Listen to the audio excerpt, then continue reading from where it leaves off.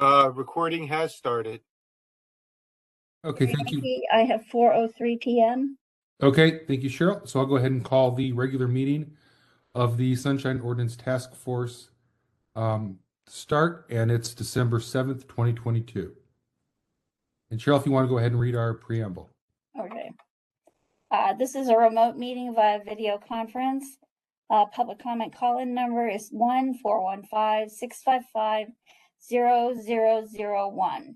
The meeting ID is 2499-585-0242 #. Remote access to information and participation.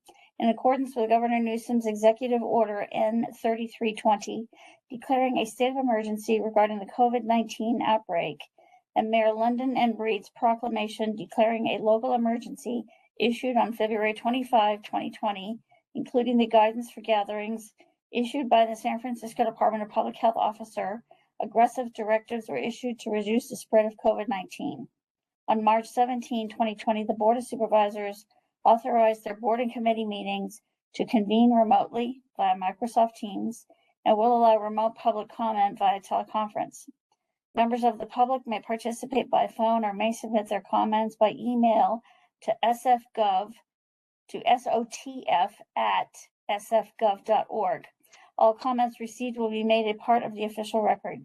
Sunshine Ordinance Task Force agendas and their associated documents are available at sfbos.org/sunshine. As the COVID-19 disease progresses, please visit the Sunshine Ordinance Task Force website regularly to be updated on the current situation as it affects the legislative process. Chair Yankee, do you want to read meeting decorum? You can go ahead, Cheryl. Meeting decorum. Any member of the Sunshine Ordinance Task Force may call for decorum due to disorderly conduct of meeting participants. Persons who engage in threatening and or menacing behavior may be asked to leave. Okay, thank you. And let's go ahead and get started with item number 1. Item number 1, call to order, roll call, and agenda changes. Shall we proceed with roll call? Yes, please. Member Wolf. Present. Member Wolf present. Member Hill. Member Hill not present. Member Highland. Present. Member Highland present. Member Stein. Present. Member Stein present. Member Padmanabhan. Member Padmanabhan present. Member Padmanabhan, you may need to speak up a little bit. It was hard to hear you. Member LaHood. Present. Member LaHood present. Member Schmidt. Present. Member Schmidt present. Vice Chair Wong. Present. Vice Chair Wong present. Chair Yankee. Present. Chair Yankee present. 1, 2, 3, 4, 5, 6, 7. We have a quorum. And one absence right now. Okay. Agenda changes. I don't know if this would qualify as an agenda change, but I know that there was a member of the public, Mr. Sergei Zveranov, who requested that his case be heard after 5 p.m. He had an exchange with myself and Chair Yankee about this issue. His classes end at 5 p.m. Typically, we are done with our business sometime after 5 p.m. And I believe Mr. Zveranov is aware of this. But if we are not at 5 p.m., Chair Yankee, what would you like to do? Well, our bylaws state we're not going to start any complaints until 5 p.m. anyways. And so we would go into a short recess until we hit 5 p.m. All right. So it should be fine. If need be, if he still doesn't make it, by the time we get to his item, we could continue, potentially continue it to later in the meeting. Okay. Shall I call the next matter? Not yet. I just want to make sure that we have no other agenda changes from the members, and we should take public comment on that. I don't see any hands, so let's go ahead and see if we have any public comment on that. Just a moment. Are there any members of the public who would like to make public comment on agenda changes? You can raise your hand at this time by pressing *3 or otherwise using the application to raise your hand. I will give everyone a moment to go ahead and raise their hand if they would so desire.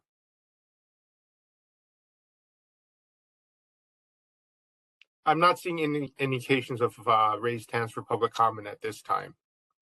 Okay, great. Thank you, Victor. So we'll go ahead and close public comment on this and move to the next item.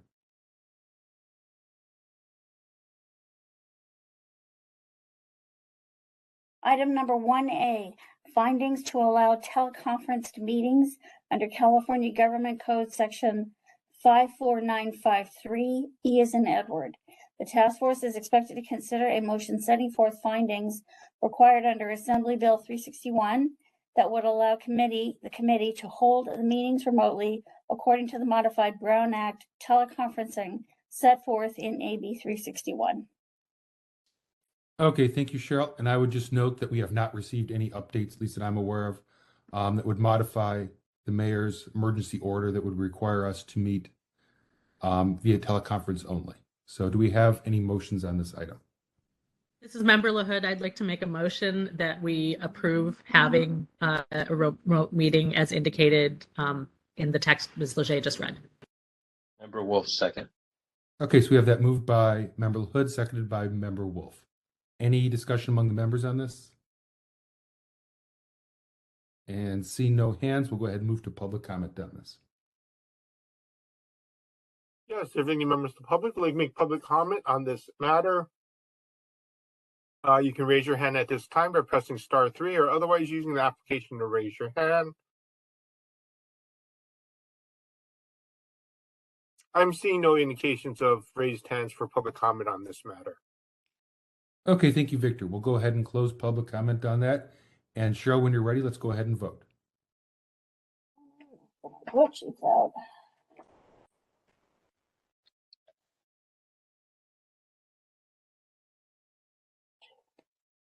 Member LaHood, Aye. Member LaHood, aye. Member Wolf, Aye. Member Wolf, aye.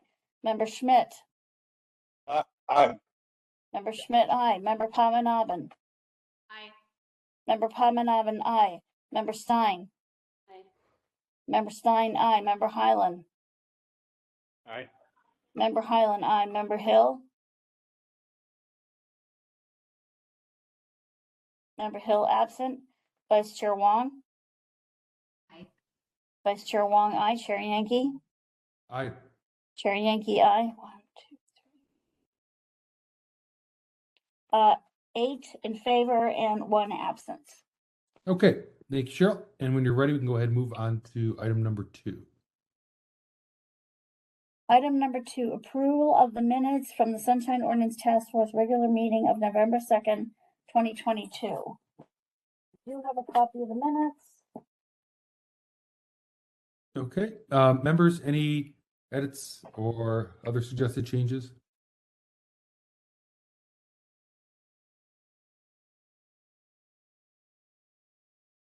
Or if not, any motion to approve? Member Stein, I will make a motion to approve. Member Padmanabhan, I'll second it. Okay, so moved by Member Stein, seconded by Member Padmanabhan to approve the meeting minutes. What was the second? I didn't hear that, Chair Yankee. Member Padmanabhan seconded that. So we want to move to public comment? Yes, let's go ahead and move to public comment. Yes, if there's any members of the public who like to make public comment at this time, you can go ahead and raise your hand by pressing *3 or otherwise using the application to raise your hand. I'm going to go ahead and unmute our first caller. Can you hear me now? Yes. Great, David Philpell. So on the minutes, throughout, there are a couple of instances on page 5, page 6 at the top, and page 6 at the bottom of Winship Hillier providing written statements. I believe that those written statements are appropriate to be included in the minutes, but that they do not substitute for a summary of his public comment, and I would encourage you, whether or not you fix the minutes this time, in the future, to both summarize the public comment as you would for any other speaker, and where someone provides the written statement to include that as well. As I say, I don't believe that the written statement replaces, I believe it's in addition to the requirement to summarize public comment. Also on page 7, let's see, page 7, my public comment just after Mr. Warfield,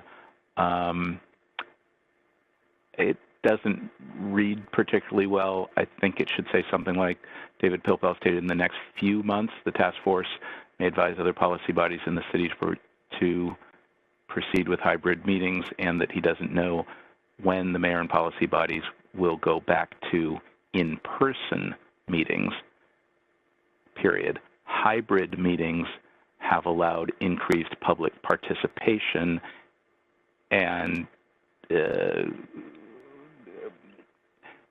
thus hybrid meetings are best, and the SOTF should advise other bodies appropriately.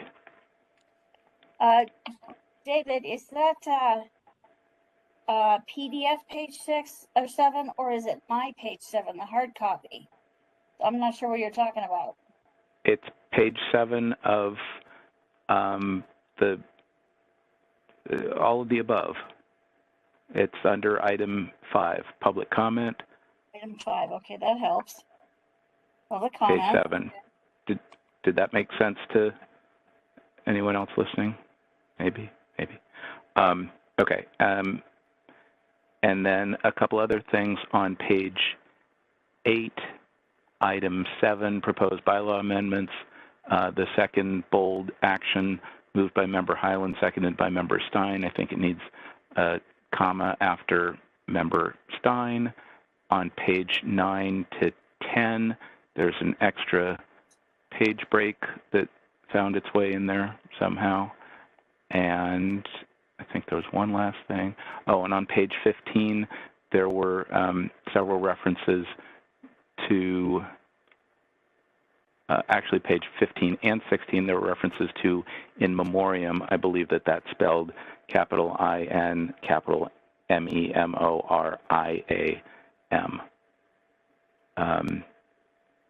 So the last graph on 15 and Mr. Warfield's comment on page 16, I think could be more clear.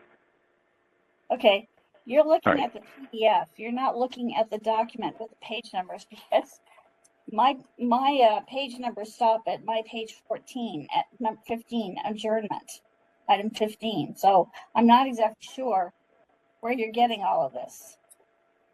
I'm just looking at the document that was posted on the website. That's the only thing I have to go on. All right. The Warfield comment is just prior to adjournment on page 16.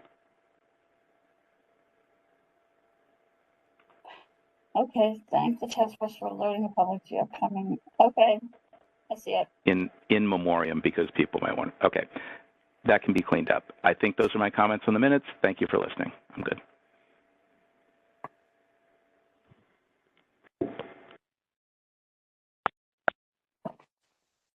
Okay, I do not have any additional callers who have indicated they would like to make public comment on the minutes.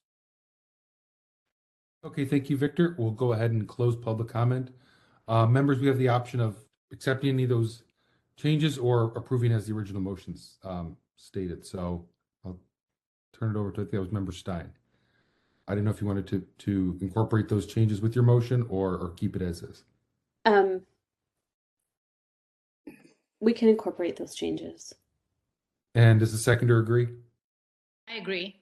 Okay, so Cheryl, you could put that that Member Stein, seconded by Member Pavanabhan, restated their motion to approve the meeting minutes with the suggested changes in public comment, and then go ahead and make those changes, obviously, for the minutes.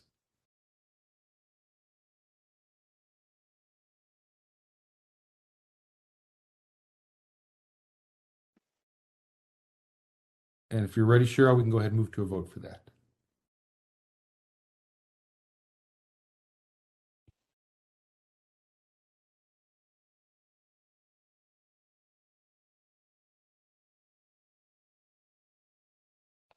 Are we ready to vote?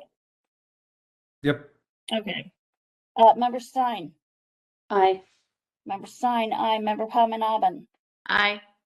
Member Padmanabhan, aye. Member Schmidt. Aye. Member Schmidt, aye. Member LaHood. Aye. Member LaHood, aye. Member Highland. Aye. Member Highland, aye. Member Hill. Member Hill absent. Member Wolf. Aye. Member Wolf, aye. Vice Chair Wong. Aye. Vice Chair Wong, aye. Chair Yankee. Aye. Chair Yankee, aye. 8 in favor, 1 absent. Okay, thank you, Cheryl. And when you're ready, we can go ahead and proceed to the next item.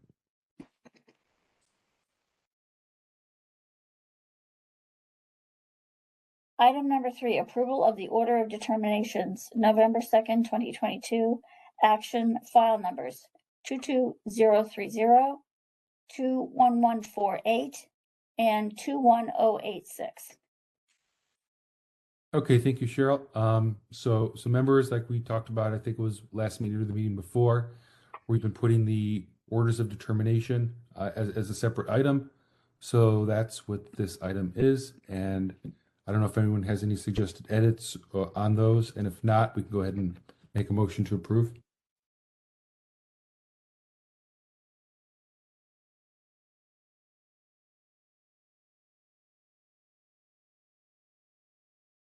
This is Vice Chair Wong. I'll make a motion to approve those orders of determination. This is Member LaHood. I second that motion. Okay, so moved by Vice Chair Wong, seconded by Member LaHood to approve the orders of determination. And let's go ahead and open that up for public comment. Yes, if you'd like to make public comment, you can go ahead and raise your hand by pressing *3, or otherwise, I'll use the application to raise your hand. I believe we have Mr. Pelpel who would like to make comment at this time. I will unmute him. I assume you can hear me okay. David Pilpel again. My only thought here is going forward, I would include the date that the complaint was filed. I think that is relevant if someone wants to gauge aging or the time it takes from filing to a vote by the task force to the order issuing. That date is available elsewhere. I just think it would be useful to just include here. So, for example, complaint filed X date by Giselle Robbie and Carl Kramer, et cetera. I don't think there's a particular need to amend this set, but that's just a suggestion going forward. Thanks for listening.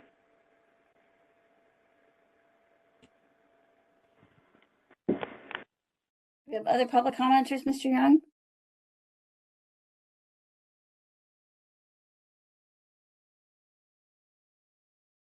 I do not see any other indications of raised hands for public comment at this time. Okay, thank you, Victor. We'll go ahead and close public comment on this item. Any further discussion? And seeing no hands, let's go ahead and move to a vote on that. Cheryl, when you're ready. Vice Chair Wong. Aye. Vice Chair Wong, aye. Member LaHood.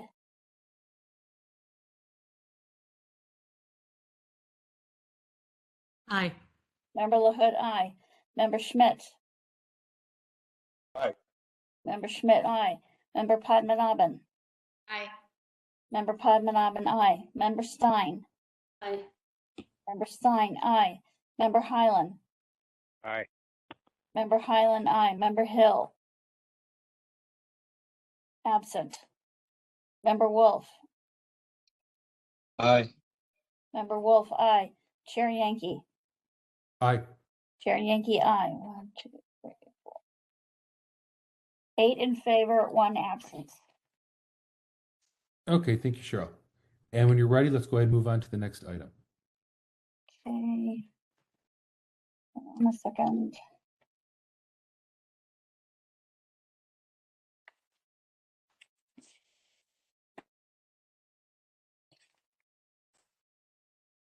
Item number 4, file number 22143, Annual Supervisor of Records Report from the City Attorney. There are 6 separate attachments. I can't speak about the document. Ms. Quartz from the City Attorney's Office provided the record, so she knew the hearing was happening. I don't know if she's here. Okay, thank you, Cheryl. And so this is the review and potential acceptance of the annual report. And so, like I said, I don't know if someone from the City Attorney's Office is here. Maybe they could raise their hand if they are.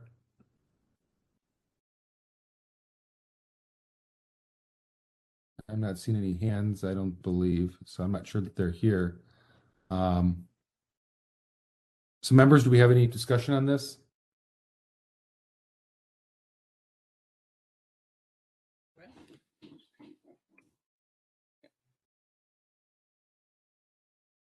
I'm not seeing any hands. So did we want to have a motion then to formally accept this?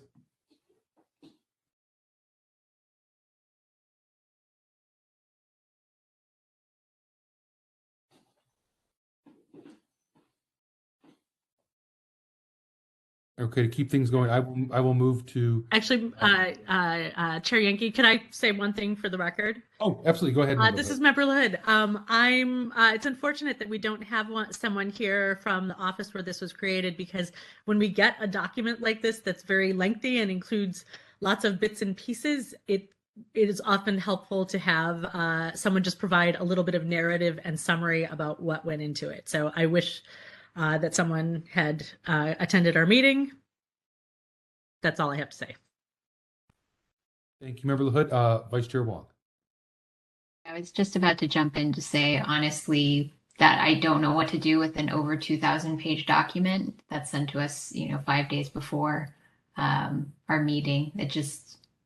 We all have regular lives and jobs, and trying to absorb that much information or even make sense of it really is just difficult. So I agree with Member LaHood. Member LaHood again.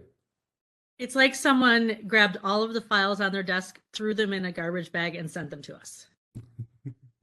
Well, this is Member Stein, and I think the words that came to my mind were data dump.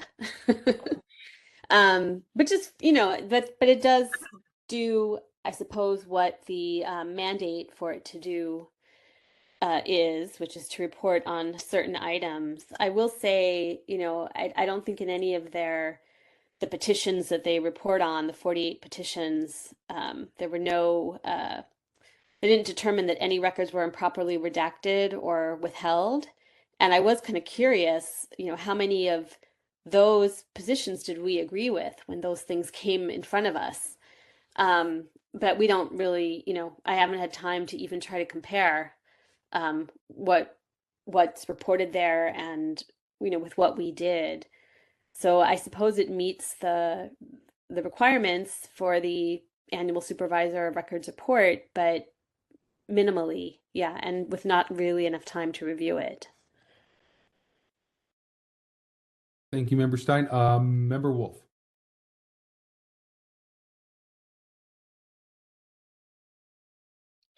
Yeah, so I echo everybody else's sentiments about this. One area I would have been interested to question somebody about was how many findings of noncompliance did they come to?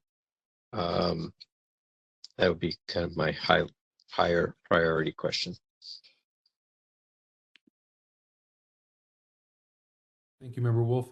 Yeah, but I was going to say, like, it just looked to me like this is Member Stein, that they didn't make any determinations that any records were improperly redacted or withheld. So there wouldn't be an issue even of compliance, in that case.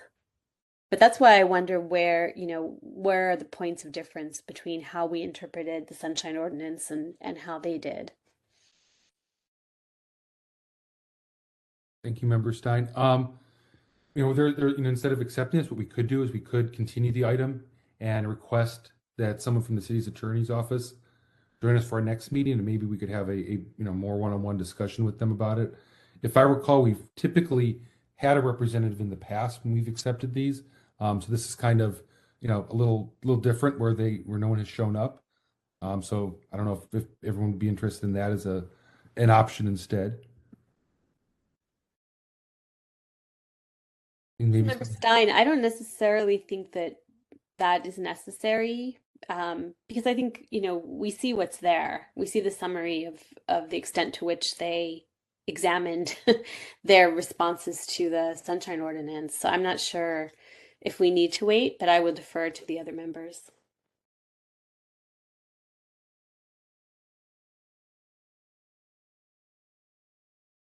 This is Vice Chair Wong. I will just say maybe we can throw that in to our request that we actually ask them to compare to potential files that were created with us as a task force, so we can get that information.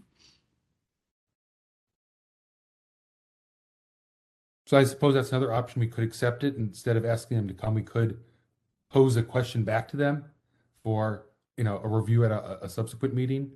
That's another way we could do the motion if we wanted to. Member Wolf? I would say that maybe we make a motion that we have received the item, because we did obviously receive it, and that we maybe request an audience with somebody from the office. It's not a matter of whether we approve it or not. It's a matter of just receiving it. You might have to just take a picture of my last one. Victor, I think we can hear you. So I'm just thinking, it's kind of a formality, but if we have specific questions or whatnot, or that we might want an audience with somebody to answer specific questions, that we make that part of the motion. Yes to the first part. I generate it. Victor, we can hear you. Give me a second. Victor, can you mute yourself? My apologies. Sorry. Okay, thanks. Sorry about that, Member Wolf. Go ahead. Yeah, no, that was it. I said it twice. All right. That's my suggestion. We have a potential motion here then. We have some different options we can choose from if someone wants to make a motion. Yeah, if nobody wants to make a motion, then I'll make that motion. Okay, so the motion is to receive the annual report and request attendance at a future meeting from a representative from the city attorney's office. Is that correct, Member Wolf? Yeah, to answer questions. Yeah. Okay, so that is the motion. Do we have a second for that?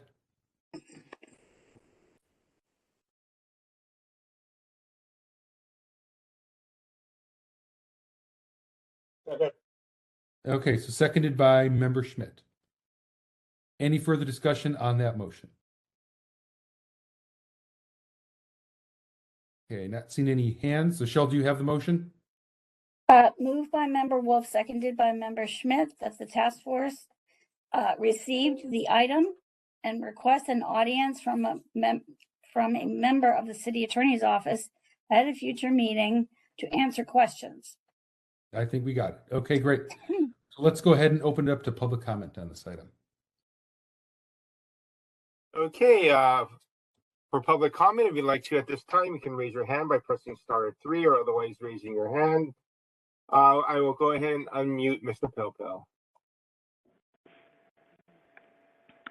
David Pilpel again. So on the supervisor records report, I would not receive the report and then ask for a presentation. I would just continue the entire item so that you're not actually receiving the report until you've had a brief presentation and summary from someone from the city attorney's office. And it could be Ms. Court, but would be better to have Brad Russey or whoever was functioning as the supervisor of records last year. It is tough to understand the context of some of these, and it's, not just hundreds, but like thousands. I mean, 2,457 pages is what I got in the full download.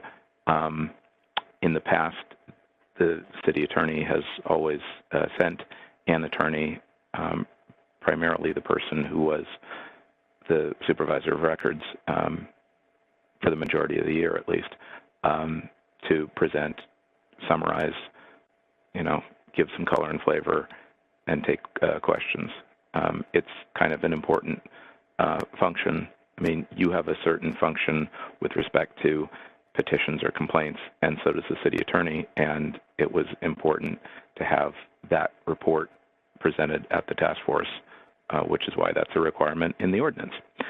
Also, since the reporting period is now a calendar year and has been for a number of years now, I think it would be better to have the report earlier in the year. I don't know why it took until November for the city attorney's office to compile all the material ending last December into this report. And finally, since Brad Russi was reassigned to another function in the office, I'm wondering who is the primary supervisor of records contact.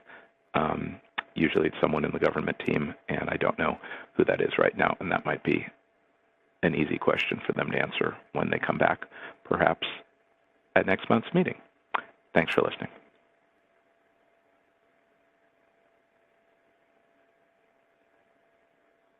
Okay, give me one moment. I'm going to unmute our next caller. Thank you, Mr. Clerk. My name is Winship Hillier. I don't need a time because I'm timing myself. The task force should not move to receive this report, and I'm going to quote from the Rules of Order, 12th edition, paragraph 51, colon 15, and I quote, "A common error is to move that a report, quote, be received, end quote, after it has been read, apparently on the supposition that such a motion is necessary in order for the report to be taken under consideration or to be recorded as having been made. In fact, this motion is meaningless and is therefore not in order since the report has already been received, ... And I would just say that regarding a motion to request that the city attorney come to the next meeting, I don't think that's in order because it violates the second sentence of SS Admin Code Section 67.7A, and I quote, "Agenda shall specify for each item of business the proposed action," or a statement that the item is for discussion only, ... end quote. And this proposed action was not on the agenda. Back to you, Mr. Clerk. Okay, just checking. And I do not see any other hands indicating public comment at this time. Okay, thank you, Victor. We'll go ahead and close public comment on this. I see Member Wolf, your hand's up. Now it's not up.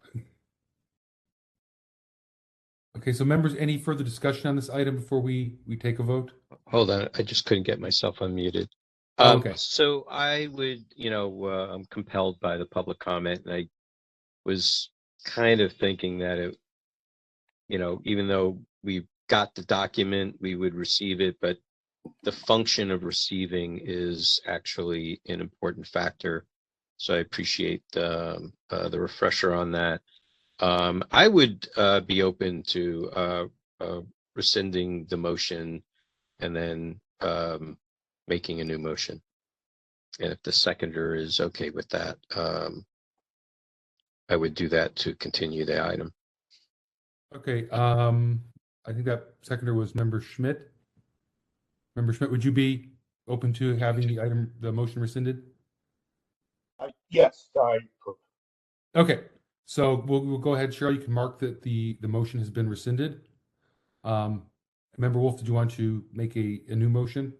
Yes, I would move to continue the item to the January meeting. Okay, and then did you want to include a request from the city attorney's office? Including a request, yes, including a request for an audience with somebody knowledgeable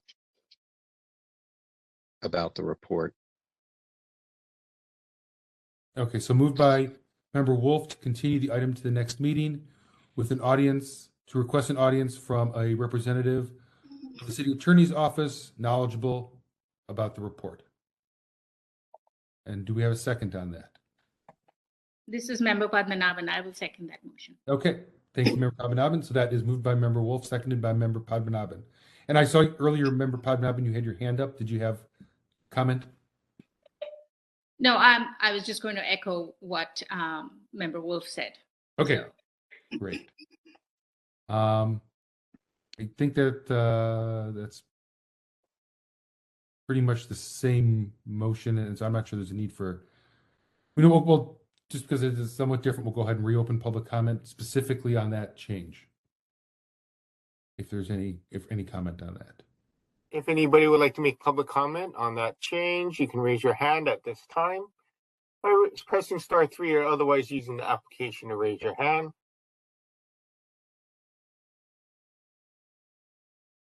I see no indication of no additional public comment. Okay, thank you, Victor. So if there's no public comment, we'll go ahead and close that. Members, any last discussion before we go ahead and vote? I'm not seeing hands, so Cheryl, when you're ready, let's go ahead and have a vote on that item. Member Wolf? Aye. Member Wolf, aye. Member Padmanabhan? Aye. Member Padmanabhan, aye. Member Schmidt? Aye. Member Schmidt, aye. Member LaHood?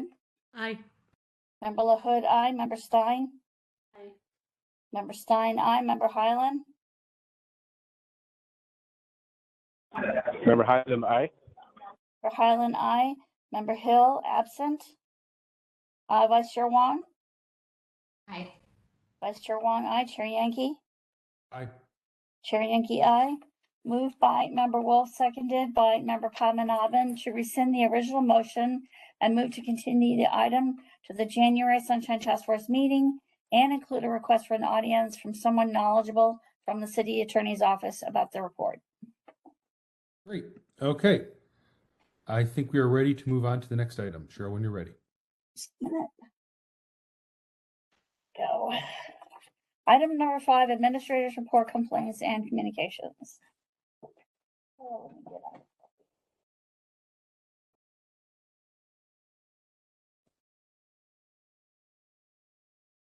So Cheryl, go ahead. I'll turn it over to you. Yep, I know. Gotta find my report. Okay. Here we go. Okay, so it was drafted November 30th, which was last week, earlier last week, yes. I've included all the December dates, January, February, March, April of 2023.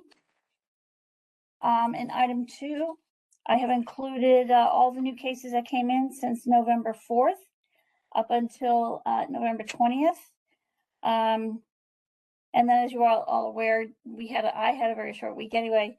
That week of right before Thanksgiving, we only had 3 working days. I actually had 2 working days.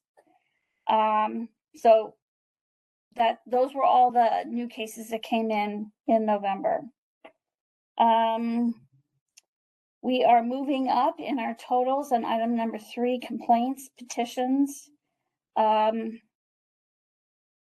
We have more this month than we did last month. Updates from committees. We have the complaint committee minutes. Item 5 is the slide deck from former member Allison Washburn that I had difficulty accessing last month, so I included it this month. And we have a record of emails because it was such a short month or short week last week or 2 weeks ago. There were 177 emails, so we really didn't have that much activity because of the holiday. So normally we have at least 190 emails or 200 or over 200 in a 30-day period, and we did not because of the holiday.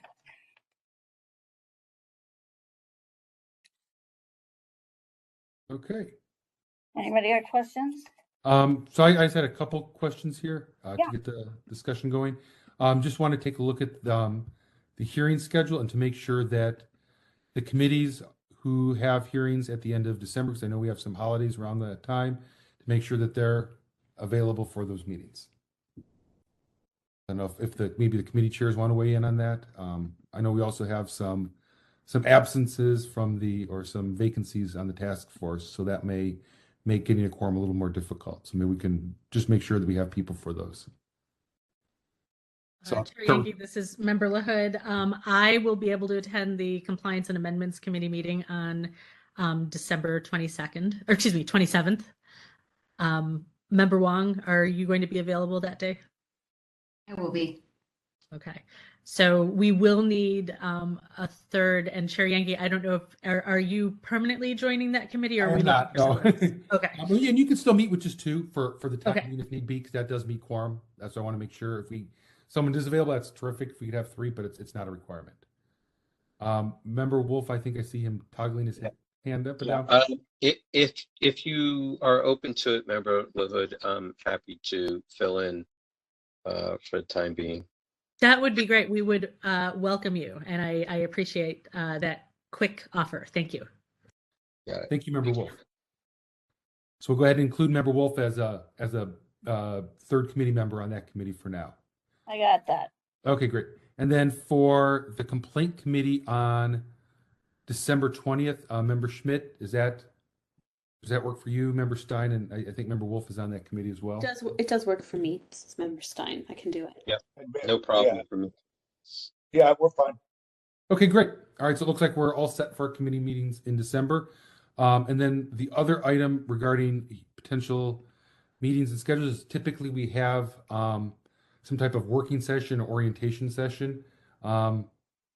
December, January timeframe. I'm not sure if anyone was interested in this point in scheduling something like that, potentially for January or February. This would be a meeting separate from our regular meeting where we typically do not include complaints, but deal with some of the other administrative items that are kind of pending before us and, discuss anything in a more kind of informal setting. So I'm open to feedback. I'm sorry?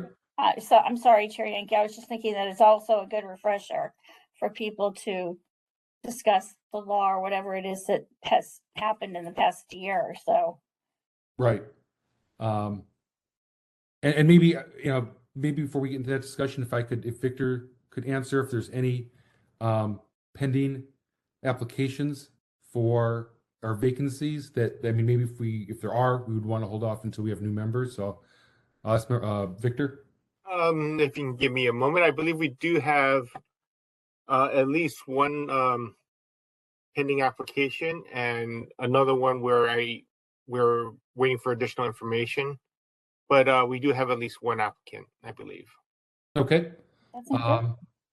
That's good information to have. So members, I didn't know if you wanted to wait potentially and do this once we have new members on board so that they can be part of the orientation discussion. What's everyone's thoughts?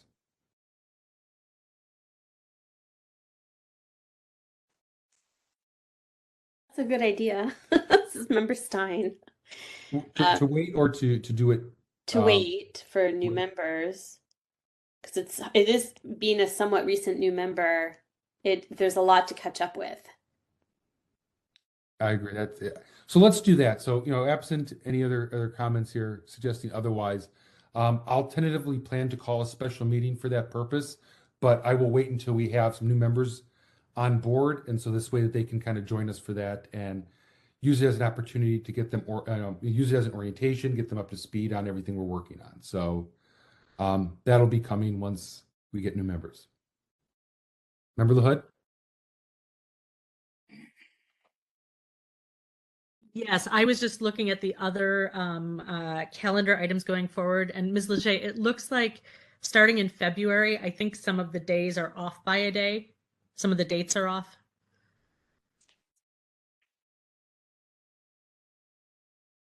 Check my calendar. Yeah, I was looking for the ones that I needed to add to my calendar, and the full task force hearing and the compliance and amendments are off by one day each. So I'm wondering if everything from February forward might have gotten shifted a day ahead. You know what, member, that's a great catch. I'm looking here. Those are the 2022 dates. So I think that's probably what happened with Cheryl. Yep. I think that's probably what I did. Yep. Yeah, because we will have a task force meeting February 1st. which is a Wednesday. And then 2 weeks later on the 14th, we have a complaint committee meeting. And then on the 21st, we will have either EOT or compliance. It'll be on the 21st. So, yep, that's what I was looking at. 2022. That's a good catch. Thank you very much, Lila. No problem. Okay, thank you. Any other comments from the members? Now I'll go ahead and open this up to public comment. Oh, actually, I just had one question. Go ahead, Vice Chair Wong. This is Vice Chair Wong. Let's see. In item number 3, Cheryl, I was just curious, for 2020, it says 34,41. So I was just curious about the difference, what those two numbers indicate. Oh, it should be 41. That should have been 34 should have been removed. Okay, cool. Thank you. That's all that was. Yeah. Thank you. Anything else? Okay, I don't see any hands, so we'll go ahead and open this up to public comment. Okay, if there's anybody who would like to make public comment at this time, you can raise your hand by pressing *3 or otherwise using the application to raise your hand. I'll unmute our first caller. David Pilpel again. Just a couple of scheduling questions. I thought Rules was meeting every other month, so I have next Tuesday at 5 o'clock for Rules, but that doesn't appear on the schedule here. Is Rules meeting on a regular basis, or is it only at the call of the chair? I'm confused about that. And my other question was about the amendments that were discussed at the last Compliance and Amendments Committee, and if that's coming back at the next meeting of the CAC on December 27th, because I was also looking for the draft minutes on those, which might actually be on the website, but I have not looked for them. Those are my questions / comments. Thanks. Thank you. Moving on to the next caller. Hi, this is Winship Hillier. I didn't see a motion on the agenda for this item. Administrator's report is not a proposed action that the task force could elect to take or not take. The administrator's report usually has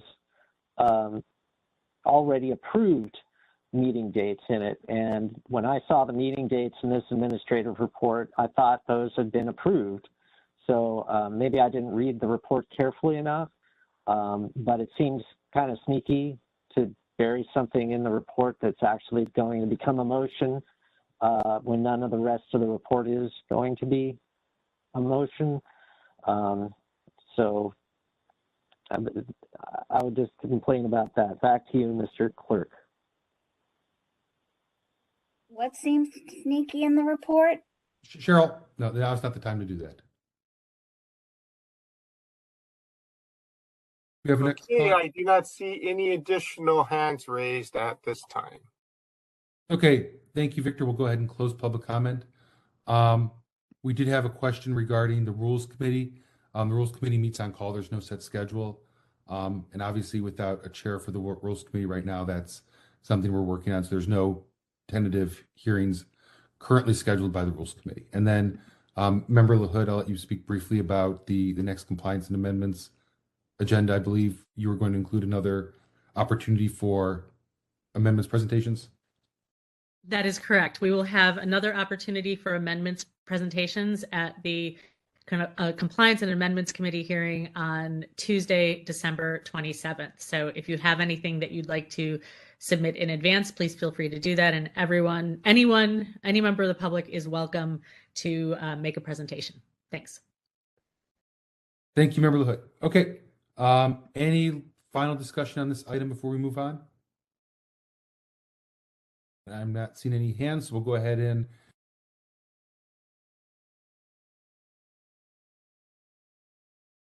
Matthew, I think you went mute. sorry. And Cheryl, if I could request that you call both parts A and B of item 6 together.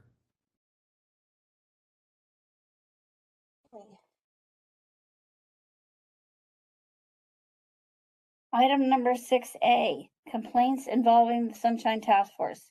Development of procedures for handling a pending complaint, naming a subcommittee of the Sunshine Ordinance Task Force as the respondent, and potential consideration of standing procedures when a task force committee is named as a party to a complaint.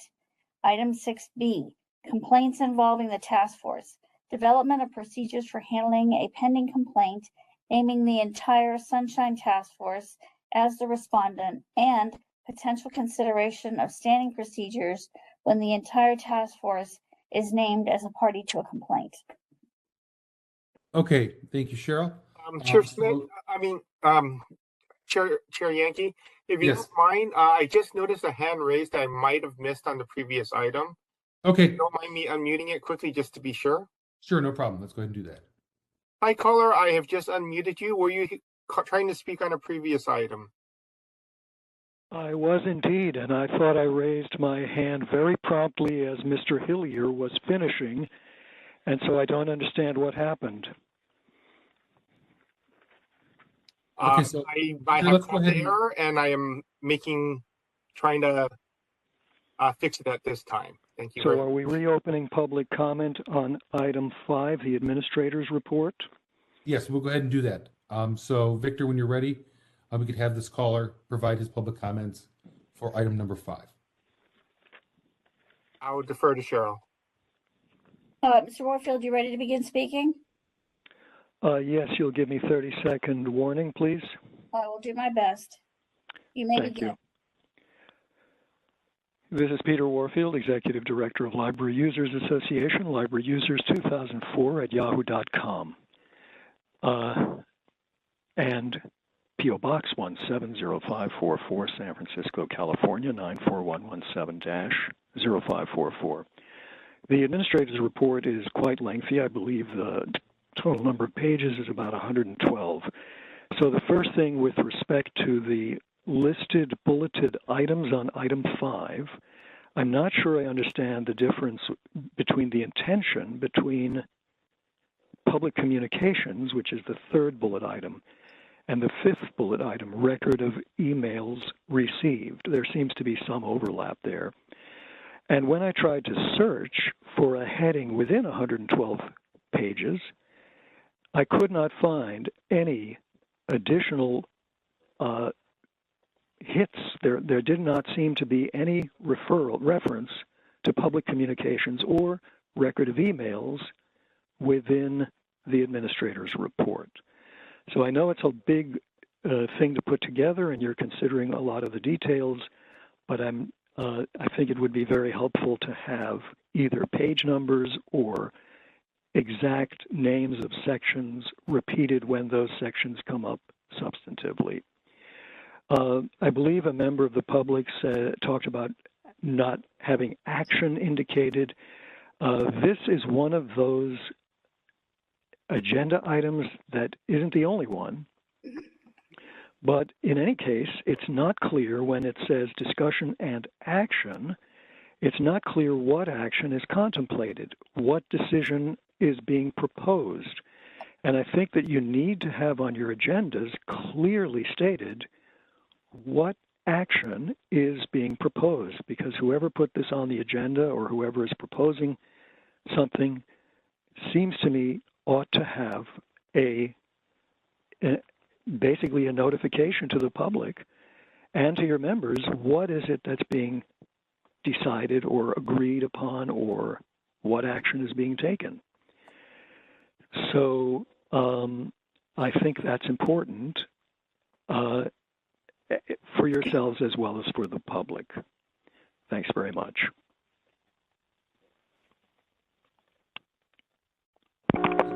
Thank you, Mr. Warfield. Do we have any other public comment? I do not have any additional public comment for the administrator's report. Okay, thank you, Victor. We'll go ahead and reclose public comment for item number 5, and we will return to item number 6, which is what Cheryl had read before we received those public comments. So some members, some background on this. We received in the last month, I believe, 2 complaints that I think we need to do, figure out how to deal with procedurally. One of which named a specific committee of the Sunshine Ordinance Task Force as the respondent. The second complaint named the entire Sunshine Ordinance Task Force as the respondent. Just some background on this. We have dealt with a similar matter when there was a referral from the Ethics Commission over to us, naming the Sunshine Ordinance Task Force as the respondent. And at that time, we moved to refer it back to the Ethics Commission, citing a conflict of interest. This particular complaint was made directly to us, not a referral from the Ethics Commission. So I'm not sure, while similar, if that prior motion and decision is directly applicable to this. And we, in a prior meeting, we've also dealt with the issue of a specific member being named. But again, in this case, it would be a committee and the entire task force. And so I consulted with our legal counsel on this, and DCA Price Wolf recommended that we, make a formal motion on how to proceed with these matters. As a longer term goal, I don't know if we could certainly, entertain some discussion on that now, or we could wait for another time. But I know, and this is something I believe the Rules Committee kind of had in their pipeline, was to actually put into the complaint procedures or our bylaws some type of formal procedure on situations like this. We don't have to have these come up again and again as procedural questions.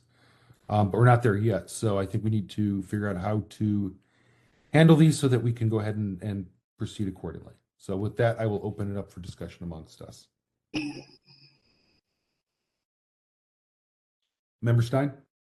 Yeah, it would appear to me, just based on our discussion at Rules and other discussions we've had, that it's just not possible to ethically investigate ourselves, or what's the word? Not really investigate, but to decide a case against us ourselves. And it seems like the only 2 entities that we have that are also part of a potential review process are Ethics Commission and the city attorney's office, right? Like they could make a determination that we haven't done things correctly and tell us that we should do it differently. So I think we should sort of stay as close as we can to the Sunshine Ordinance, and it has to be one of those 2 entities that would review this complaint. Thank you, Member Stein. I think we kind of look to along those lines, look to Admin Code 6735 enforcement provisions, which discusses other ways that the Sunshine Ordinance can be enforced. It does talk about a court of competent jurisdiction in subsection A. In subsection D, it also says any person may institute proceedings for enforcement and penalties under this act in any court of competent jurisdiction or before the Ethics Commission if enforcement action is not taken by a city or state official 40 days after a complaint is filed. So to your point, Member Stein, there are other ways that a complaint can be handled outside of the task force.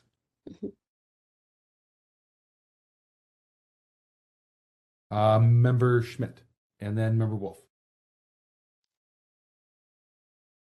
Yeah, I generally, I think that's a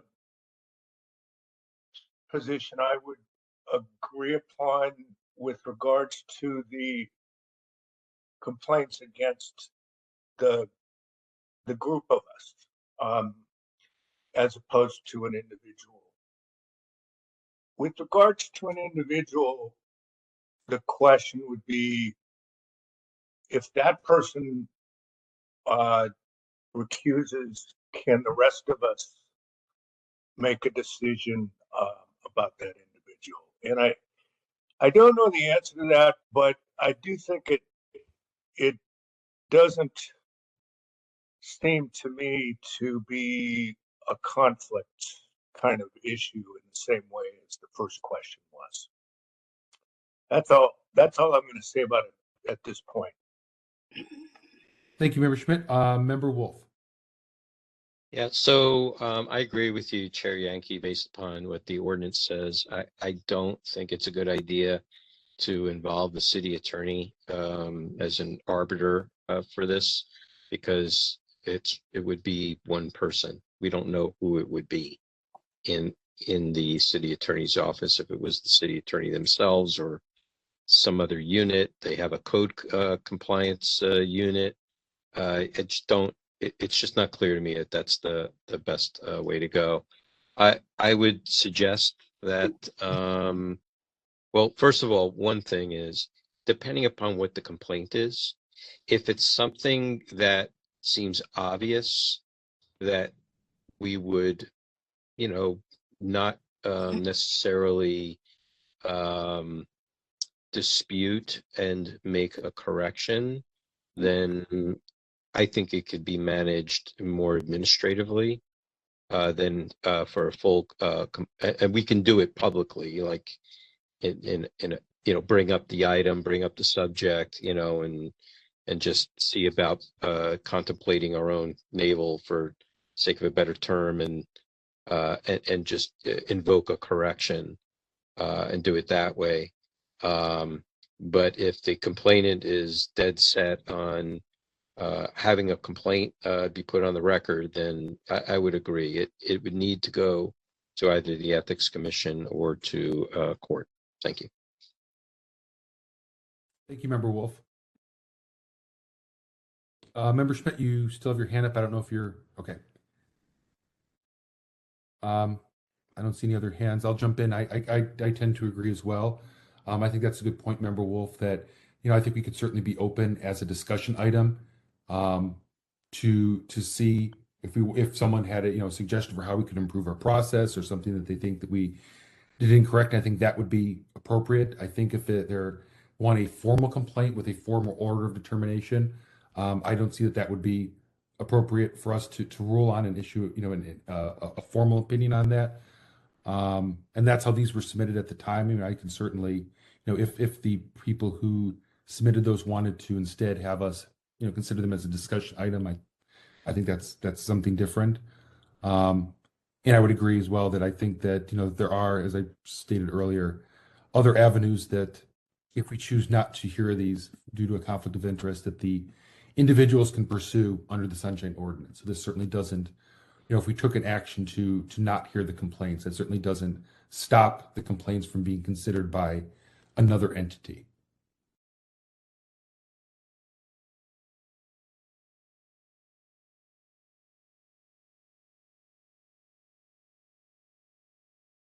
So do we have any other further discussion or a potential motion on these two items?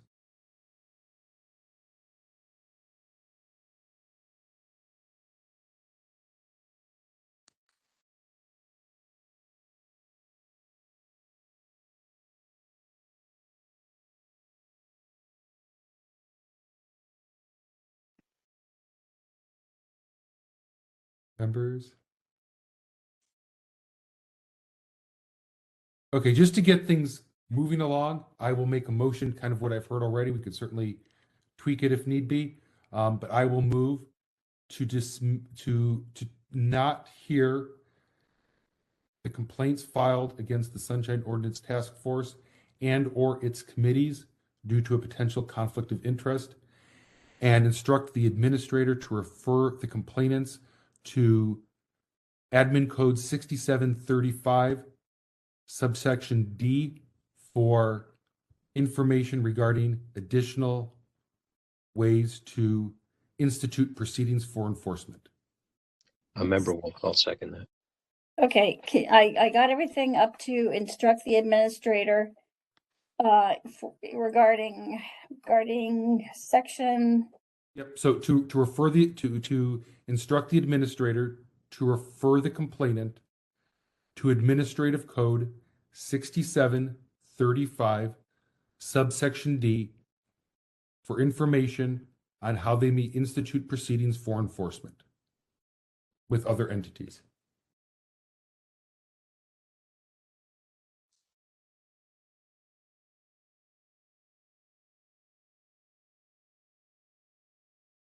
And Member Wolf seconded that. That's correct. And I see Member LaHood's hand up, so. Yes, thank you, Chair Yankee. I had a question. That all sounds good in terms of helping people who do want to file formal complaints. You had mentioned giving an option for if they really are just looking for things to be corrected procedurally. Are we going to include that in this motion, or is that something that we will be handled separate from this? That's a good question. I'm certainly open to including this part of my motion. Member Wolf, since you're the seconder, do you think that would be appropriate? I'm sorry, what was the suggested amendment? So Member LaHood suggested that as part of the motion, we include the suggestion to the complainants that if they would like to submit their, I'll say complaint again for lack of a better term, but their complaint in an informal matter, that the task force could consider an informal discussion on it, but would not be issuing a specific formal order.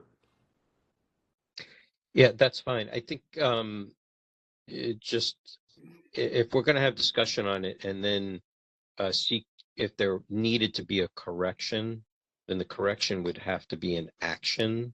And then the question would be, would that action be in the same moment, or would it be scheduled at a later time? I think it needs to be discussion and or action, maybe not just discussion, because if we did agree that a corrective measure needed to be taken, then it should be taken.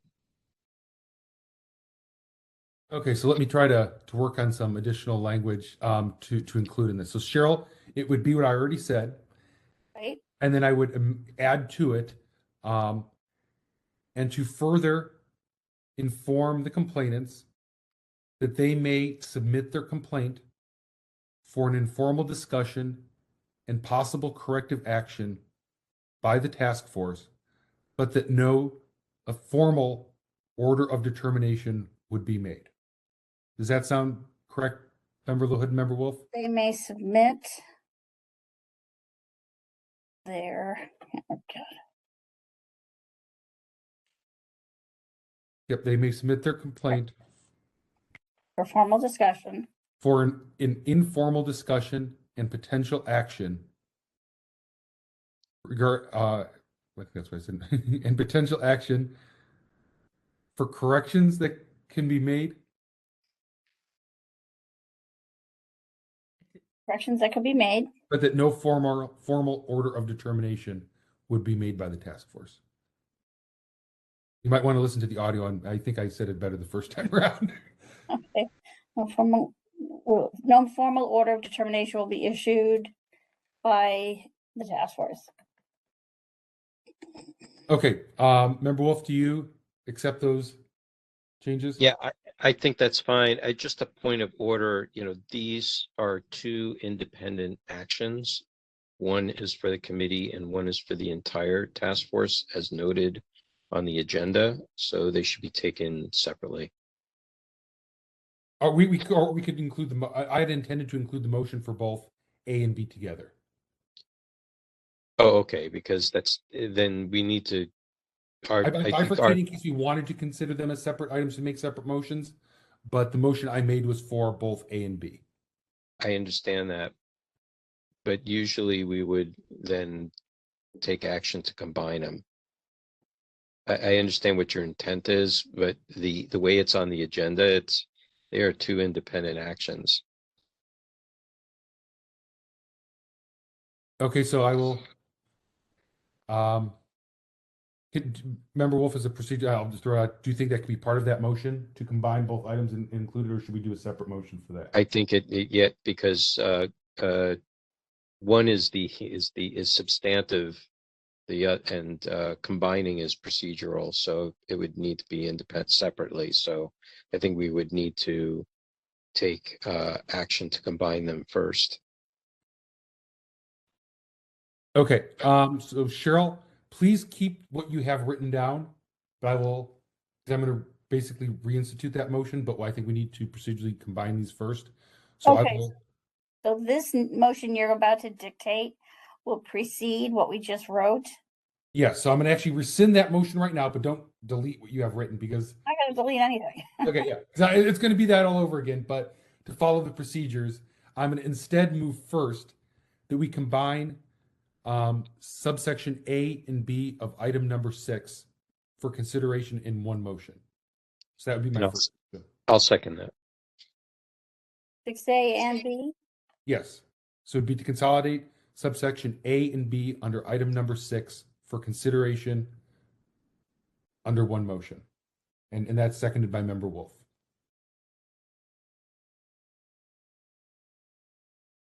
So you're rescinding your original motion? Yes, for now.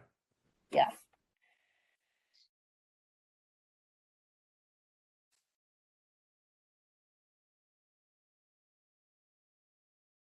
Okay.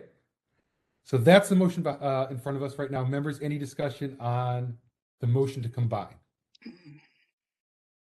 Okay. Chair Yankee, as Member Wolf, I would just say I think it's appropriate considering that the same set of issues apply for both situations. To just part of the motion? No, it's my comment. Oh, okay. Okay, so I don't see further discussion on that. So let's go ahead and open this up to public comment. And again, this is public comment specifically on the motion to combine subsection A and B, not the other motion. So this is just public comment on the motion to combine. And we'll open that up. Okay, if you would like to raise your hand at this time, you can press *3 or otherwise use the application to raise your hand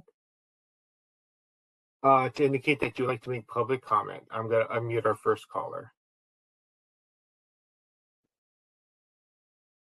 David Pilpel again. Can I just make all of my comments related to item 6 now and be done with it?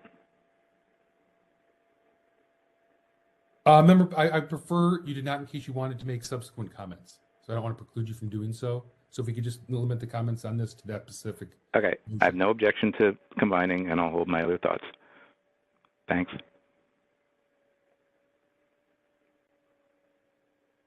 He's not making public comment. Okay, I'm going to move on to our next caller.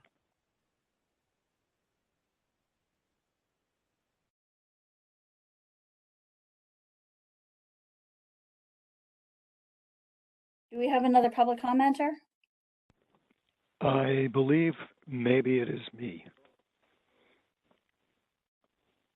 Or it is I, but I don't know. Are you ready to begin? I am. You'll give 30 seconds warning. I will do my best. You may Thank begin.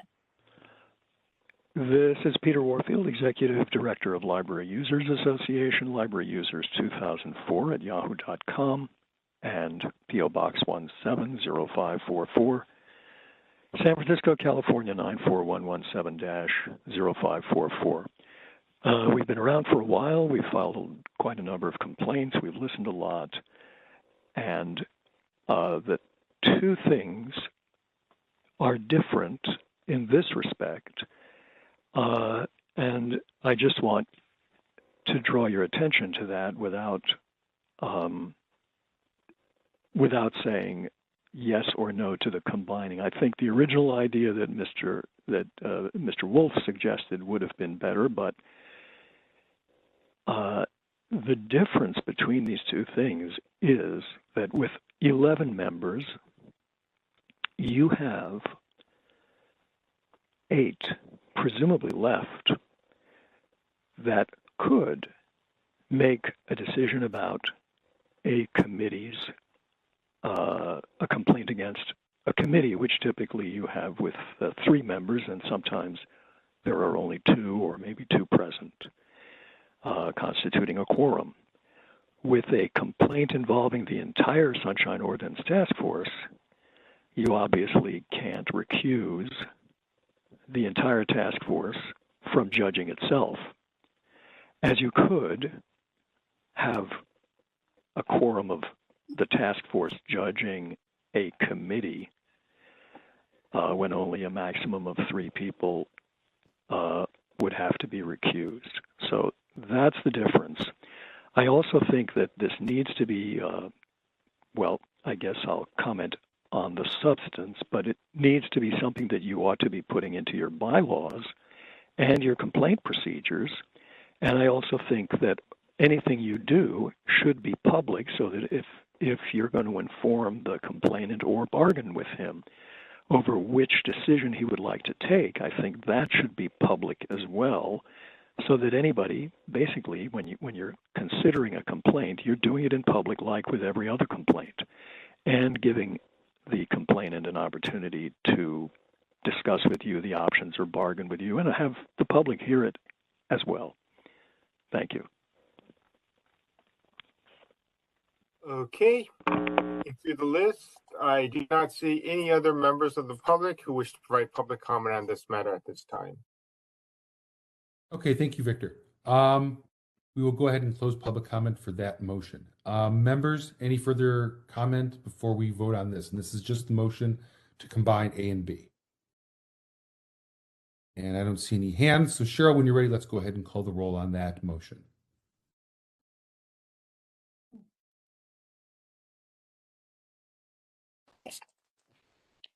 Chair Yankee. Aye. Chair Yankee, aye. Member Wolf. Aye. Member Wolf, aye. Member Schmidt. Aye. Member Schmidt, aye. Member LaHood. Aye.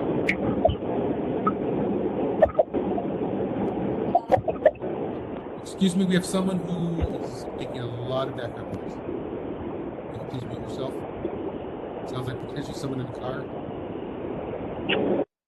Thank you. Whoever that was it. Thank you. All right, Sean, I'm sorry. Go ahead. That's okay. Member Padmanabhan. Aye. Member Padmanabhan, aye. Member Stein. Aye. Member Stein, aye. Member Highland. Aye. Member Highland, aye. Member Hill. Absent. Vice Chair Wong.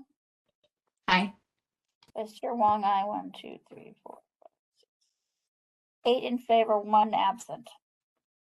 Okay. That motion has passed. The items are now combined.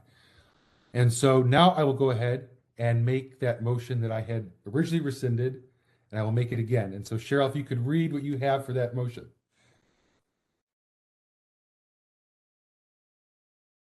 Hang on a second, I'm just typing a note to me. Sure.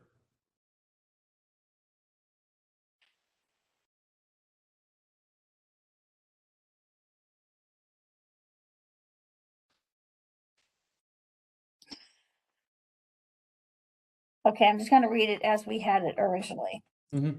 Moved by Chair Yankee, seconded by Member Wolf, to move to not hear the complaints filed against the task force and/or its committees due to a conflict of interest, and instruct the administrator to refer the complainant to Administrative Code 67.35 D as in dog for information on how they may institute proceedings for enforcement with other entities, and to inform the complainants that they may submit their complaint for an informal discussion and potential action for corrections that could be made, but that no formal order of determination will be issued by the task force. That is it. And if Member Wolf, you still want to be the seconder on that? Yeah, no problem. I do have a question for you, Chair Yankee. Mm-hmm. Is this something that will be an ongoing type of rule, or just for these particular complaints? I intended that just for these particular complaints, and then I think, to one of the public comments that we heard earlier, and I certainly agree with it, that I think this needs to be formalized either in our complaint procedure or our bylaws, but that's going to take further discussion, and I want to make sure that we use, precise language in there. So this is just for the disposition of the pending items, so that we make sure we did something within 45 days. Okay, great. Thank you. I have no further comments. So, members, any discussion on this motion? And seeing no hands, let's go ahead and open up public comment on this motion. Okay, members of the public who would like to make public comment on this matter can raise their hand by pressing *3, or otherwise using the application to raise their hand. I will go ahead and unmute our first caller.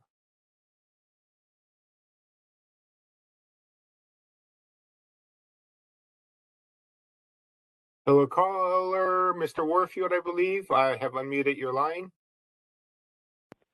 Yes, thank you. I heard that from the system announcement, but I didn't know.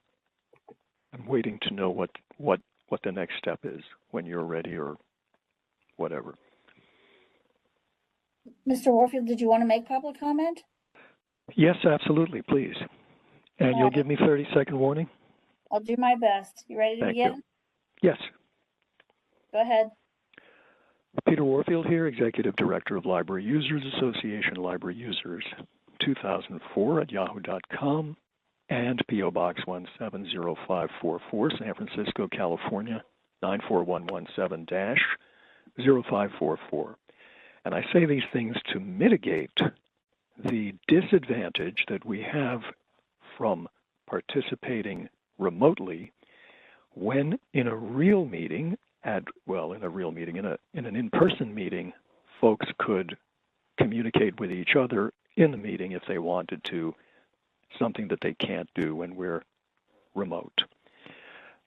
Thank you to the chair for recognizing that this is necessary, I think, to be memorialized, certainly if that's your intention, in a clear description in the bylaws and in complaint procedure.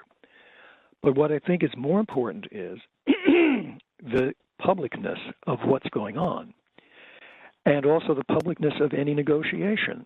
This motion does not say who makes the decisions or how they are made and communicated and made public. You're offering a complainant a choice, but who is doing this? I think it would be very wrong to do it as just administrative matter, which basically, as I understand it, would be completely invisible to the public. And I think that the complaint needs to be public, the complainant discussion needs to be public, the willingness of the body, whatever it is, if it's willing to make a change, for example, that's appropriate to fixing or what it thinks is fixing the complaint, I think that needs to be publicly seen at a public meeting that's been agendized just like any other complaint. And I think the public ought to be able to comment as well. Maybe they might encourage the complainant to, fix the thing and let it go at that. Or maybe they would say, have another thought, and that is that it's too important, needs to be a formal thing. And I don't know, maybe the body itself might agree that it's important enough, especially if the body is willing to make a change. So I think that all of this needs to be very clear as to who does what, where's the negotiation happening, and above all, I think it needs to be agendized and thoroughly and clearly discussed in public. Thank you. Okay, I will go ahead and move on to our next caller. David Pilpel, I assume now is the best time to make my public comment on item 6 generally? Yes, Mr. Pilpel. Excellent. Okay, so I think that this is a good, if not elegant, solution to the instant problem. If this proves successful, then it probably does make sense to codify this either in the bylaws or in the complaint procedures going forward. The only other thing I would suggest, and maybe this was what Member Wolf already suggested, in the communication from the task force administrator to the complainant or petitioner in this matter or these matters, I think it might help to have a sentence or two along the lines of, if this is indeed a complaint about the conduct of the task force alleging a specific violation of law, then here are some options for ways to proceed, et cetera, in the ways that you outlined. If this is solely regarding the task force's or a task force committee's policies, procedures, or practices, the task force is always open to comments and might review its policies, procedures, or practices, and would appreciate communication to that end. So that something like that might allow a distinction between a violation of law as opposed to, I think I got cut off by 5 seconds, and maybe in the future you could, try not to do that or let people finish their sentences or da-da-da. And if someone expressed that to the task force might say, yeah, I think we can probably do it. Whatever. It's to draw a better distinction between violation of law and policies, procedures, and practices. That was my only thought, and perhaps that's already been captured. Thanks for listening.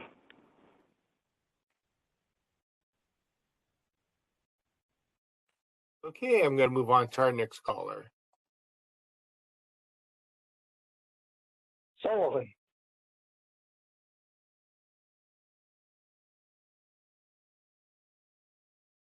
We did hear you. I'm just waiting for Cheryl to give you the go-ahead. All right, did you hear me? Did you hear everything, Mr. Sullivan? I hear you. All right, you ready to begin? Sure. Go ahead, sir. Before the task force, the only path the public has to have an open discussion on issues is the complaint process. A complaint is not punitive, as the task force has no punitive ability itself beyond referring a complaint to the Ethics Commission or DA office for possible action. The task force is a quasi-judicial entity which has as one of its primary purposes to inform the city on appropriate ways in which to implement the Sunshine Ordinance and other public access laws. If you look through the lens of to inform, implement, and non-punitive, the task force should be able to self-assess its own actions, actions of committees and members, and take any necessary action. In self-assessing in a complaint, the task force would make clear what it agrees with are problems, implement corrective actions and adjustments for those issues so they wouldn't reoccur. There may be issues that are disagreed upon or not resolved that need to be handled in other ways.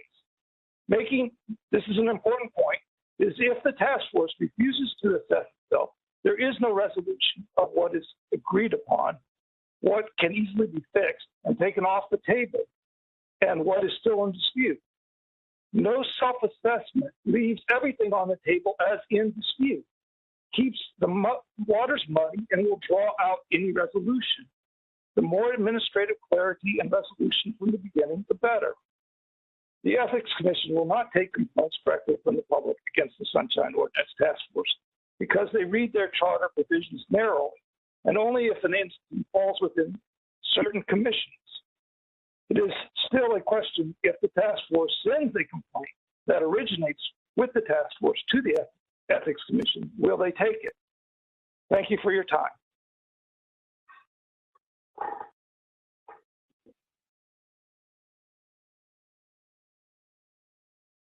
Okay.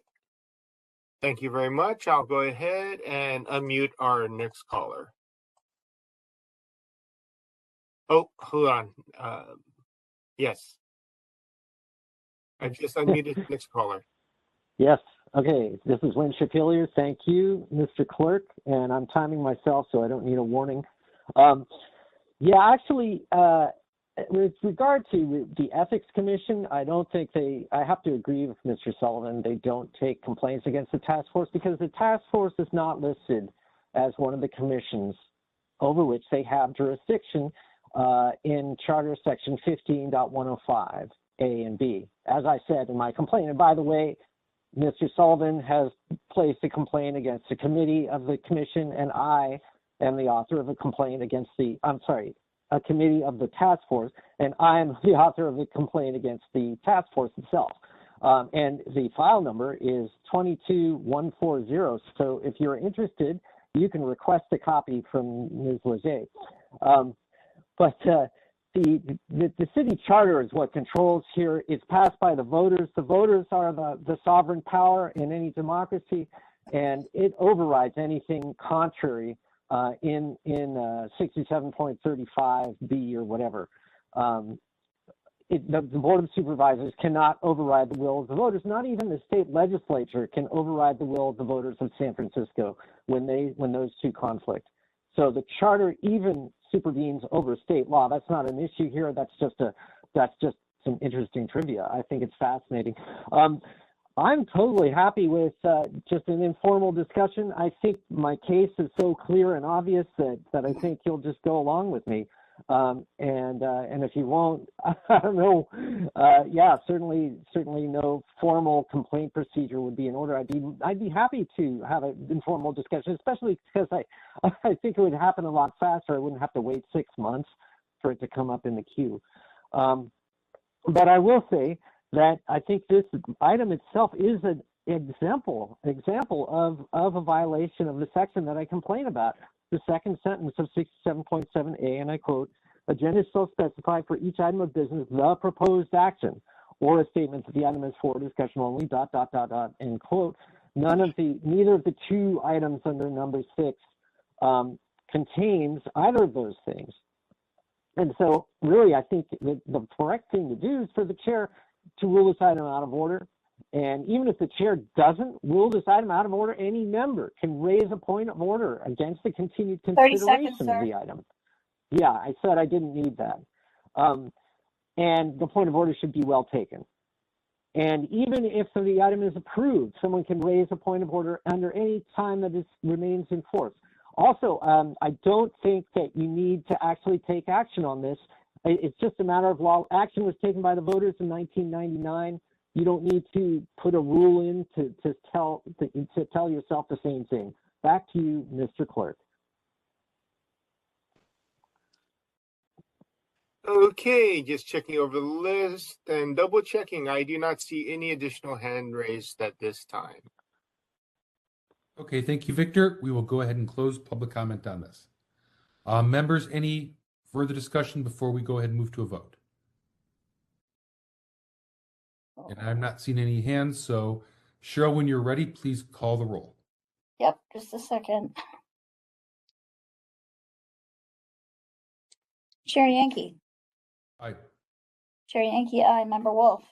Aye. Member Wolf, aye. Member Schmidt.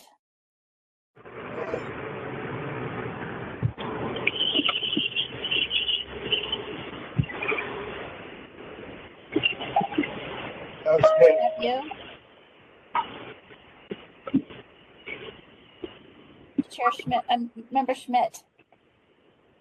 Could you hear me, Nay? I can hear you now. Sorry, I temporarily muted Member Highland as he's giving us that feedback. So we can go ahead and take the vote from Member Schmidt, and then I'll unmute Member Highland. Okay, Member Schmidt, was it aye? Nay. Member Schmidt was no. Member LaHood. Aye. Member LaHood, aye. Member Padmanabhan. Nay. Member Padmanabhan, no. Member Stein.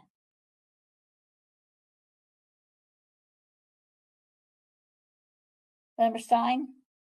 Sorry, aye. Member Stein, aye. Member Highland?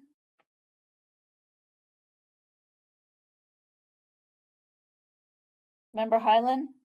I think we'll need to have Victor unmute Member Highland again. Member Highland, aye. Member Highland, aye. Member Hill, absent. So, 1, 2, 3, 4. I think we forgot Vice Chair Wong. Yes, we did. Vice Chair Wong. Aye. Vice Chair Wong, aye. So 1, 2, 3, 4, 5, 6 in favor, 2 no, and 1 absent. Okay, thanks. The motion has passed. I think we're ready to move on to the next item. Thank you, members. So Cheryl, when you're ready, we'll go ahead and move on to item number 7 since it's now past 5 o'clock. All right. Just want to get my pages together.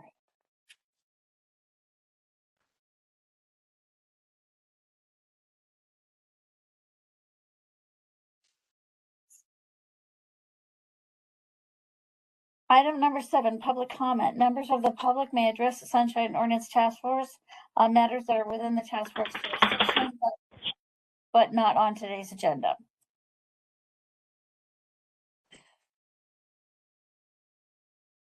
Okay, I'm going to go ahead and ask that if anybody likes to make public comment at this time, you can raise your hand by pressing *3 or otherwise using the application to raise your hand. And this is for, I believe, general public comment. I will unmute our first caller.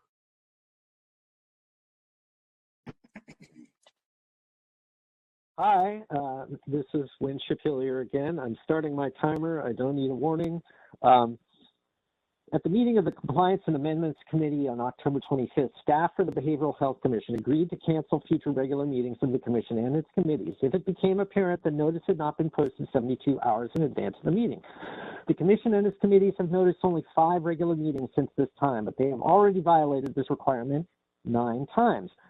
A meeting of their ad hoc committee to revise the bylaws on November 3rd was also a meeting of their ad hoc oversight committee. A meeting of their site visit committee on November 8th was also a meeting of their implementation committee, their ad hoc committee to draft an annual report, their ad hoc committee to revise bylaws, and their ad hoc oversight committee. A meeting of their implementation committee 1 hour later was also a meeting of their site visit committee and their ad hoc committee to draft an annual report. A meeting of their executive committee held 1 hour after that was also a meeting of their ad hoc committee to plan and the annual retreat. Finally, on December 12th, a meeting of the executive committee was held without notice over email. Notices of none of these meetings, none of the meetings of these committees, which had also met at the time of the notice meetings, had been posted on the Commission website in violation of just the provision of the Sunshine Ordinance, which Commission staff had promised to uphold less than 1 month earlier. Even the meetings of the committees and the Commission that had been noticed 72 hours in advance violated other notice provisions of the Brown Act. It seems to be acknowledged that the Commission has never passed, quote, by ordinance, resolution, bylaws, or by whatever other rule is required for the conduct of business by that body, the time and place for holding regular meetings, ... unquote, of itself and its standing committees and advisory committees. I informed the respective committees of the Commission of this fact of each of their meetings on November 3rd and 8th, and the meeting of the Commission on November 16th. In fact, at each opportunity for the public to address each committee, I reminded them of this violation. I also said that the chair should rule each item out of order because of this violation, and that if they failed to do so, any member could raise a point of order against the continued consideration of the item, and the point of order should be well taken. All of these warnings were utterly ignored. Since this was the case, is there any reason to believe that things would have been different for a violation of 54.954.2A1 than it was for 54.954A? Are we going to have to extract promises from staff of the Commission not to violate each section of the notice requirement of the Brown Act individually, not only the one we already have for 54.954.2A1, but also sections 54.954A, 54.954.1, and 54.954.2A? If so, what is the difference between these sections that allows the Commission or anybody else to sit as a super legislature and decide with which provisions of law one must comply and with which not? Back to you, Mr. Clerk. Okay, I'm just scanning the list and I'm unmuting our next caller. Hello, can you hear me? Is this Mr. Greer? Yes, it is.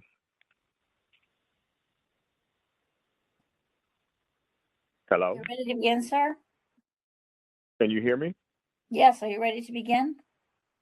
I am. Go ahead, sir. Yeah, my question primarily, as I am intimately involved in the Behavioral Health Commission, we've long wondered if Mr. Hillier, or should I say Officer Hillier, is working in concert with the Sunshine Task Force. I'm not sure whether he is a ancillary patrolman or not, but we, the Commission, have done everything we possibly can. We will be meeting with you again on the 27th to review items. Our publications, our postings are very clearly noted on our website. We have date stamps and times which we can discuss and go through each item if we want to do that again ad nauseum. We would urge any member of the Sunshine Task Force to please attend one of our meetings so that you could witness for yourself. As you know quite well, Mr., or should I say Officer Hillier, has his own particular perspective as to what's really going on. I don't know really what more else to say other than it seems like it's a concerted effort to hobble the effectiveness of an advisory committee. I'm sure I'll see you all again. Have a happy holiday, and thank you. Before we move on to just one sec, Victor, just for the record, Cheryl, please note that Member Wolf needed to step away at 5:40 p.m. And we'll announce when he returns. Okay, I'll go ahead and move on to our next caller. Thank you. Hi there, this is Stillian. Let me know when I can begin. Just a moment, Mr. Stillian.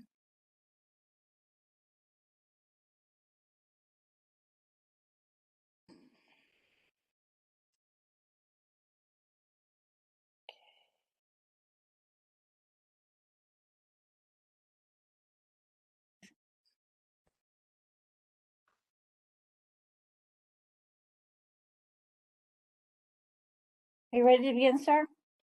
Yes, I'm ready. Go ahead. I would like to mention just two things. First, I'm very impressed from the Sunshine Ordinance Task Force complaint submission team, Victor and Cheryl, for the fast response. I'm not sure whether this was based on my previous suggestions during the Sunshine Task Force meeting a few months back, but within 2 hours after I have recently submitted the online complaint form, I received an email with the complaint number from Cheryl. In the past, this process used to take from a few weeks to a month. I hope this experience is not just for me and everybody is enjoying a fast, responsive service. And second, this is my 6th or 7th Sunshine Task Force meeting this year. In today's agenda, I see mostly the same complaints, same names, and same departments as I saw in the previous meeting. Not all, but most of them. I'm not sure whether this is a coincidence or just some people are submitting the same requests over and over again. If that's the case, this doesn't look efficient at all. It looks more like anonymous alcoholic club. Thank you all. That's all. Okay, moving on. I'm gonna unmute our next caller.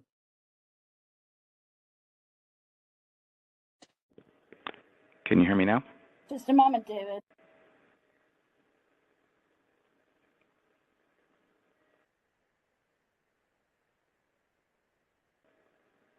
Okay, go ahead. Thanks, David Pilpel again. So I wanted to underscore my comment from last month that I referred to in the minutes that I have become a fan of hybrid meetings where I don't actually have to appear in person and schlep down to City Hall or elsewhere. I think that is enhanced public participation in local government. Clearly, Mr. Warfield feels differently, but that's okay. People can disagree about that. In any event, I sense that some bodies may be moving back to in-person meetings without a hybrid option, and I want to speak strongly against that. The Capital Planning Committee the Capital Planning Committee had a meeting this past Monday, is scheduled to meet again this coming Monday, December 12th, and talked about having that meeting on December 12th be an in-person meeting. That would have to comply with various provisions of the mayor's 45th supplement. I don't know if that's happened yet or if that will happen between now and Monday. And I feel strongly that they should have a hybrid option, particularly with case numbers going up and the flu and all kinds of things happening in the world.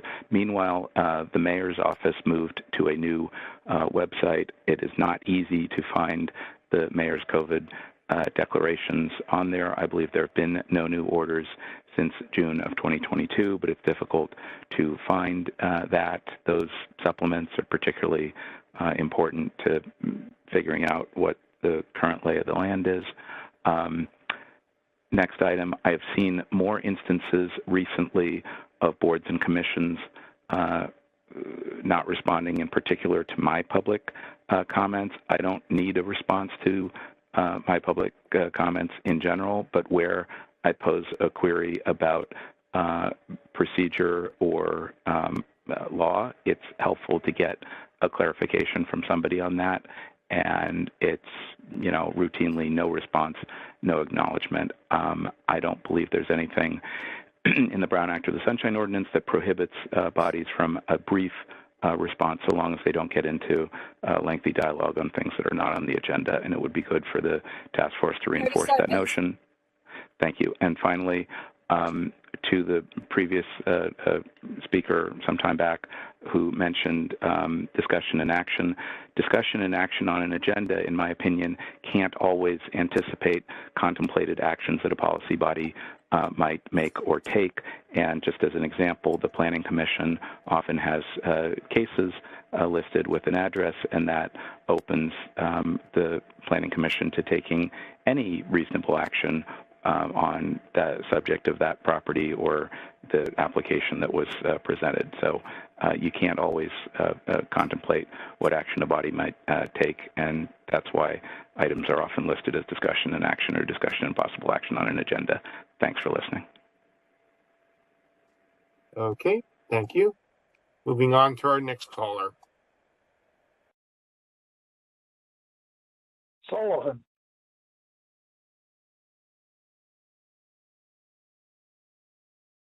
Ready, Mr. Sullivan? Yes. Go ahead. One reason courts cite previous court decisions, case law, is for consistency of maintaining and justifying legal doctrine. This allows legal doctrine to be equally applied to like cases.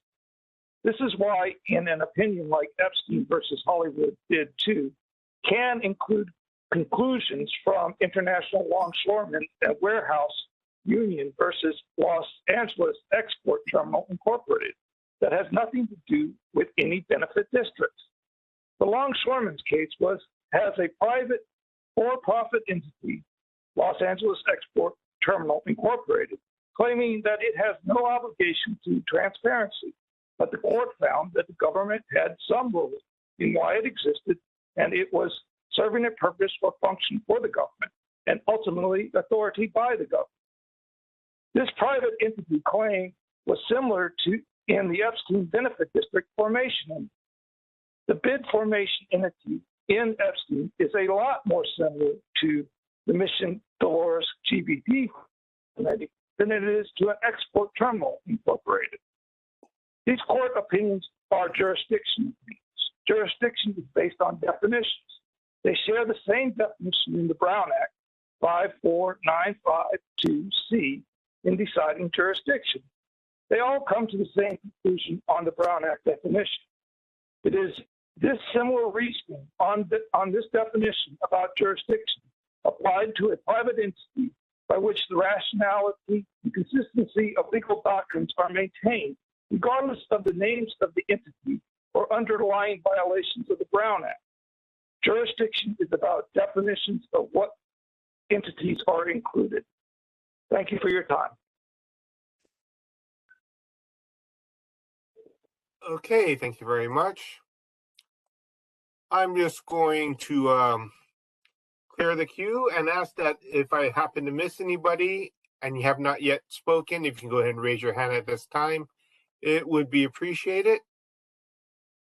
Okay, I'm unmuting our next caller.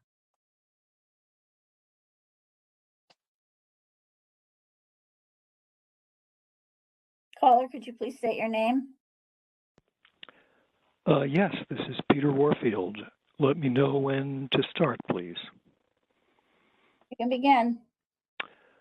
This is Peter Warfield, Executive Director of Library Users Association, Library Users 2004 at yahoo.com, and P.O. Box 170544, San Francisco, California 94117-0544. I did not hear my hand being lowered from any system message, so I don't know why I'm pretty much last. Or I heard Mr. Young say he was clearing the comments. It's not clear to me when one has to raise hands and when not to make public comment. I wanted to say that, as I understand it, these meetings are recorded. I've heard that at the beginning of meetings. And I think that those recordings, which are made and which are public documents, should be available to the public. But I've been told by Ms. Leger that, as far as she knows, they're not. So I'd like to ask the administration and particularly the Sunshine Task Force to insist on those recordings being retained and made available to the public when the public requests it, preferably in the same easy way, relatively easy way as the auditory ones are made available. And I'd particularly like to see the various perspectives, including the support folks, namely Mr. Young. What does he see and what is he responding to when he sees or doesn't see raised hands or lowers hands or whatever? And the same of Ms. Leger, both of whom are supporting administratively this task force. And I'd like to ask the task force to, and the chair to request that these documents be retained and made available to the public. With respect to the backlog, I think one of our complaints was scheduled for hearing today. I assumed it was a follow-up on a different one, and then earlier this week, last week, realized that it was the wrong, looked like the wrong entry, and I haven't yet figured out what went wrong. I think the whole way that you schedule meetings, I think, should be reviewed, including whether people are available and whether the item is correctly stated. I think the length of the agendas is unnecessarily lengthy, and I think you should give more time to people than what you have just a few days. For example, the city attorney's 400 plus pages of just part one.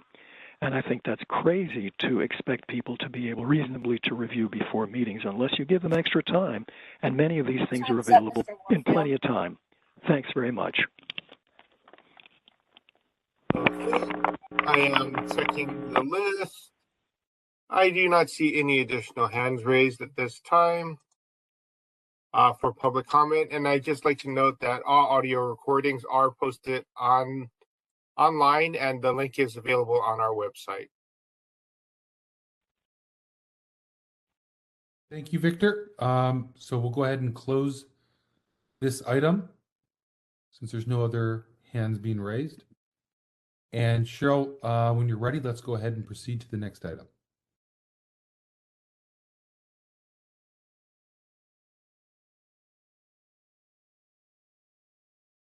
I have a request, Chair Yankee. Could we take like a 5-minute break until like 6 p.m.?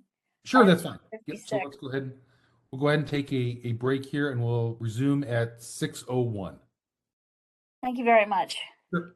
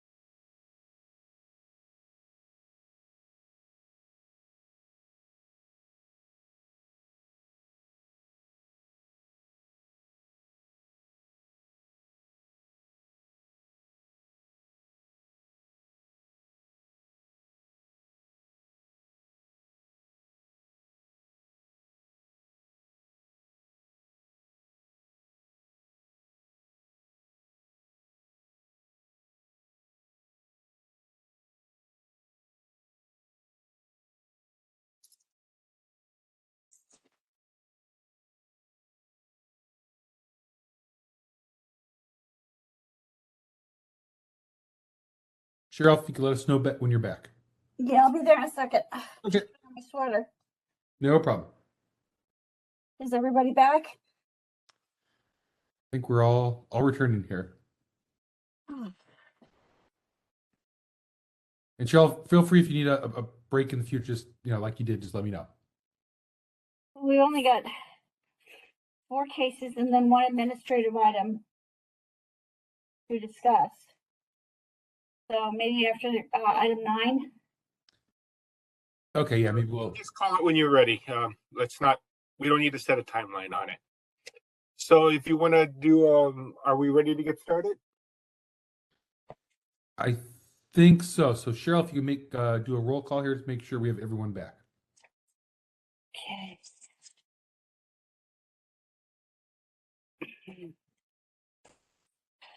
See. Member Schmidt?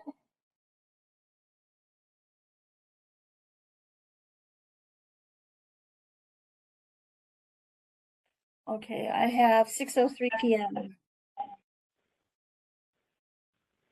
Member Schmidt?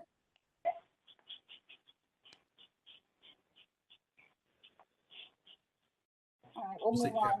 Member LaHood? Aye. Present. Member Padmanabhan?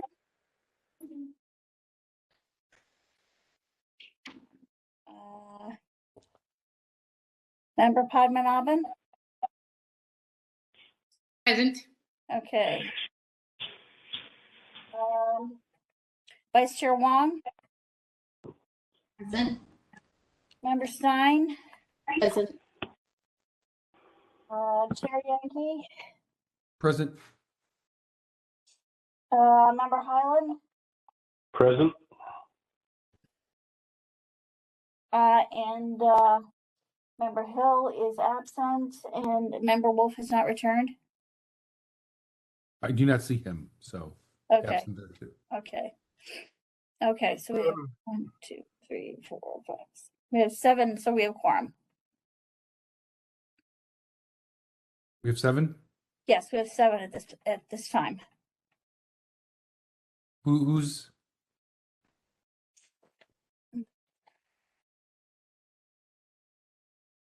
Eight would be Member Wolf, and 9 would be Member Hill, and he is absent. And Member Schmidt's also absent. Yeah, I don't know where he is. Right, so I think that's 6. Right? 9 minus 3 is 6. Yeah. Okay, so we have 6 people, which is still a quorum, but I just want to make sure it's Still noted quorum. properly. We gotta be accurate about that. Okay. Shall we begin with the next item? We can begin with the next item. Okay, item number 8, file number 22014, complaint filed by Sergei Zverinov against Lieutenant Lynn Riley and the police department for allegedly violating Administrative Code Section 6721B as in boy by failing to respond to a public records request in a timely and or complete manner. On October 25, 2022, the Compliance and Amendments Committee returned this item back to the task force for full consideration and noted the following 3 concerns. 1, the respondent did not appear at the Compliance and Amendments Committee hearing, which violates 6721E as in Edward.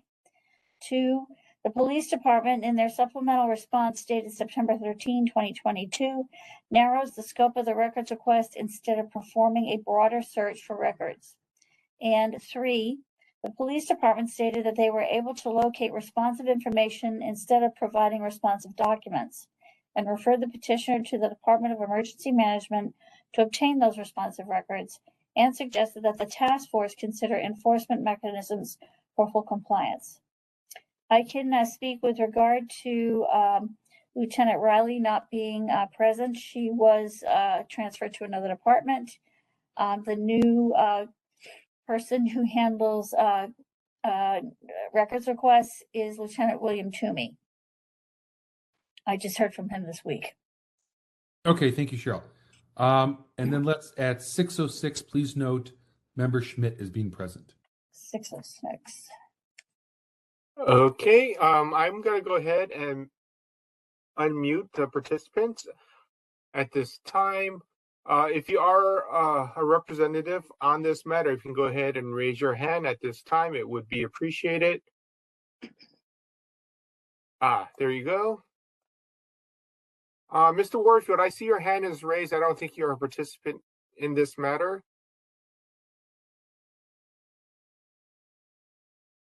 Mr. Warfield, I just unmuted your line because you had your hand raised. I assume you're not a participant in this matter.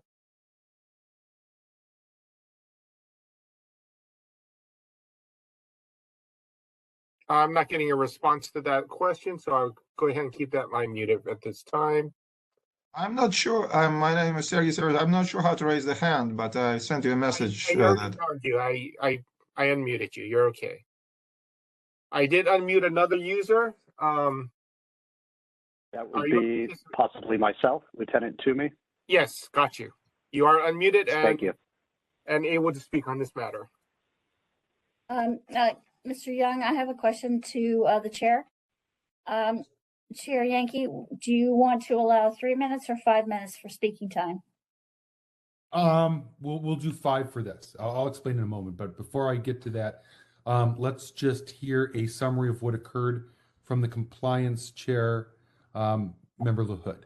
So, Member LaHood, if you can get thank you, Chair Yankee. Actually, I think the summary that we sent to the task force is about as complete as what I would say. So I don't really have anything to add. Sounds good. Okay, and I think it was the Compliance and Amendments Committee. I joined in and I made that motion. I would totally agree.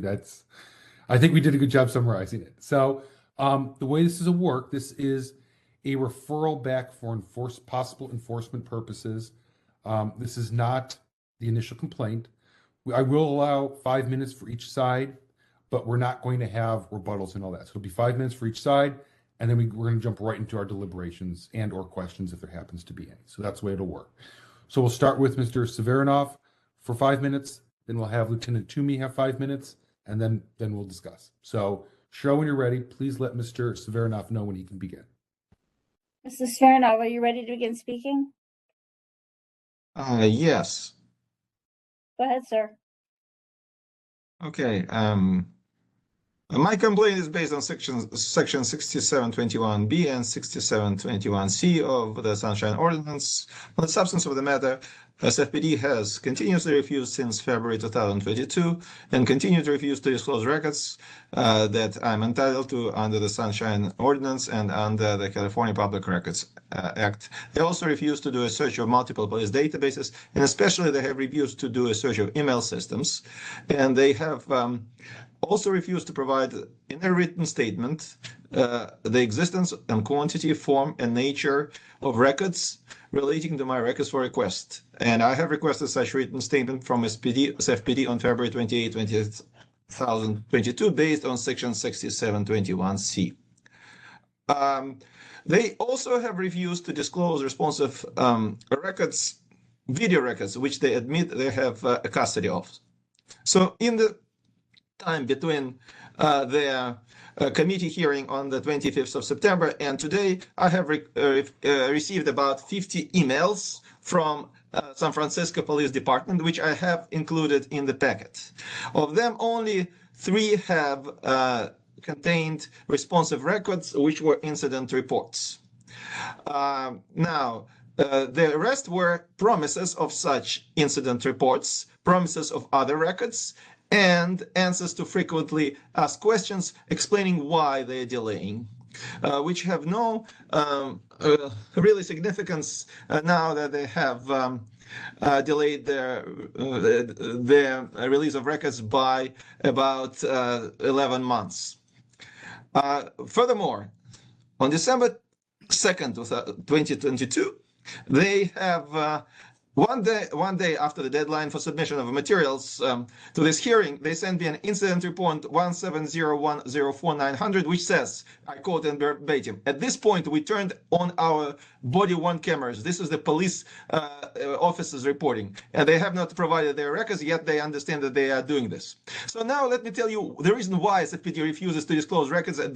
It's their base and vicious racism and hatred of immigrants. We, myself, my wife, and our 2 kids are immigrant families. family in San Francisco and have all been harassed, intimidated, insulted with racial slurs, abused, and racially profiled by SFPD multiple times. We have filed multiple complaints about SFPD with San Francisco Office of Citizens Complaints and Department of Police Accountability over the years. SFPD is known for its racism, anti-immigrant bigotry, biased policing. SFPD officers have authored multiple racist electronic communications that is all have been documented in the press. SFPD is headed by racist and anti-immigrant bigot Chief William Scott, and its racist and bigoted anti-immigrant policies and practices are implemented in particular by racist and anti-immigrant bigots Lieutenant Riley, racist Lieutenant Frank Lee, racist officers Fillmore, Marshall, Ophir, racist Murphy, and racist to me, as many migrants in the city where live in constant fear of SFPD and are subject to their never-ending harassment. We want to know what SFPD has on us, have been repeatedly victimized, searched, harassed, assaulted, racial profiled, discriminated, called racist name. We want to know what SFPD records keeps on us. After 3 hearings, they have not still refused to provide any information. The reason they do not provide this information is obviously is now obvious from the records that I have released. The records that I have released and I have attached to this are in particular incident report 0909493099, which I have attached and which describes officers Fillmore, Marshall, and Ophir refusing to cite a white American woman because she is a white American woman who has accepted that her dog was off the leash, and the officers saw the bite marks on my son's hand. The other example is report 1304119993, and this is describes that I have called SFPD after an employee of San Francisco University has pulled a gun and have pulled the gun and threatened my 6-year-old daughter with the gun, and they want to cover this up. The incident report then says that I was detained and says that my complaint was not true because USF officer said it's so. They haven't even asked me. This is racist. On the contrary, this report, in fact, which was disclosed to me very late, states multiple times that the officers see my skin as red. They see my skin as red, and that's what they focus on. It doesn't describe why they detain me, but they say they focus on my red skin. They are racist, they are bigots, they should be referred to District Attorney and California Attorney General for their persistent violation of San Francisco Sunshine Ordinance and the California Public Records Act. Your time is up, sir.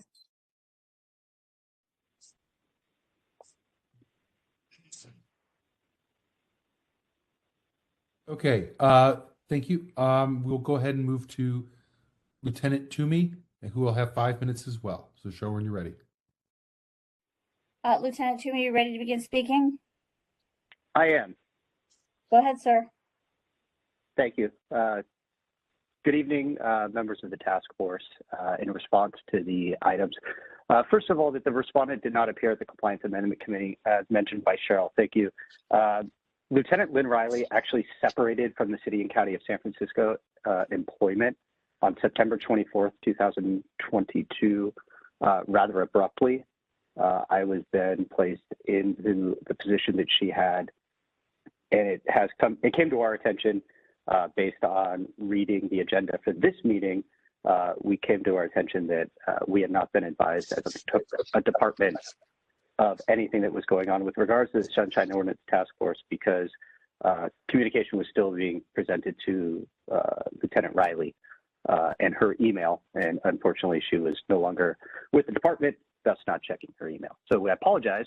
I think we've rectified that situation, and now I am in communication with the task force and the clerk so that representation by the department can be there in future. With regards to the supplemental response dated on September 13th and the narrowing of the scope of the records request, in reviewing the letter and the responses that we provided, it is difficult at times to take information when somebody asks a particular contact with an individual. We have to interpret what they're asking for.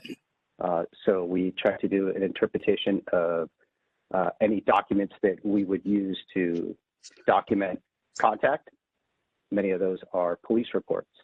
When we do believe that they're asking for police reports, we direct the member of the public to our Crime Information Services Division, which is the the unit within our department that is responsible for the dissemination of police reports. And so our response did state that if you were looking for incident reports, we gave them the contact information for that. With regards to criminal history and the request that he had, the requester had for arrests and detentions of individuals. With regards to criminal history, arrests and detentions are maintained on the criminal history. Penal Code Section 11105 states that you, as an individual, have the right to review and obtain your criminal history, but it has a very specific who has access to others, and unfortunately, you cannot request criminal history of other individuals. The Federal Bureau of Investigation and the California Department of Justice have similar legislative limits, and we fall in line with those as well. Lastly, specifically number 3, which states that we were able to locate responsive information, but that the Department of Emergency Management is the individual or the custodian of records. That's correct. Any computer-aided dispatch, which is referred to in the police department as CAD, is all run by the Department of Emergency Management. They are the custodian of records, and we provided the information on how one can obtain those records in the letter dated on the 13th. The reason that we try to ensure that the actual custodian of record provides the documents that are requested by the member of the public is because there should be a audit of which records have been released to whom. And in general, the Department of Emergency Management, those are their records. We have access to them. We have a read function on them, but we do not control them. So this, like any other time where we have access to a record, but it is not ours to give, we provide the information as to how one could obtain that.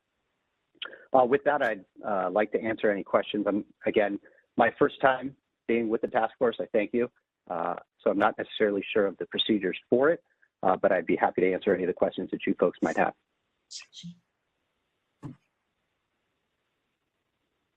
All right, thank you. And thank you, Lieutenant Toomey, for clarifying the issue of why there was no one at our Compliance and Amendments Committee hearing.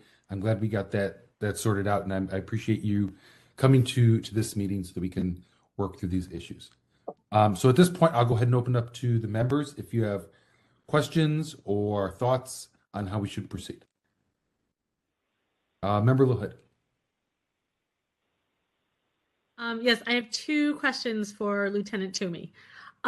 So I understand that sometimes people leave jobs unexpectedly. Does the police department have a policy about forwarding the official email addresses to a central email, or at least putting a auto response so that people who are writing to that address would know that the person is no longer there? I do not know of an official policy. I know that I personally sent a request to our IT department. I don't know if they have the ability to send an outgoing stating that the individual is no longer with the department and to direct your inquiries to another individual. So I don't know if that policy is there. I do know that I have requested that the email address stop accepting so that folks who try to email Lieutenant Riley, in this case specifically, would get a kickback and then hopefully see that as a something is up. But I don't know if there's an automated response that could be provided to that. I can look into that and see if we can make that a possibility, especially in this matter. Okay, thank you. My other question, you said that you have access to the Department of Emergency Management records. It's my understanding that if you have access to them, that the Sunshine Ordinance requires that you supply them. Now, I understand your interest for tracking purposes to have that go through DEM, but it puts a lot of burden then on, it seems to put a lot of burden then on the requester to say, oh, just go ask this other place, rather than perhaps acting as an intermediary. And I'm curious what other task force members think about this, but I'm hearing that response makes me question things, because it seems as though if you have access, that you should be assisting the requester rather than directing them to do more work on their own. if I may respond, or if other task force members wish to comment before that, I would like to respond though. Please. So the main situation with regards to that, I completely understand the idea of access, and if we do have access to provide, but our staff and our capabilities, we might not necessarily have the specific knowledge of what needs to be redacted for other particular government codes with regards to computer-aided dispatch and what is dropped in there. A lot of the times there's information that's put in there that is health-related, because an individual that is having interactions with the police department is also having interactions with the medical side. There might be an ambulance or a fire engine there. So the desire is to make sure that the correct documents are released to the public, but the information that is not privy to the public or that is guarded or needs to be redacted is redacted correctly. So yes, it does add an extra step to obtaining the document, but in all of the requests that we receive for CAD information, we do provide the address, phone number, and hyperlink so that an individual can make that request via the internet as well. But it is kind of there to safeguard the release of information that might not necessarily should be released, because it's protected from other government codes that, frankly, the San Francisco Police Department isn't probably as well versed as custodians of records for computer-aided dispatch material. I hope that answers your question. It answers my question. Thank you. Thank you, Member LaHood. I see Member Pabanabin's hand up. Thank you. Lieutenant Toomey, I am a little confused about how you interpret some of the requests that were made. Do you have the packet in front of you? I do have, it's a fairly lengthy packet. I admit I am reviewing it via an iPad, so I'm scrolling as we go. So if, as you bring information up or draw my attention to something, if I take a little bit of a pause, I apologize. Well, let's look at page 5, and there are 25 line items there. And in terms of interpreting, how you've released a few incident reports, but not all of them. Now, why would you withhold the others, and what is the delay? I do not believe that any.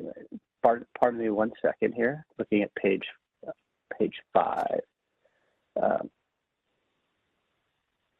I don't know of any police reports that are being withheld.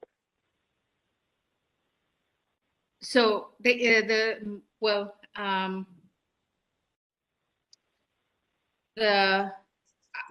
got to understand that from well, let me throw that question back at the petitioner. How do you think you've received all the incident reports?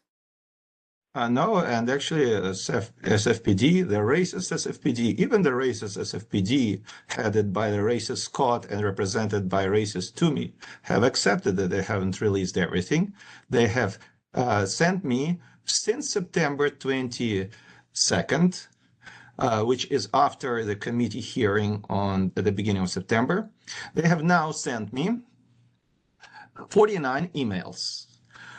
41 of those emails have arrived before the deadline of the submission of the packet to this hearing. The deadline was the 1st of December of this year, which is 1 week ago. Then SFPD strategically released 3 more emails to me, with one of them containing an incident report and 2 more containing promises to release incident reports. So what I would like to refer you to is the 40 emails that I have attached to this packet. I don't have to tell Toomey that he is a racist. All you need to do is look at my packet in which I have put all the emails from SFPD and which say we are working on processing your requests. This is in their emails, and a racist Toomey is lying through his teeth. He is lying because I'm an immigrant, and he and other members of SFPD hate immigrants. He is a liar and a racist. Back to you, Lieutenant Toomey. Do you know of any documents that you're still working on? I do not know of any documents that are being worked on to be produced for this individual. As an aside, I don't know if this is necessarily the place for it, but I find, and I will not be argumentative, but to be referred to as a racist while at work is a little bit disheartening. I believe that I have as much right as everybody else here to not have to engage in a hostile work environment. So I understand the complainant's anger and being upset at the process, but for myself to be attacked is just a little bit disheartening, and I'm sorry that but I needed to bring that up in my own conscience. Right, let's get back to the list of items that the petitioner has asked for. Are there did you do any search for emails or any other databases for conversations or any recorded text messages or anything that you could release to the petitioner? I do not know of if there was an email search done. I believe that when the initial request came in and the request for records came through, I believe that it was interpreted by Lieutenant Riley to look for police reports that the individuals that he was referring to in the request, and that's where they went searching for police reports. So if there I don't believe that there was a request for emails. Can we do that? We certainly can. Okay. Well, his list of items clearly states that phone and other calls involving or related, and item number 17 I'm talking about says phone calls or other details. So I do believe that he did ask for information beyond incident reports. Item 17 lists phone and other calls. We don't maintain a record of calls based on whom they went to specifically. That would be part of an investigative file, and we searched for investigative files and found that there were no investigative files. So I think one of the things that needs to be kind of brought up is the manner in which we maintain records. If an individual's name is attached to a phone call, it's probably documented in either a police report or a chronological investigation done by an investigator, and those searches were done. So phone calls, we don't keep a phone log of all of the individuals that we have spoken with as a police department. Okay, thank you. I think I've got in my information. Thank you. Okay, thank you, Member Padmanabhan. This is Chair Yankee. I have a few questions. And before I get to that, I just want to briefly, request, Mr. Severinoff, we allowed you the 5 minutes to make your statement. And, we may have follow-up questions, but I would ask going forward that you avoid name calling and other, direct personal attacks against anyone here and focus directly on the questions that we ask. That being said, Lieutenant Toomey, if you have the agenda packet attachments, if you could scroll to page 126. And this is part of this is the part of the supplemental response that was provided on September 13th, 2022. Page 126. I'm there. Yep. Okay. So I think and this is, kind of to piggyback on what Member Padmanabhan was getting to. So I believe what the initial request was is part of the italicized portion here. And it says that I hereby request that you provide all records about and or related to and or pertaining to and or mentioning and or concerning and or dealing with the following. And then it lists, a variety of individuals and such. And so at least from my own standpoint, and I think this was some of what our concern was in the Compliance and Amendments Committee hearing on this, is that while, you may want to limit it to something like an incident report and not consider other records, the request was very broad. And so, that would include any public record that is in possession of the police department. That may include emails, text messages, documents in file folders or what have you. And I think it's certainly appropriate for you to ask a clarifying question of the person who, anyone who puts a request like that in, to see if they can narrow the scope to help you. But there's certainly no requirement that they do so. So absent them saying, this is specifically incident reports, I don't personally believe that you can make that decision yourself to narrow it. So I would interpret that as an all-encompassing any public record. And so if that would be someone got back to their desk and, sent an email to a coworker and said, Mr. Severinoff just called and he's, upset about such and such, that would be a public record and would be disclosable under the request that he made. And so, and it may take more time, right? We understand that doing such a comprehensive search may take additional amount of time, but I have concerns that you can't just narrow it unilaterally to a specific topic or set of records you'd like to do. So I think that's my first concern. And then, if I may, yes, go ahead. I wholeheartedly agree.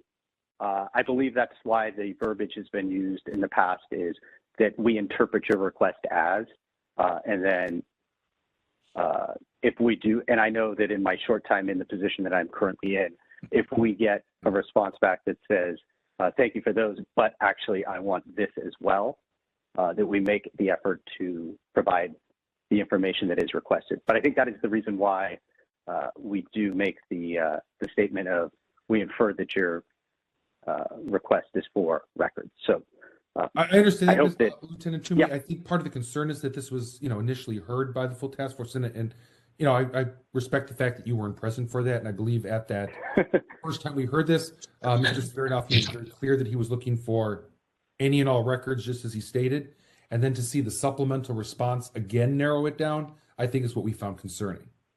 If I may, since the respondent was allowed to interrupt, since Mr. Severinoff, no.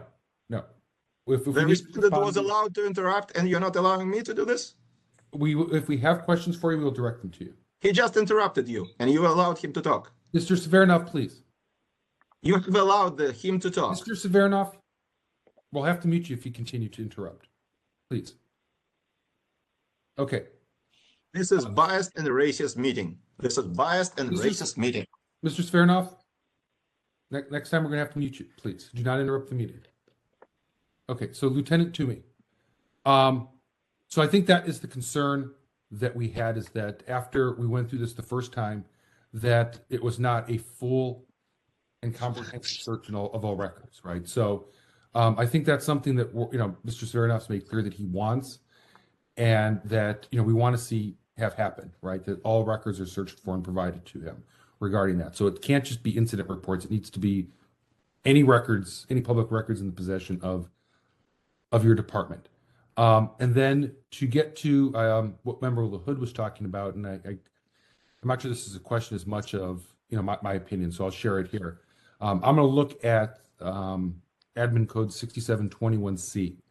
And it says a custodian of public record shall assist a requester in identifying the existence, form, and nature of any records or information maintained by, available to, or in the custody of the custodian. And it goes on a little bit.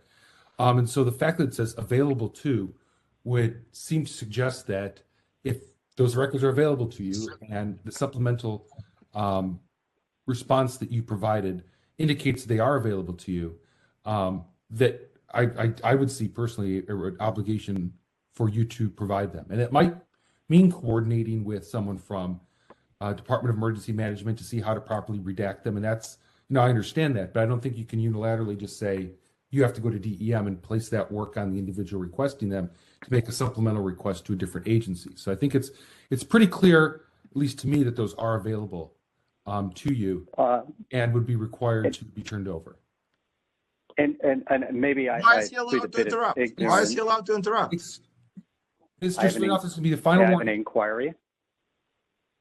So my question to you. I apologize. I have an inquiry to you as well, just to kind of maybe a clarifying question, if I may. Sure, go ahead. With regards to records, my concern, and again, I'm asking as a clarifying question, is the records that we have from that are shared or viewed from DEM,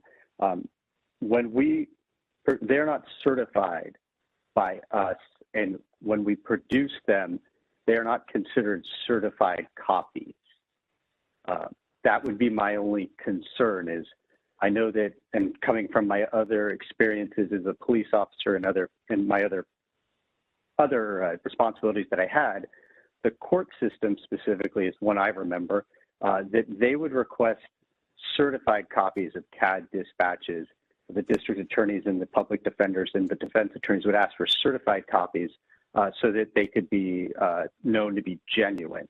And I don't know if there's anything in the codes that require that, but maybe that, and I'm just only kind of thinking out loud because I don't. Yeah, so let me speak to that. I think that's a good question. And I'll actually kind of refer to some of my personal work. And so part of what I do is I work for the Recorder's Office for Alameda County, and we provide public records and they can be certified, right? That's part of the function of a county recorder is to provide certified public records in its archives. At the same time, those same public records may be also in other city departments, right? The assessor oftentimes requests copies of deeds and so forth and so on to establish changes of ownership. And so if an individual were to come to the assessor's office and say, I'd like a copy of this particular document, and they have to have it, they would have to provide it. Now, it doesn't mean they have to provide a certified copy of it. That function is specifically for the recorder. And so I think in this circumstance, if it has to be a certified copy, that might be very appropriate if there's a specific code that says that only one department can provide certified copies to direct them back. But I don't see in his request him requesting a certified copy. It just seems to be any copy in your possession. And so, I certainly wouldn't expect you to have to certify it if there's a specific code that says that only a certain person can certify it. But if you have what you have, I think you'd have to turn that over. So I'll stop there. I'd open it up to other members if they have questions. And I see member Pavanovan's hand up.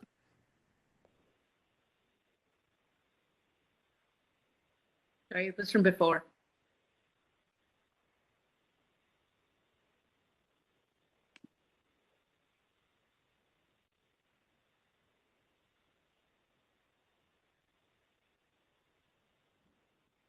Chair Yankee, I think you're on mute. Thank you. All right, so members, do we have an idea of how we want to proceed on this? I think we've had a pretty good discussion about what we'd like to see happen, what records we think still need to be turned over. I think we have a variety of options. I don't like to see it bounce back and forth, but if we could get the assurance from the police department that indeed everything that we've now clarified would be turned over, I think that's one option. We could turn it over to the Ethics Commission for enforcement. That's different than a willful violation, but that's another option. My concern with that would be I don't know if they're going to take as proactive, hands-on approach as we would, since particularly we're so involved in this case and there's a lot of nuance to it. From my standpoint, I'd like to do whatever we can to get Mr. Sveranoff his records, the ones that are still, we think, outstanding, to him as quickly as possible. So open to other suggestions. Member LaHood? Yes. May I ask Mr. Sveranoff a question? Mm-hmm. Mr. Sveranoff, Would you like, I think that we can do additional compliance on this, especially now that we know who the new representative is, who does seem willing to work with us. Is that what you would like? Would you like us to pursue additional compliance to get you the documents you're requesting?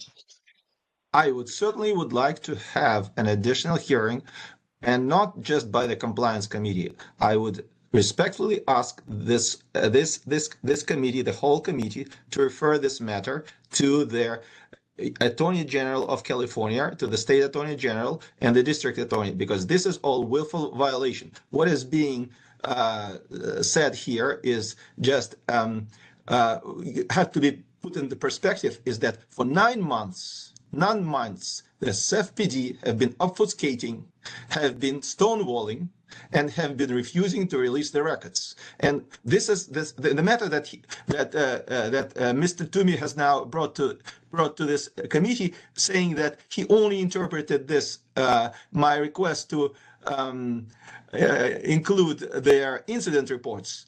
This statement is completely unacceptable. This committee has been through it many, many times. You have all told him that the police department has no right to narrow my report, yet they pursue the same line of answering, stonewalling, answering. I think this is illegal. This is racist, and the reason it's being done because I'm an immigrant. That's why they do it.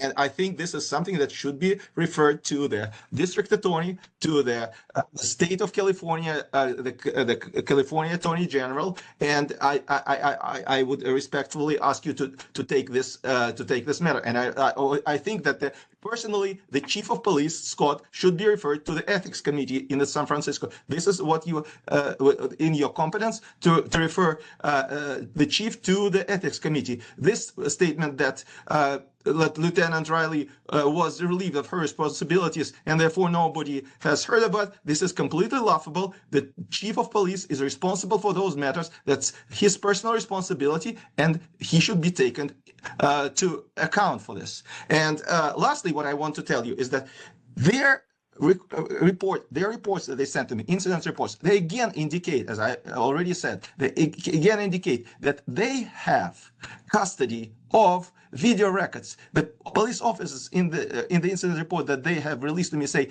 we have turned on the camera on. This is in the report that I have received, yet they don't want to release them. Thank you, Mr. Smirnov. Member Schmidt. Yeah, I'm going to make a motion that under 6721E, that we decide that the task force shall notify the Attorney General and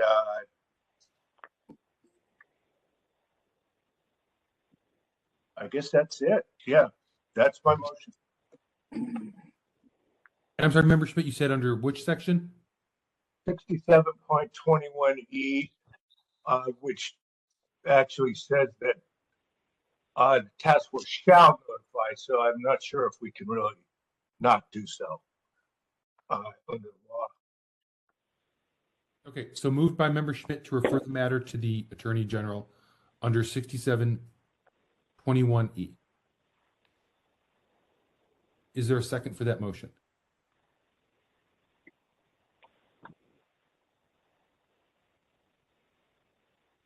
This is Vice Chair Wong. I wanted to just ask for a little more detail. Do we want to send any recommendation or anything to the Attorney General, or is there a specific violation that we want to cite?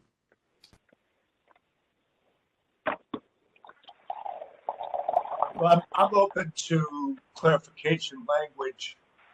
I believe that the statute basically tells us, I mean, it's the writing of the statute's a little bit odd. It's a shall notify. It's not, it doesn't completely say, you know, like this is some kind of a referral to do something. It just says shall notify. And then they make a decision to do whatever they think is appropriate.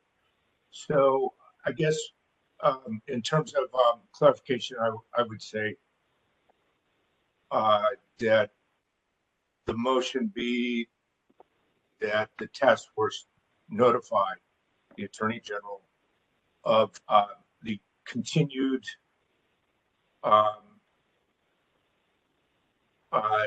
failure to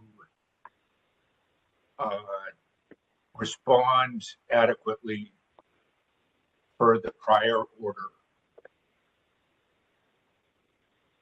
That I think that's sort of the notification I would want to give. But I'm open to however you want to fill that in.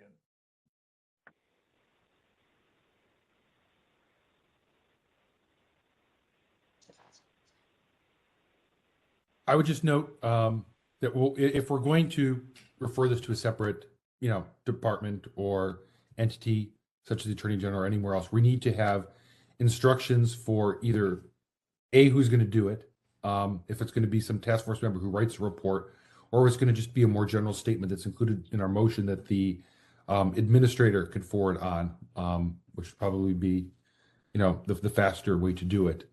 That it's precise enough so that Cheryl knows if she's going to send this matter over to someone else, what it is she needs to include in such a letter. Member LaHood? Yeah, I have a question. If we do this, are we continuing to seek compliance within the Sunshine Ordinance Task Force, or are we washing our hands of this and saying this is somebody else's responsibility now?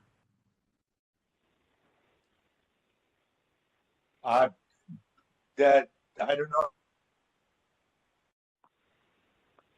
This is Chair Yankee. I mean, my concern would be keeping files open after they're. Well, go ahead, Member Schmidt. I don't know if there's any reason that it is gone, that it can no longer be acted on. I don't see any reason myself. Why we couldn't continue to work on it? No, the opposite. Okay, I think that we could continue. I don't think it sort of divests us of jurisdiction. That would be in other contexts, the language I would use. I don't think that would happen. I think it would stay with us, but then technically, if the Attorney General were to take an interest, maybe we could, as a matter of discretion, put a hold on it and see what happens. Of course, there's a lot of hypotheticals there, but I don't think that there's anything that the notification means that we for that reason, we have to stop. Yeah, the reason I ask is because my concern is that if we send something off and wait for a response, we're actually delaying Mr. Svernoff's, especially now that we have a new representative and Lieutenant Toomey showed up at this meeting, seems willing to show up again, and that working together, we might be able to get Mr. Svernoff what he's looking for sooner. I'm not saying not to send it off, but I would like to sort of include in this, unless it's prohibited, I think we should continue trying to seek compliance within the Sunshine Ordinance Task Force. Otherwise, I think we're going to be delaying Mr. Svernoff getting what he's looking for. I would say that, Member LaHood, that is, I would agree that would be the most effective way to go forward in this situation for anything to change from the status quo. I agree with that. I still don't know if the statute says that we shall notify, and he's asked us to do it. I feel myself, for my own purposes, that I don't think we really have a choice to do that notification. I just think that the law binds us to do it. But that, again, I agree with you that, really, like, what's that going to happen? What's going to really happen here?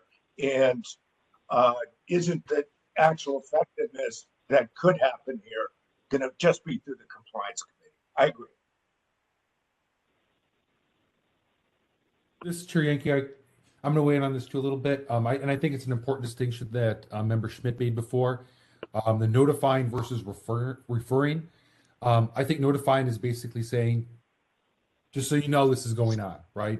That doesn't mean that that there's an expectation that they do something necessarily, or that they communicate back to us what it is they're doing. It's just an FYI type of thing, you know, when you're at work and you hit, forward an FYI, right? I think that's more of what the notification is, which is different than a referral. I think we could do a notification, and I think, particularly at this stage, that I'm not sure that isn't a bad idea, particularly as the way that the law is written. But I think that's also different from a referral, and where we're basically washing our hands of the situation and saying, we see this now as a matter that the Attorney General needs to handle. Right. So if we think we're still want to be I would caution against a referral to the AG and continuing with it, because then there's presumably two parallel tracks who may not be communicating with each other, right? Well, oftentimes law enforcement does not get back to the person who made a report and say, hey, this is what we're doing, right? And so if the Attorney General if we're actually referring and asking them to do something and that they are doing something, we might not know. And so I have concerns about keeping files open, particularly with the 100 and some that we have open now. We don't know if the Attorney General ever did something, and having that sit in our backlog and not know when and if to bring it back for a subsequent hearing, I think could be troublesome, right? So I think if we're referring it to the AG, I think we should close it.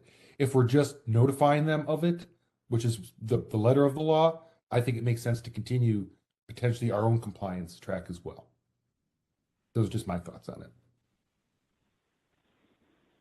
I would note that I don't know if we do have an explicit language that talks about notification. If it were a reference, say someone wanted to do a referral reference, they would, I don't know where they would go. It would maybe be just sort of like, okay, we're just going to refer it. And yet they're not really looking at anything specific in the statute to do so. So I don't know if that's as, it's certainly not part of the clear dictate of the Sunshine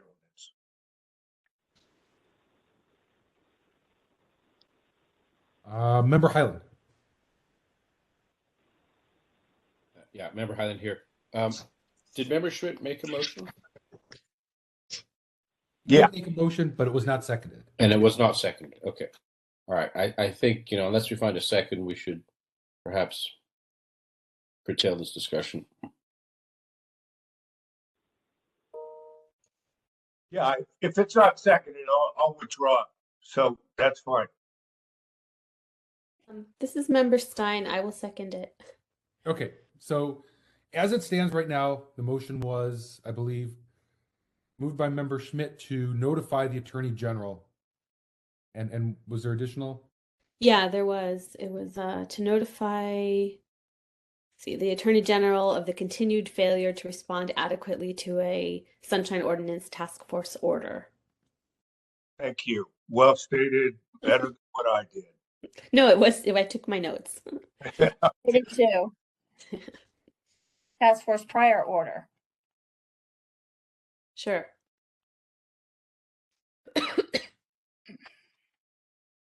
Okay, so that is the motion right now.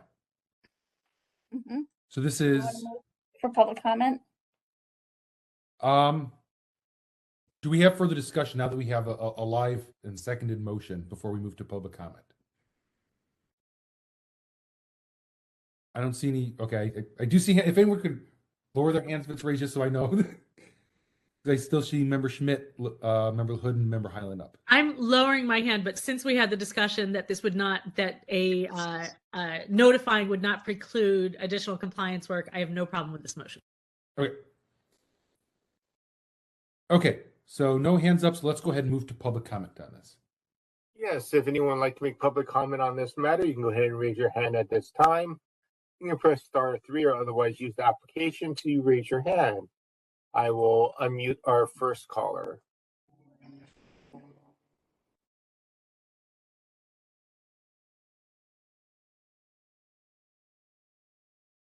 Caller, can you identify yourself, please? Mr. Warfield, I have unmuted your line.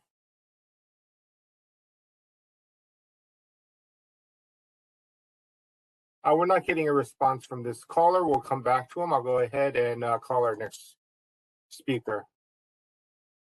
Caller, I've just unmuted your line. Sullivan. You ready, Mr. Sullivan? Yes. Go ahead, sir. I see no problem with 2 tracks, sending it one to the DA office and you continuing on. I mean, you're basically more administrative remedy, and they're more looking at it from possible prosecution or other things. That's it. Thank you for your time. Okay, I'm going to go ahead and go back to Mr. Warfield. Hello, caller. I've unmuted your line. I believe this is Mr. Warfield.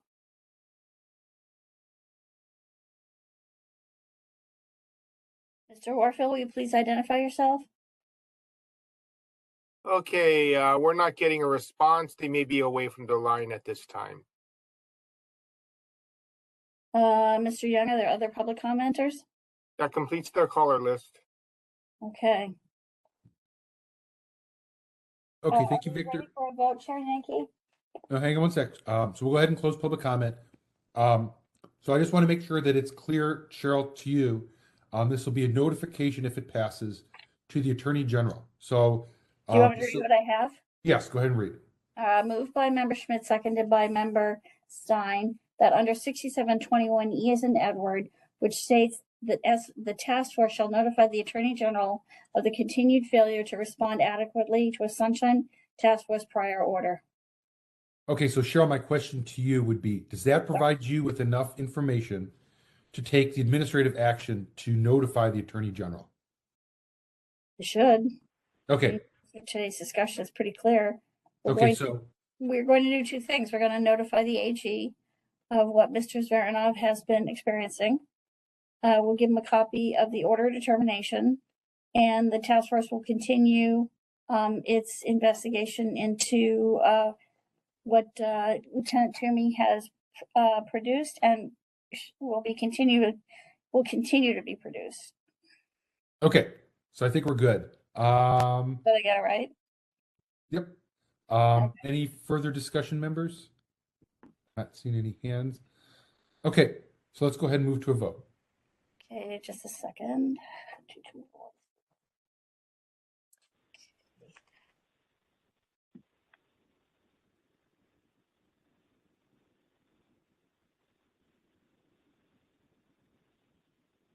Member Schmidt. Aye.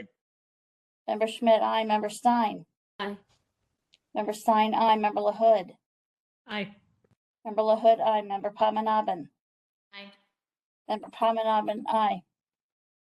Member Highland. Member Highland. No. Member Highland, no. Member Hill, absent. Member Wolf, has he returned? I don't believe he has. Okay, Member Wolf, absent. Vice Chair Wong? Vice Chair Wong had to step away, so she would be absent for now. She is absent. Okay. Chair Yankee? Aye. Chair Yankee, aye. 1, 2, 3, 4, 5. We have 3 absences, 5 in favor, and 1 no. Okay, so that motion has failed. Yep. And Cheryl, for the record, Member Wong stepped away at 6:54 p.m. All right, let me get that. 6:54 p.m. That's correct.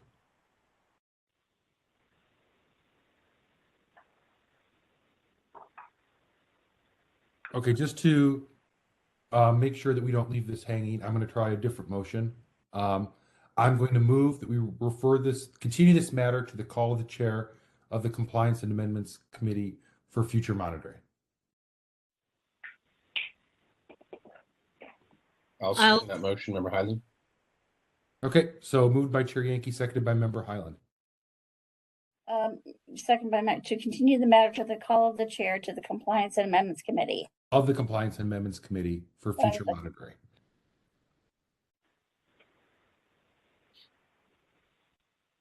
Okay, any discussion on that motion? See none, let's go ahead and open that motion up to public comment. I'm sorry, I didn't get the second. Was that Member Hyland? Yes.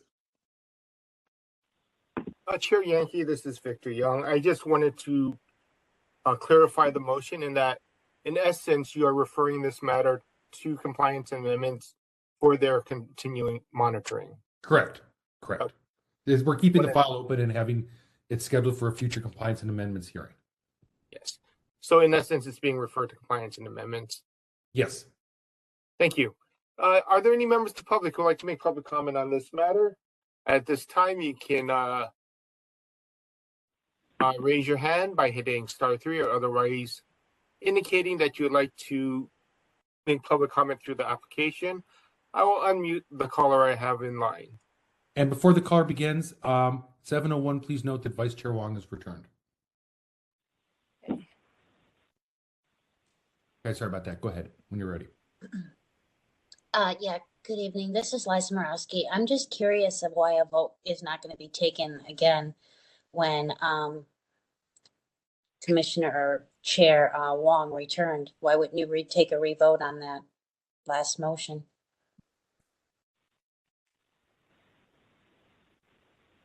I think that's a failure to the service to the person the complainant. I mean, why should the vote determine if someone steps away or not? Then you should retake the vote. Thank you.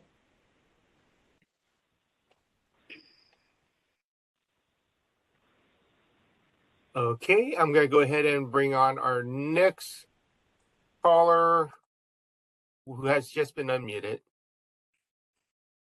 Sullivan.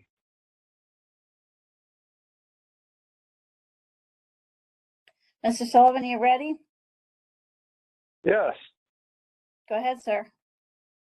I just want to point out that Vice Chair Wong was the second to that motion that she stepped out on. And I don't know if she realized what was going on, but it just seems a little screwy.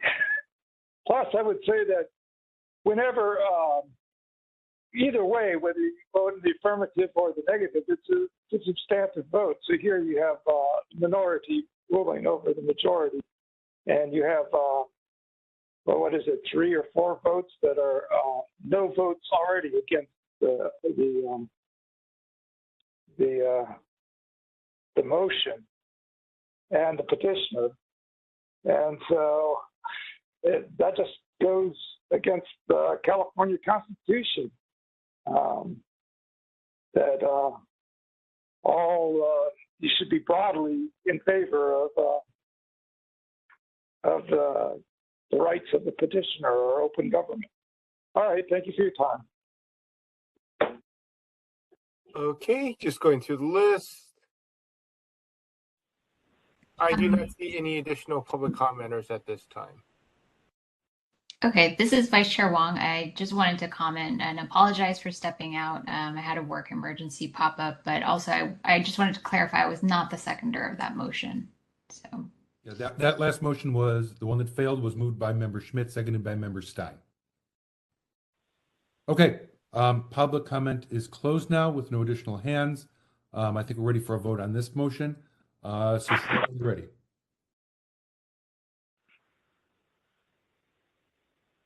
And can you restate the motion? Yes.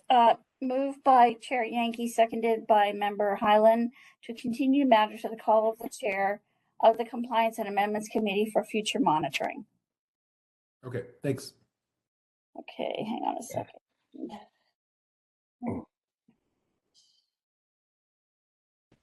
Okay. Chair Yankee. Aye. Chair Yankee, aye. Member Highland. Aye. Member Highland, aye. Member Schmidt. Aye. Member Schmidt, aye. Member LaHood. Aye. Member LaHood, aye. Member Padmanabhan. Aye. Member Padmanabhan, aye. Member Hill, absent. Has Member Wolf returned? You can call his name just to verify. Member Wolf?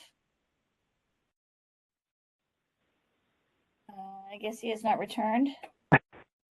Member Stein? Aye. Member Stein, aye. Vice Chair Wong? Aye.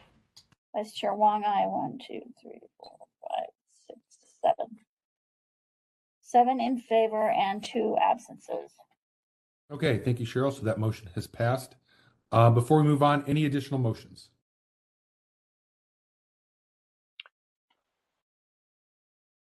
Member Schmidt?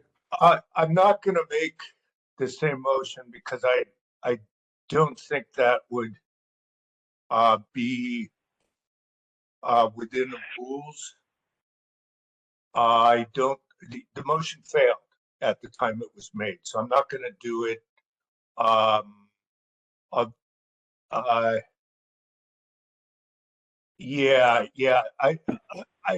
explaining that I would otherwise probably try, since maybe the votes have changed now, but I'm not going to make the identical motion again.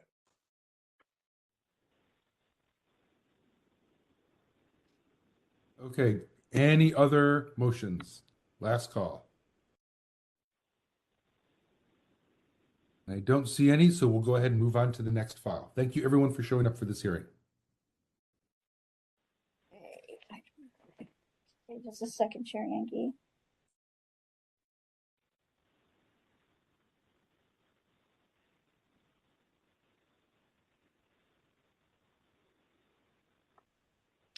Member LaHood? Can I say something about this item since it's going to Sure. be with compliance amendments? So I would like to make sure that this is on the agenda for our upcoming hearing on December 27th. So I would encourage the respondent in particular, Lieutenant Toomey, if you'd like to get ahead of this and if you are able to do additional searches and send responsive records to Mr. Svernoff in advance of the meeting, I think that would be appreciated and could move things along a little faster. And please come prepared to the meeting because we will be asking you about the same records and the same questions again. And I think if we can move this along further, hopefully we can satisfy his request and get this item off of your plate. Thank you. Thank you, Member LaHood. Chair Yankee, are we ready for the next item? I think we are ready, yes. Item number 9, file number 22021, hearing regarding request for reconsideration of complaint number 21101.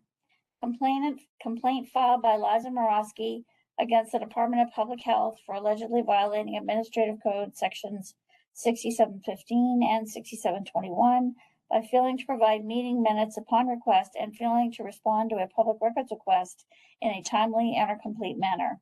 On March 2nd, 2022, the Sunshine Task Force found no violation against Conard House or any individual named at the Department of Public Health. Okay, and let's make sure we have all the parties here so we could do that.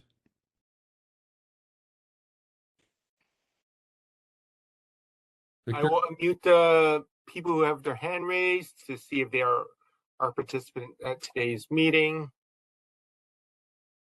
I believe I have unmuted Liza. Yes, you have. Thank you. And I have unmuted another party who I do not know who you are with their hand Hi raised. there, hi there, this is Natalie Poyman with the Department of Public Health. Okay, great. So it looks like we have the parties here.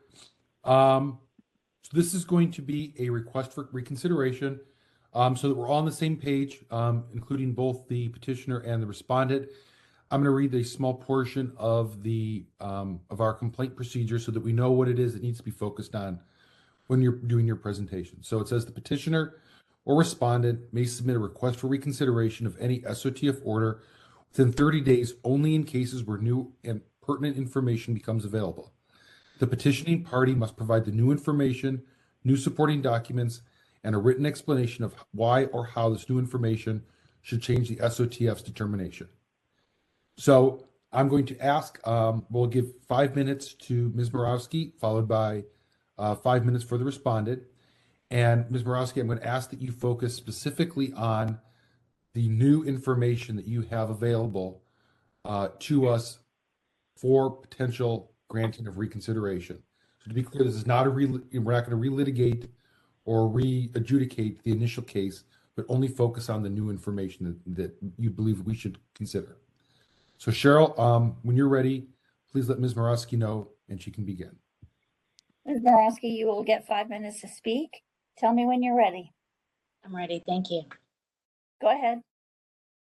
So there is no new evidence because let's first start off with that this request is 4 years old. The reconsideration took 8. This is one of 4 files I have, all that are over 4 years old. One in which you have ruled in my favor and have swept under the carpet. This is such a minimal request. It's sad that I'm here because in 2018, you ruled that Conard would have to post and give their minutes. When this came up on March 22nd, you failed to read the report or the documents. You accused me of filing it incorrectly, when in fact, on April 21st, it was filed correctly per Cheryl, your clerk. So that's your error. So whether or not that satisfies your reconsideration, I'm not going to waste my 5 minutes because it is not my error. It is your error. It is a request that's 4 years old. You've ruled in my favor in 2018. You have on file that Conard is contracted by DPH and BHS. And I have proven in the evidence that they have given me minutes before. They're denying me the particular minutes for May of 2019 because evidence was placed to be put in public record that was, incriminating to their properties. And I don't know why they would have to give them to me one time and not another time. And that's what we're here 4 years later about, a public board meeting minutes that you put me under reconsideration for 8 months because you told me I didn't file correctly, when in fact the document is right there, verified by your clerk. I don't know what else you'd like me to say. It's clear that the evidence in front of you is all of that. It's clear that Ann Quaintance denied it, saying she's protected. We have already determined that years ago that that's not the case, that they are contracted. Again, 2018, you ruled in the favor, they had to do it. And now here we are 4 years later.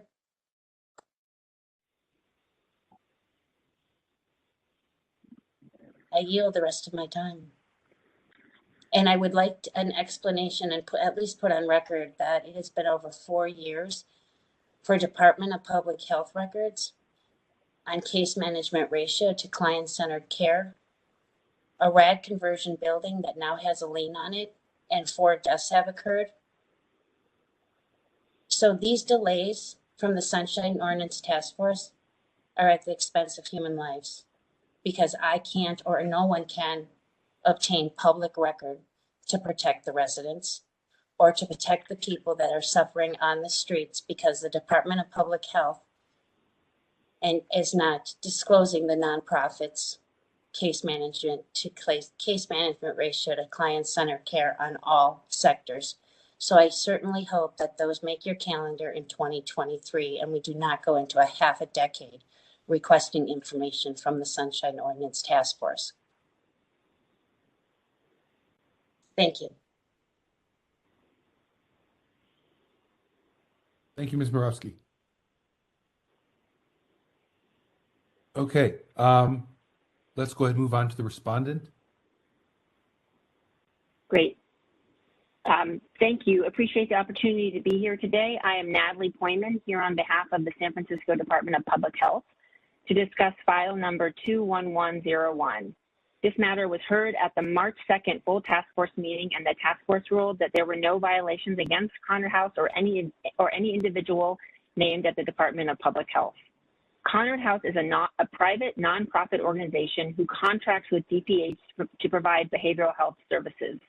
The relevant contracts detailing DPH relationship with Conard House were provided to the requester and the task force in March of 2022. In addition, DPH previously tried to identify the responsive Conard House meeting minutes Ms. Morawski seeks, but we do not have those records within our department. We do not collect our contractors' meetings minutes. Upon reviewing the meeting materials that the task force circulated on Friday, December 2nd, the requester included several exhibits of information. I'd like to take a moment to address each exhibit. Exhibit A, DPH does not refute that the requester had previously asked DPH for Conard House meeting notes. Conard House is a private nonprofit organization who contracts with DPH to provide behavioral health services. Conard House is not required to provide DPH with copies of meeting minutes as part of their contract deliverables. Exhibit B, as the contract materials previously provided to the Sunshine Task Force and the requester detail, Conard House is a private nonprofit who contracts with DPH to provide behavioral health services. Conard House is not a division of DPH, nor is it a city agency. Exhibit C, in the attachments provided, we did not see documents pointing to the Sunshine Task Force previously making a determination related to the Conard House. As I've mentioned previously a few times, Conard House is a private nonprofit organization that partner that specializes in supportive housing and mental health services in San Francisco. And finally, Exhibit D, DPH does not have Conard House meeting minutes to provide. To help answer questions, I am joined this evening by Alex Jackson. Mr. Jackson serves as the Director of Outpatient Services and supervises the Adult and Older Adult Program Managers who oversee Conard House outpatient supportive housing and REP payee programs. Happy to answer questions. Thank you. Okay, thank you. And I would just note for the record, I believe Member Wolf has returned, so we can mark him present at 7:18. Member Wolf? Yes, just as a point of order, or just point of clarification, actually, did we discuss 12L with regards to this matter? Yeah. I believe we did. I listened to the tape and audio of this yesterday, in fact. Okay. All right, I'm going to hold my questions until the deliberation time then. Thank you. Vice Chair Wong. This question is for Ms. Morawski. I was curious, you mentioned ruling in 2018, and I was looking for a file on some of the agendas in 2018, but I didn't see your name, so I was curious if you have the date of that meeting and or order of determination. See if I can locate it.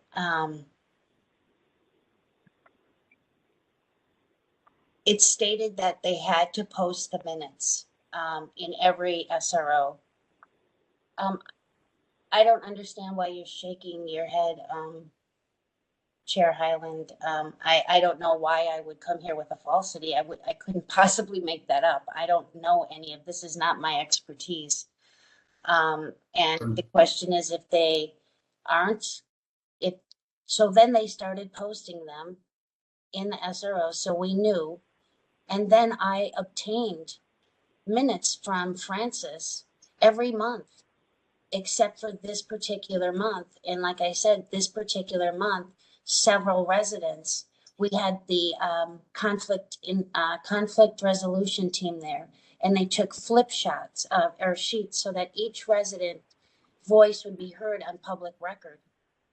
And when I went to obtain those minutes, they have been denied. And I have minutes from June and July, but for this particular one where the residents produced evidence, none of this made public record, and I've been denied the minutes. I understand that, Ms. Morawski. I was wondering if you could point to me the decision being made by the Sunshine Ordinance Task Force that you mentioned, though.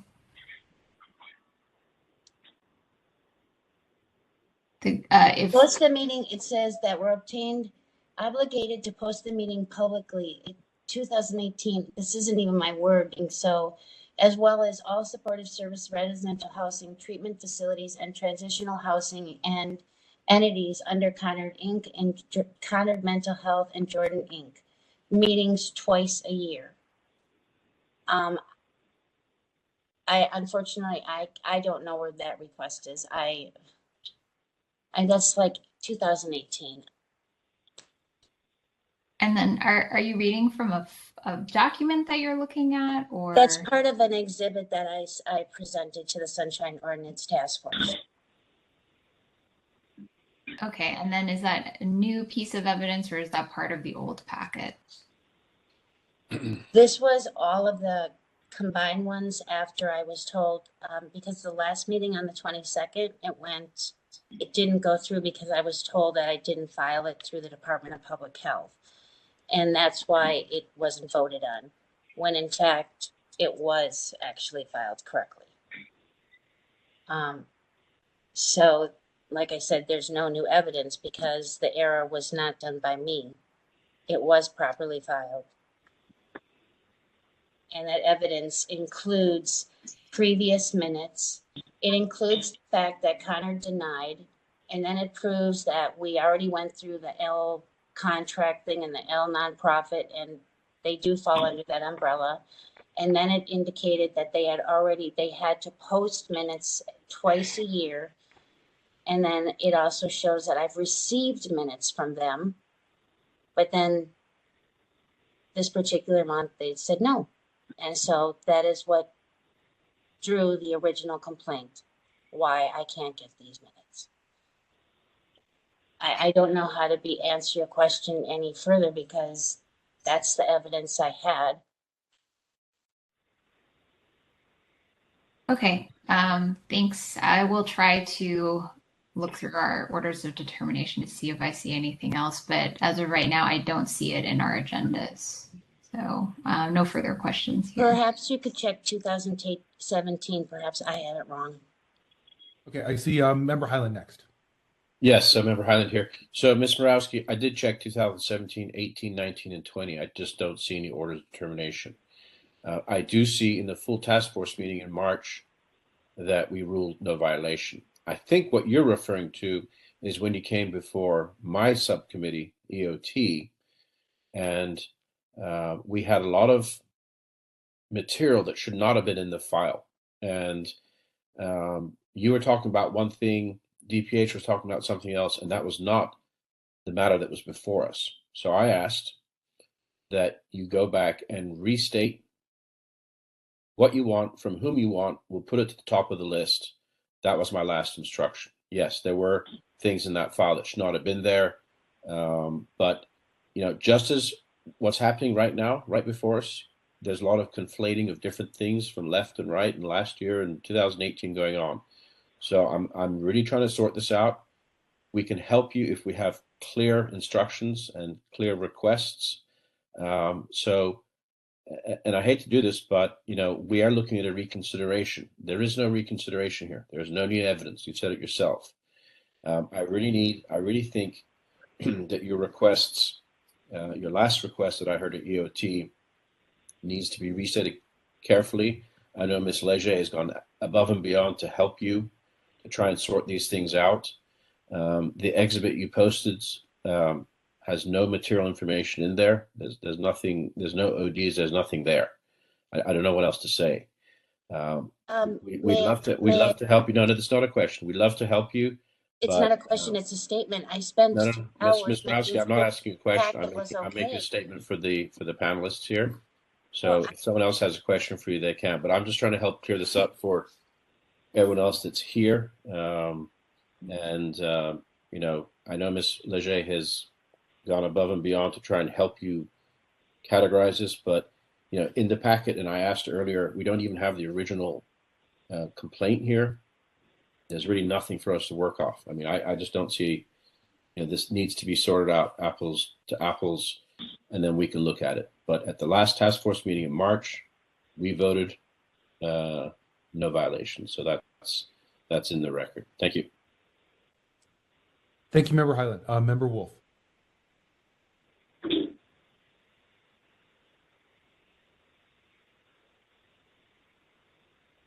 Member Wolf, I see you twice, but both of you are muted.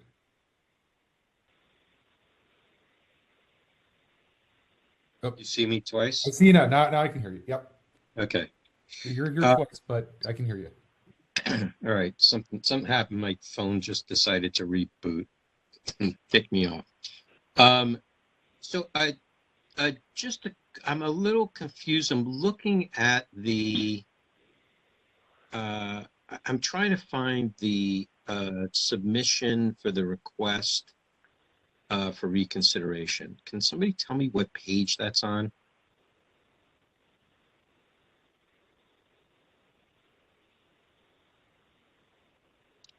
Cheryl, is that information you have? Did you put that in here?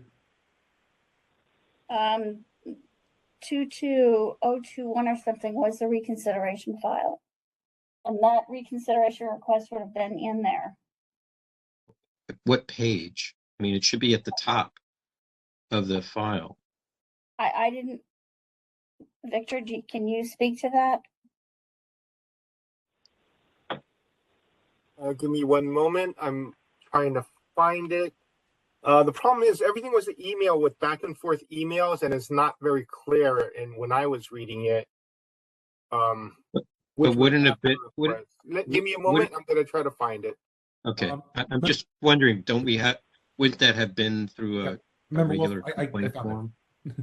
So it looks like it was based on an email. Page 3. It's very tiny, so you have to zoom in.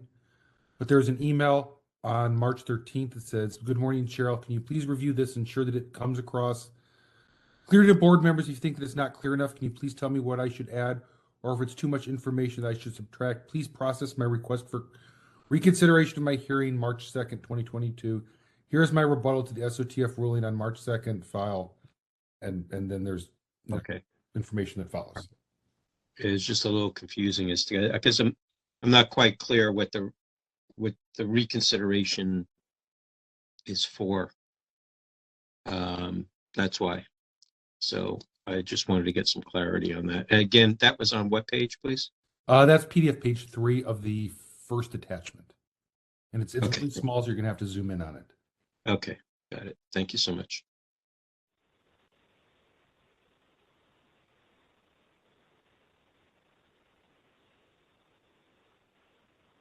Member Stein. Are we still in the question period, or can we sort of also? This is both. This isn't like a normal hearing. So if you want to deliberate, we can go right into that. Okay, because I have a kind of lengthy, I really tried to think this one through and where I stand on it, because I think it is kind of a complicated case. But several things I want to say. For me, this request for reconsideration hinges on what's being called Exhibit C and D. Exhibit C is this idea that Conrad House was instructed before that they have to post meeting notice. Post meeting notice to me means that when you hold your 2 public meetings a year, you must post notice that you're holding these public meetings. It's not the same thing as requiring that they post minutes of those meetings. And so unless there is some other determination or evidence that they were told that they had to post their minutes, I'm not seeing that anywhere, but I do believe they have to post notice of their meetings. And so I think there might be some confusion there. And then Exhibit D, this idea that the petitioner has been given minutes before, which means that then Conrad House is obligated, is not a logical conclusion for me either. Conrad House may have elected to give minutes. That doesn't mean that they're obligated to give minutes. And so I see that distinction. So I was going to say, my position on this reconsideration is that, these documents that we were given, or the argument we were given, doesn't really speak to or provide new information regarding the fundamental issue in the case, which is that city policy directs organizations like Conrad House to hold public meetings twice a year but doesn't really specify that they must completely conform to the public records and meeting laws that other city entities have to conform to. So, city policy under SF Admin Code 12L4, which we did discuss in the first case, really doesn't have anything to say about whether agendas and meeting minutes constitute public documents subject to sunshine laws. It does require the disclosure of certain public records related to financial information. But it doesn't specify that these organizations are the same as city entities and subject to public records and meeting laws in these, 2 public meetings per year. So, not to kind of get too lost in the weeds of this, because we have already looked at this case.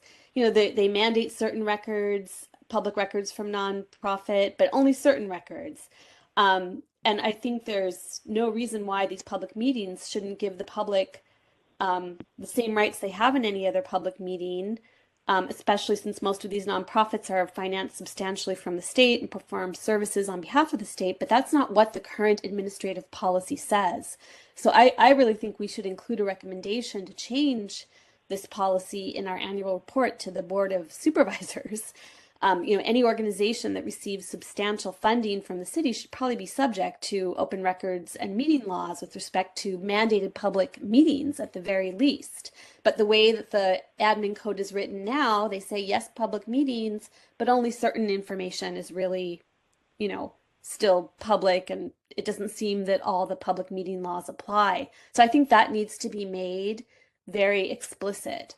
So, I think at a minimum, if groups have to hold 2 public meetings a year, these meetings should be treated as meetings that are subject to sunshine laws like any other public meeting. And then there's a broader argument we could make that entities that are substantially funded by the city perhaps should be subject to sunshine laws as well.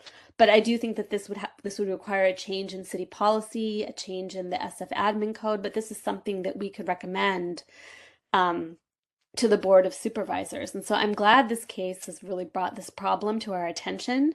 But absent a change in policy, I don't think these records are public, or that meeting minutes are mandated to be disclosed. But I am willing to personally write this recommendation in our annual report. So that's what I wanted to say. Thank you, Member Stein.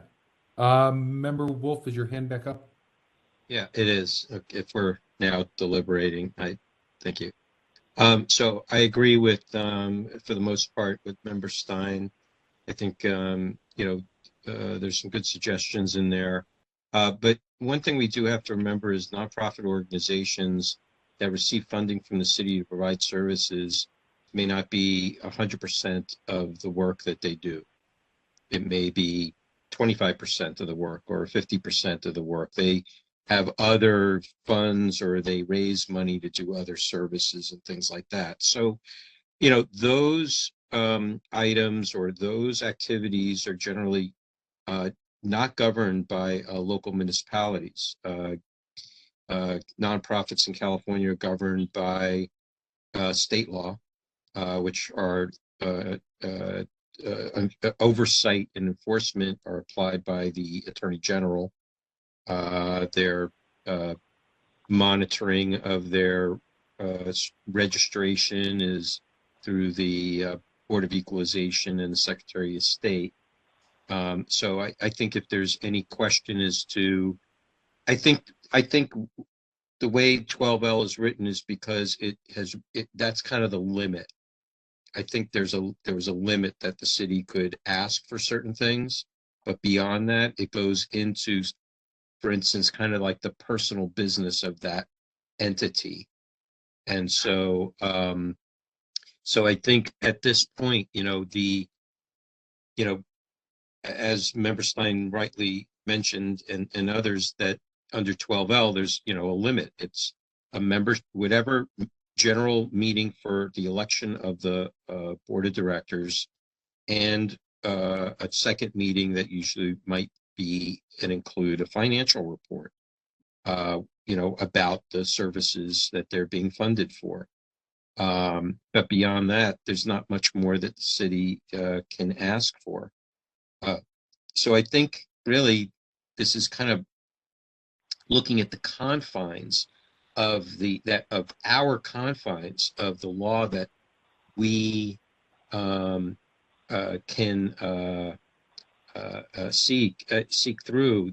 That is kind of the most of it. Now, I will be honest, I haven't checked through the California Public Records Act to see how California nonprofits are applied through there. I don't think there is that much, and I did not check through the Corporations Code because it's not really applicable for us because our scope is specifically CPRA when it comes to public records. So it's kind of long and short of it for me. I mean, I think if there's any more investigation that needs to be done, it's got to be done by the Attorney General that oversees how nonprofit activities. That's it. Thank you. Can I just respond briefly? Which is that, my ideas come from having looked at freedom of information laws around the world. And there are many places where if a nonprofit is getting substantial government funding and performing services on behalf of the government, that public access laws can be made to apply to them. I'm not saying we do it here, but I'm saying that's a principle that's being used in freedom of information law around the world. But I do think that at the very least, if we're going to have mandate 2 public meetings a year, they probably should be treated the same way any other public meeting would be treated in terms of the applicability of, open access, public document and public access rights to those meetings. And at the very least, I would like to try to write a policy recommendation to that effect. Thank you, Member Stein. I'm just going to kind of give a quick reminder here that we have to kind of keep on topic the way this is agendized as a reconsideration, which means our discussion should focus on whether new evidence was presented or whether or not that new evidence supports a reconsideration. I think there's a lot of good ideas here, but I don't want to get too much off what the agenda states, which would be more of a discussion of policy and potential proposals, which we can't really discuss under this agenda item. So I'll make my comments. I tend to agree here with what was said earlier by everyone. I think this really needs to focus on what new evidence was presented, and so there was a series of exhibits, mainly as Member Stein stated, Exhibit C and D. Exhibit C talks about the fact that meetings have to be posted. I don't think that's new evidence that warrants reconsideration. Exhibit D talks about that meeting minutes were provided in the past. Again, I don't think that as Member Stein, I think articulated very well, doesn't mean that there's some type of obligation going forward. So I think there's some good policy discussions that can come out of this, and I think would be great for our future, either our maybe compliance and amendments committee or annual report. I think there's a lot of great ways to do it and to have those discussions. As far as this case goes, I'm just not seeing new evidence that would support a reconsideration.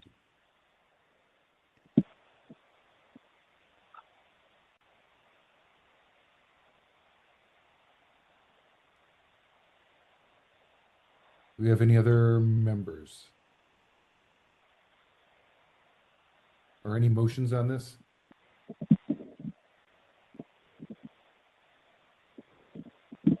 This is Member Stein. I can make a motion that we deny the request for reconsideration based on the lack of new evidence.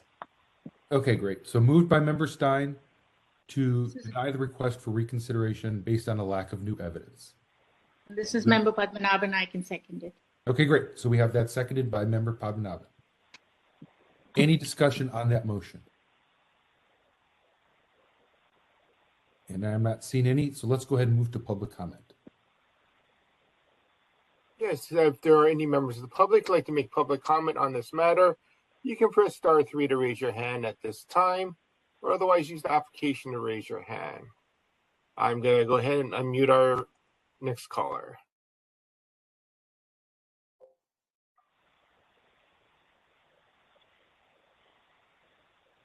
Caller, I've unmuted you. I'm sorry, I didn't hear that. I have unmuted the caller, but they don't appear to be responding. Okay, I'm going to go ahead and come back to this caller later. I'm going to unmute the next person. I'm just checking in for the next matter, sorry. Okay, no problem. Okay, I'm going to go back to our previous caller. Caller, you've been unmuted.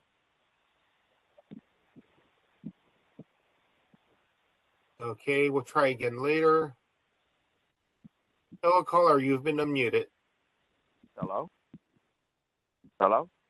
We can hear you. I leave you to Cheryl. Oh, okay. I couldn't tell because everybody was can't hear you. I guess my comment is simply from a consumer point of view. And that is, it seems simple to me, and it seems ludicrous that it would have to go through some circuitous bureaucratic path to provide service to consumers of a mental health service that are receiving case management. That if a company is subcontracted by the Department of Public Health, a city agency, where all others have to make and provide transparency, if predominant amount of your funding is coming from the city, why wouldn't you have to show reports? Why wouldn't you have to show the minutes? Why wouldn't you fall under the same monitoring system that other agencies are that are contracted or receiving Department of Public Health? It just doesn't seem rational. It seems, it's just, that's all I can say. It doesn't make sense that you would not require a contracted company to provide transparency. I mean, if that's the case, sure, let me sign up. You don't have to know what I'm doing. That is all. Okay, thank you. I'm going to try one more time for our previous caller.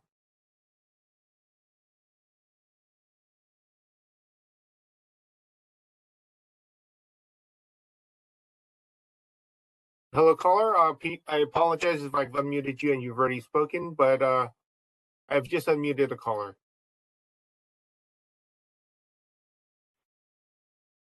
Okay, moving on. Hello, caller. You've been unmuted. You can. Sullivan.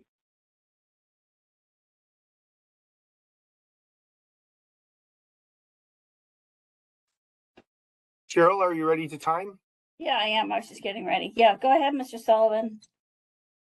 So I don't know. I haven't read the contract, but also if it's like the standard boilerplate city contract, the city owns all work product done by entities that it contracts with. So Department of Public Health can get any records that and are obligated to get records if they're asked for them as constructive possession. The other thing is it sounds like, I don't know about reconsideration on this, but it sounds like she's missing a record from a previous order of determination, and that is a follow-up problem. And that's a problem that I think Sunshine Ordinance Task Force has in general, is following up on making sure that people are getting the records. And if they haven't gotten them in 5 days, then it needs to be moved on to an appropriate agency or ethics commission. Thank you. And I think actually the Public Health Department is, or the Public Health Commission is also this contract, but it is in the Ethics Commission code. All right. Thank you for your time.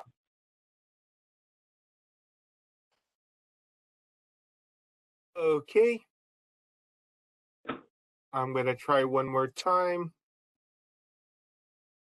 Hello, caller. You've been unmuted. Oh, hi. This is Alex Jackson. I'm with the DPH and public health, and so and behavioral health. So I don't really have a comment. I was just here to answer any questions. Thank you. Okay. I believe that is all of the public commenters, but if I happen to miss you, if you can go ahead and raise your hand again, I would appreciate it. You can press *3 at this time, or otherwise use the application to raise your hand.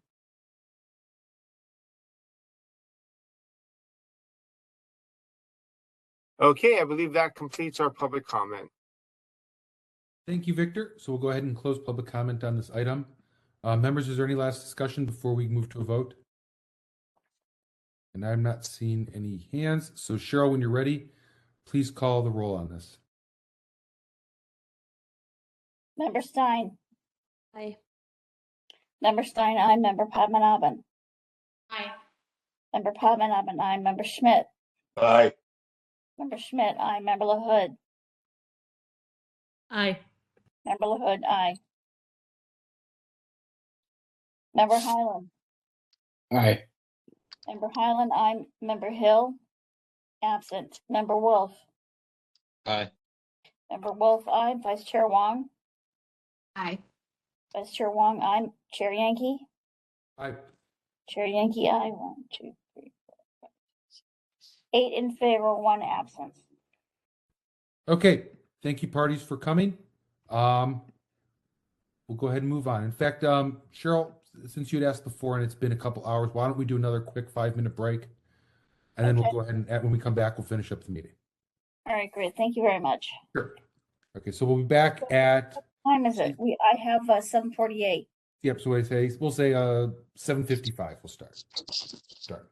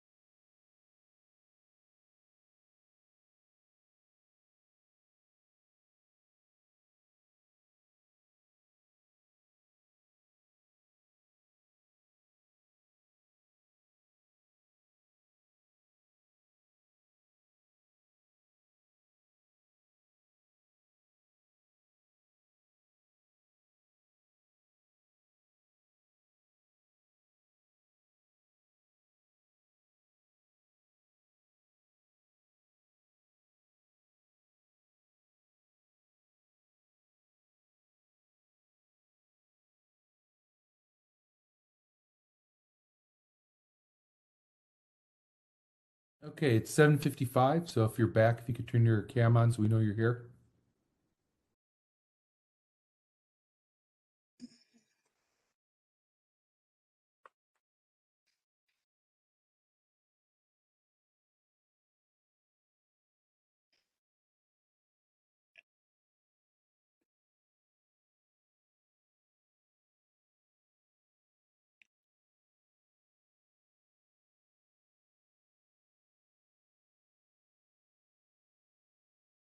And Cheryl, are you back? Yeah. I Okay, am. great. Sounds good. Okay, so I think I at least see a quorum of everyone, so why don't you go ahead and call the roll?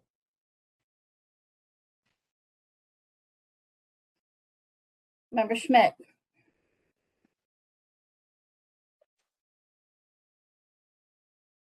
Member LaHood.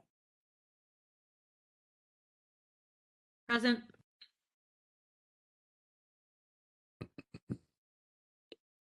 Second. Member Palmanabin. Present. Vice Chair Wong. Present. Member Stein.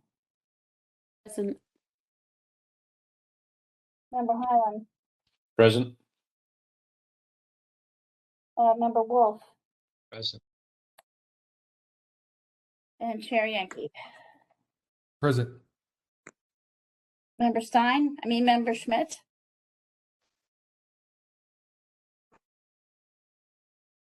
Okay, we'll say Member Schmidt is absent as 6:57. When he comes back, I'll try to announce it. At 7:57. But we have a quorum, so we can continue. So Cheryl, when you're ready, let's go ahead and move on to item number, looks like we're on item number 10.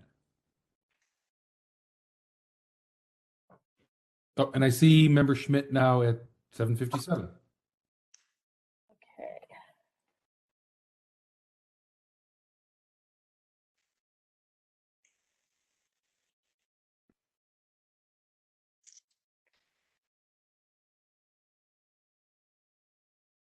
Item number 10, file number 21126, complaint filed by Stillian Bazansky against Deborah Liu, an Office of the Treasurer and Tax Collector, for allegedly violating Administrative Code sections 6724, 25, 26, 27, and 29 by failing to respond to an immediate disclosure request in a timely and complete manner, failing to keep withholdings to a minimum, failing to provide justification for withholding, and failing to provide an index of record.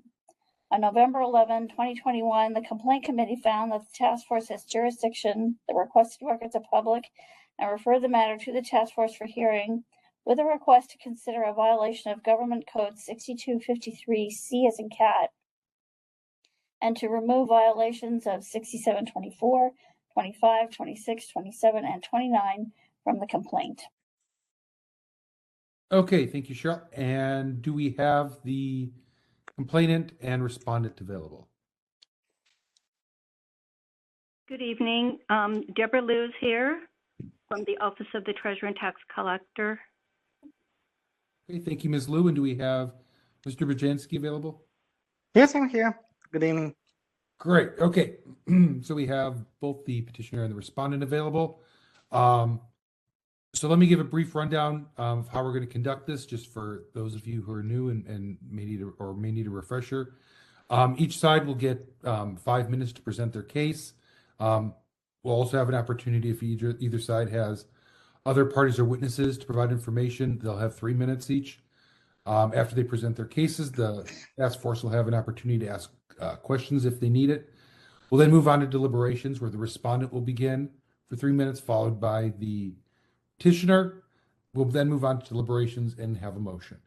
So it looks like this case here started with the Complaint Committee. So I will turn it over to Complaint Committee Chair Schmidt to give us an update.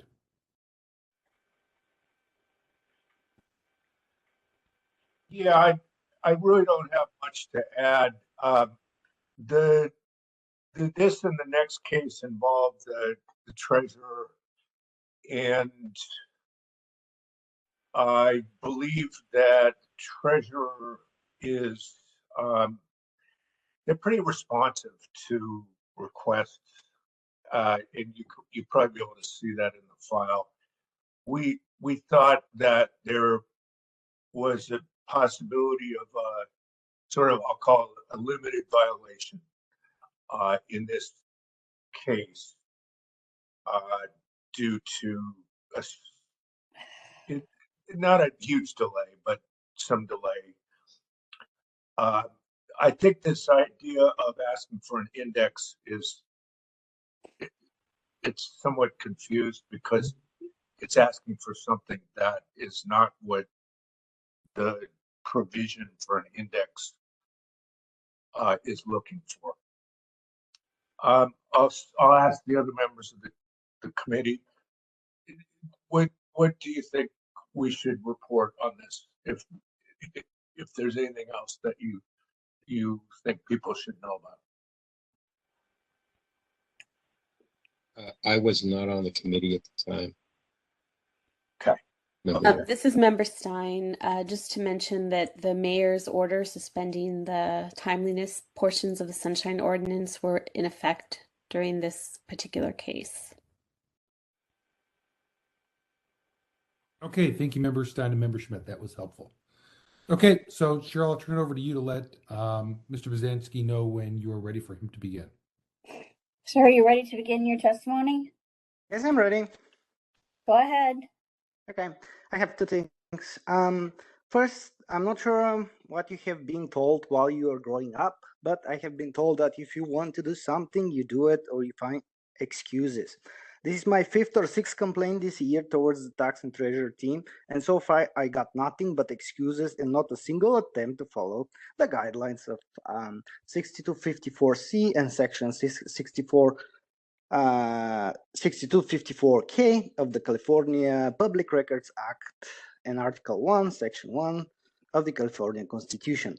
Some of the excuses that I heard so far are not good software that can process the privacy reduction, not enough people in the department to handle the request, the petitioner submits too many requests, the petitioner request contain a lot of information which takes longer to process, and the petitioner requests information which is already public. And second, I have submitted request 223702 back in June 24th, 2022, as per the guidelines of the government code 6254C. The maximum allowed time to comply with this request is 24 days, which means the due date was Monday, July 18. Since the file was still open on July 19, 2022, I decided to proceed and open a complaint with Sunshine Task Force. Now, I suspect that we heard that complaint back sometimes in August or something like that. I'm not sure why we are hearing again. There is another complaint with another ticket, which I don't see on today's agenda, but it's still open. And I'm more concerned about it than about this particular one, because probably it's already closed. Somebody mentioned about the launder breed ordinance, about the timeliness. I think it only applies for the immediate response. I don't think so. It overrides the California Public Acts. I'm not sure the mayor has such power to override California Constitution laws. Thank you so much. That's all. Okay, thank you. And are there any parties or witnesses to provide facts or evidence on behalf of the petitioner? And I don't see any additional hands. So we'll go ahead and move over to the respondent, Ms. Liu. Cheryl, when you're ready, please let Ms. Liu know that you can begin. You ready, Ms. Liu? Yes, I am. Thank you. Go ahead.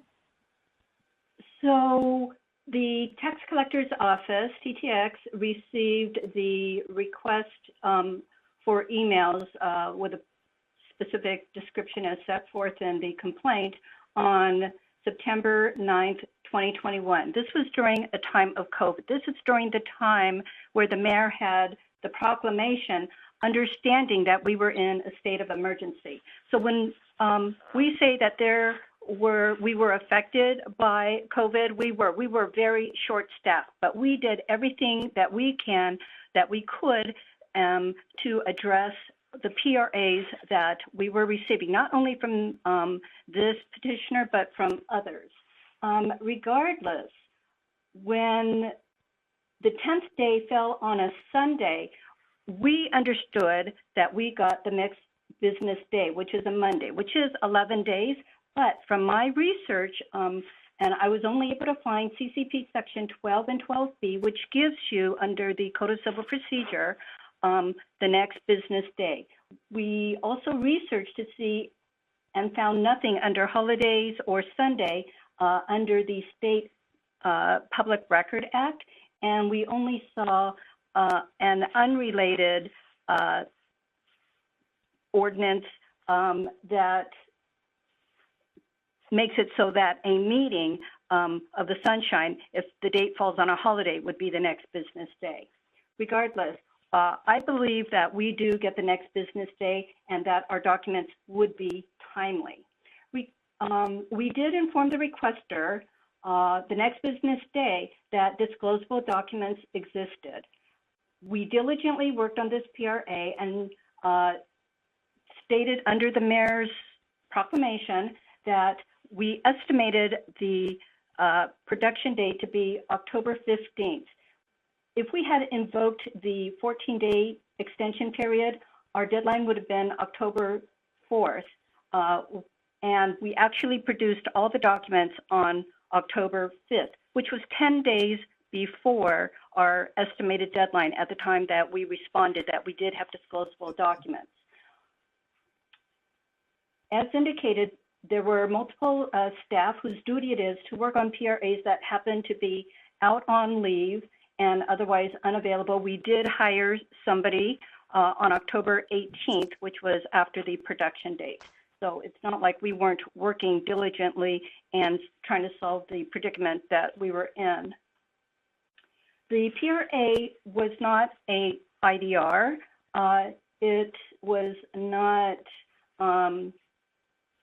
the documents that would be readily available, or I'm sorry, I don't remember the language right now, but we said that we would handle it as a regular PRA, a standard PRA, and we did.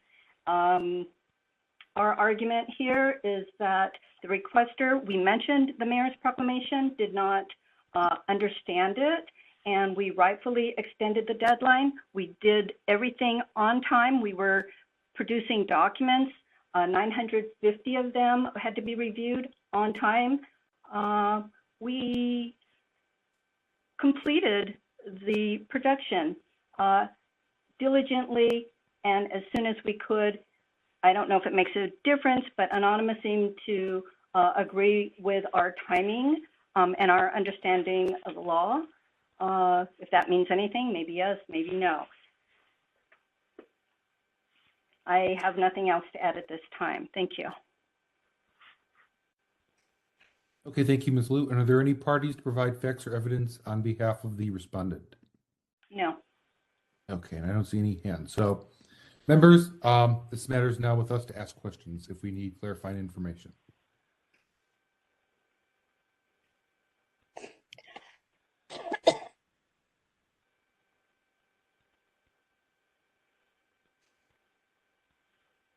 Member Highland? Member Highland here. Is it just me, or is this file coming out hard to read and make sense of? It looks like it's repeated 3 times, and there's no real information in here. I mean, I'm kind of struggling with what's in our file here. Anybody else? It is a little hard for me to follow, Member Highland. If it helps, I think there's a clear printout of some of the next request. It appears to be something like that on page 20. It doesn't require you to flip the page and everything. At least if we're trying to follow some of the dates, it's pretty short here.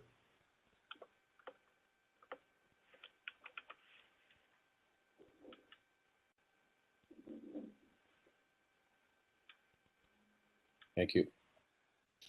I guess I have a question for Ms. Liu, and this is Chair Yankee. So I am looking at page 20, and this looks like a response that was provided on September 20th, and it says it's to the one on September 9th, but it says that it will respond with non-privileged public documents no later than October 15th of 2021. But when I read Government Code 6253, subsection C, part of it says, no notice shall specify a date that would result in extension for more than 14 days. So it seems to me that October 15th would be more than 14 days beyond September 20th. So I'm just trying to figure out how it is that you don't find that date of October 15th to be too far into the future to request an extension to. Under ordinary circumstances, you would be correct. However, because of the mayor's proclamation, it says the mayor orders the following changes to be made to the emergency. First, it discusses IDRs. Then it discusses deadline for agencies to respond. City agencies are not required to provide copies of documents within 10 calendar days or within 14-day extension of time. Instead, they must be responding. You have to give an estimated date as to when the agency will make the records available. And this initial response can be brief. So that's how we responded. We had one employee, to handle all of these cases.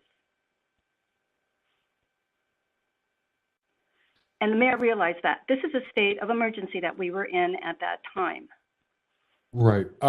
So my understanding is that the mayor's proclamations and emergency orders suspended certain provisions of the Sunshine Ordinance.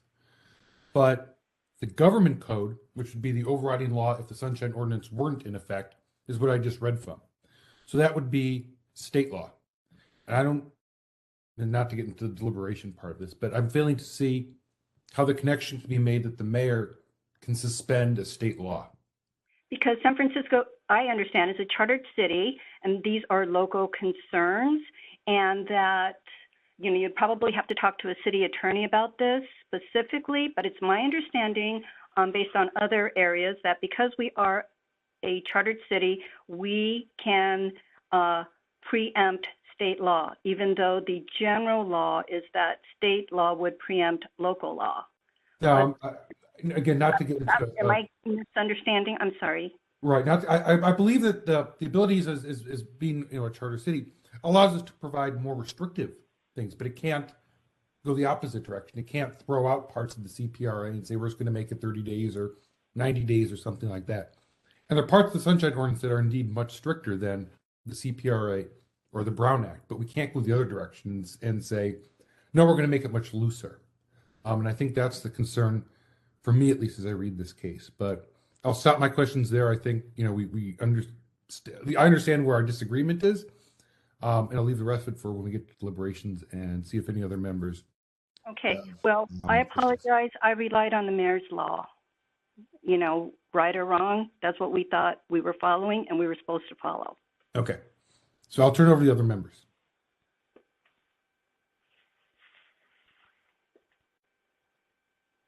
And I see Member Schmidt. Yeah, this is not a question of the witnesses, but Member Yankee, I think you are onto something in terms of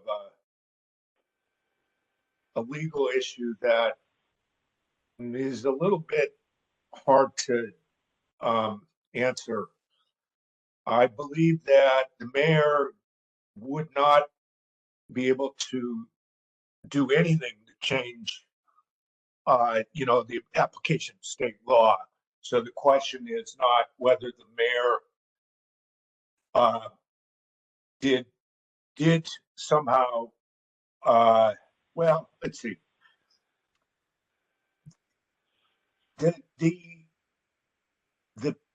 The question that is presented by Ms. Liu is an important question, which is, if it's a charter city,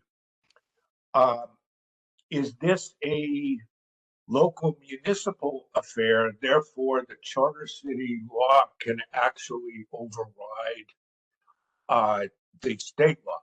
Now, I'm not sure if an order of the mayor would be able to override a state law in that situation. But that's different than whether the sunshine ordinance could alter, say, like in the case of certain exemptions in the state law. Could the sunshine ordinance alter those exemptions? That's a question. Sometimes, is it a municipal affair, therefore the charter is superior in a way? I think here, I don't know the answer as to whether they still needed to follow the deadlines of the state law, because the way the mayor's order is worded to them, it seems like the mayor's giving them some ability to say, hey, look, the mayor said it's okay. And so I don't know the answer to this. And I think that in a way they did rely on good faith on what the mayor had said. It's not necessarily an answer, but that's just sort of the way I view the issues on this.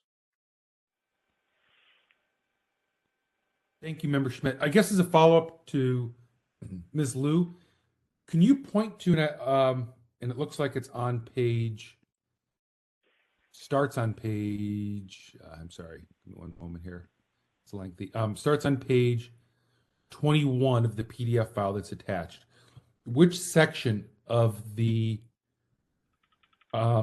emergency proclamation you are referring to specifically that you believe exempted you from the state law deadline? You're going to have to give me time on this one. That's okay.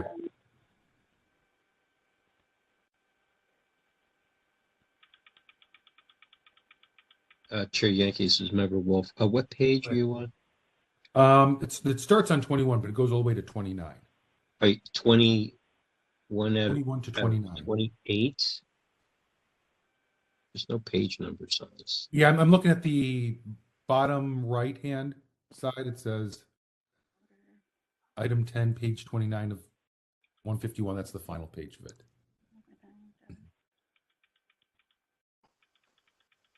I mean, I'll just read the part that I'm looking at that kind of makes me concerned. And this is the final paragraph. This is, I mean, it looks like there's a 9 at the bottom. If you look at the bottom right, it says SOTF 1207-2022, item 10, page 29 of 151. And this is part of the proclamation. And as part of item number 8, and that's the final paragraph.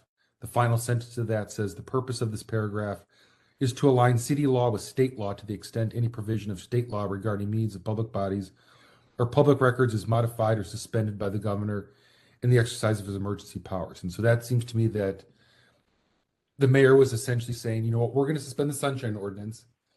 And if the governor does anything with the CPRA, then we will follow along with that. And so that doesn't suggest to me that the city is making its own new deadline, but rather saying we're going to defer to the governor. So unless there's some type of additional proclamation from the governor that extended this deadline, I'm not seeing where that is in this proclamation. I'm sorry, I think I see Member Stein's hand up. You're exactly right. It's the city chose to suspend the sunshine ordinance in certain areas, and this was one of them, and to have state law or whatever the governor deemed to be active at that point. And Member Stein? I think Member Stein, you're on mute. It's part of the problem. That is part of the problem. There you go. Okay, now we hear that. Yeah, no, I'm looking at the proclamation, the mayor's 5th supplement right now, because I seem to remember that there was a specific reference that the extension, the abolition of sort of the time limits did not extend to affecting the CPRA in any way. And so if you look at like page 8 of the 5th proclamation, it says the requirements of admin code 6721A and B, right, which are our timeliness sections, that the city agencies comply with requests for inspection or copying of a public record within 10 days following receipt of the request, or provide a written justification for withholding the record within 10 days. And then it says in that section, the foregoing sentence only addresses those deadlines under the Sunshine Ordinance and does not affect the city agency's obligation to provide an initial response to a requester within the timeframe set forth in the California Government Code Section 6253C. And I think there are other places too where it makes it clear that this is not just, that this doesn't change the CPRA requirements. And we did respond timely. I mean, we did say that we have documents and that it was the production date that we put out. Mm-hmm. But even then, it was only 1 day past had we did the 14-day extension. So, yeah. If you're going to knock out and tell the mayor that, the law is bad, then we're late. Mm-hmm. So it's kind of unfair to us because, we would think that the mayors are, is the mayor and can tell us this is what you do under these circumstances and in this state of emergency. So I think it would be duly unfair to hold us to, a standard where you say you should have ignored the proclamation and followed, Sherry Yankee, you're muted. I confess I don't know what the state law. Ms. Luke, I cut you off there. Ms. Luke, we can need you to respond to the questions, but not re-present again. So if you could point us to the provision that you said you were looking for that specifically you felt extended that, I'd be interested in that, but not a re-presentation. Okay, keep looking then.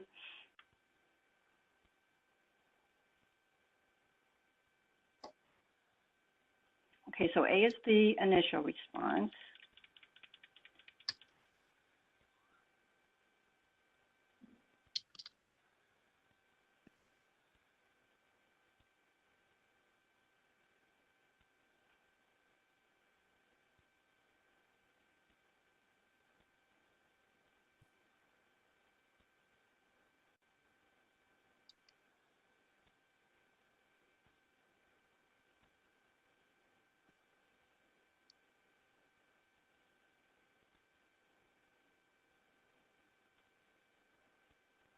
Well, while you look for that, I have a question for Mr. Bajanski. And my question to you is, it sounds like, while we determine whether or not there was an issue with the actual deadline, are there any records that you still need, or is this case at this point mainly focusing on the deadline issue and the time it took for you to receive them? Yes, this particular one is, I think, already closed, but I have the same issue with another open request that pretty much is the same issue, even worse. I mean, it's going to pop up again in the future, so might as well to decide it now, so we don't go again. Well, we have to handle each case separately, so I don't want to confuse the issues. So just for this particular Yeah, absolutely, I understand. Yeah. Okay. So for this particular file, you've received all the documents. The contention or the issue that you have is that you received them beyond the deadline. Is that correct? That is correct. That's a timeliness issue. Okay, great. I just wanted to make sure that there weren't outstanding records that you still haven't received.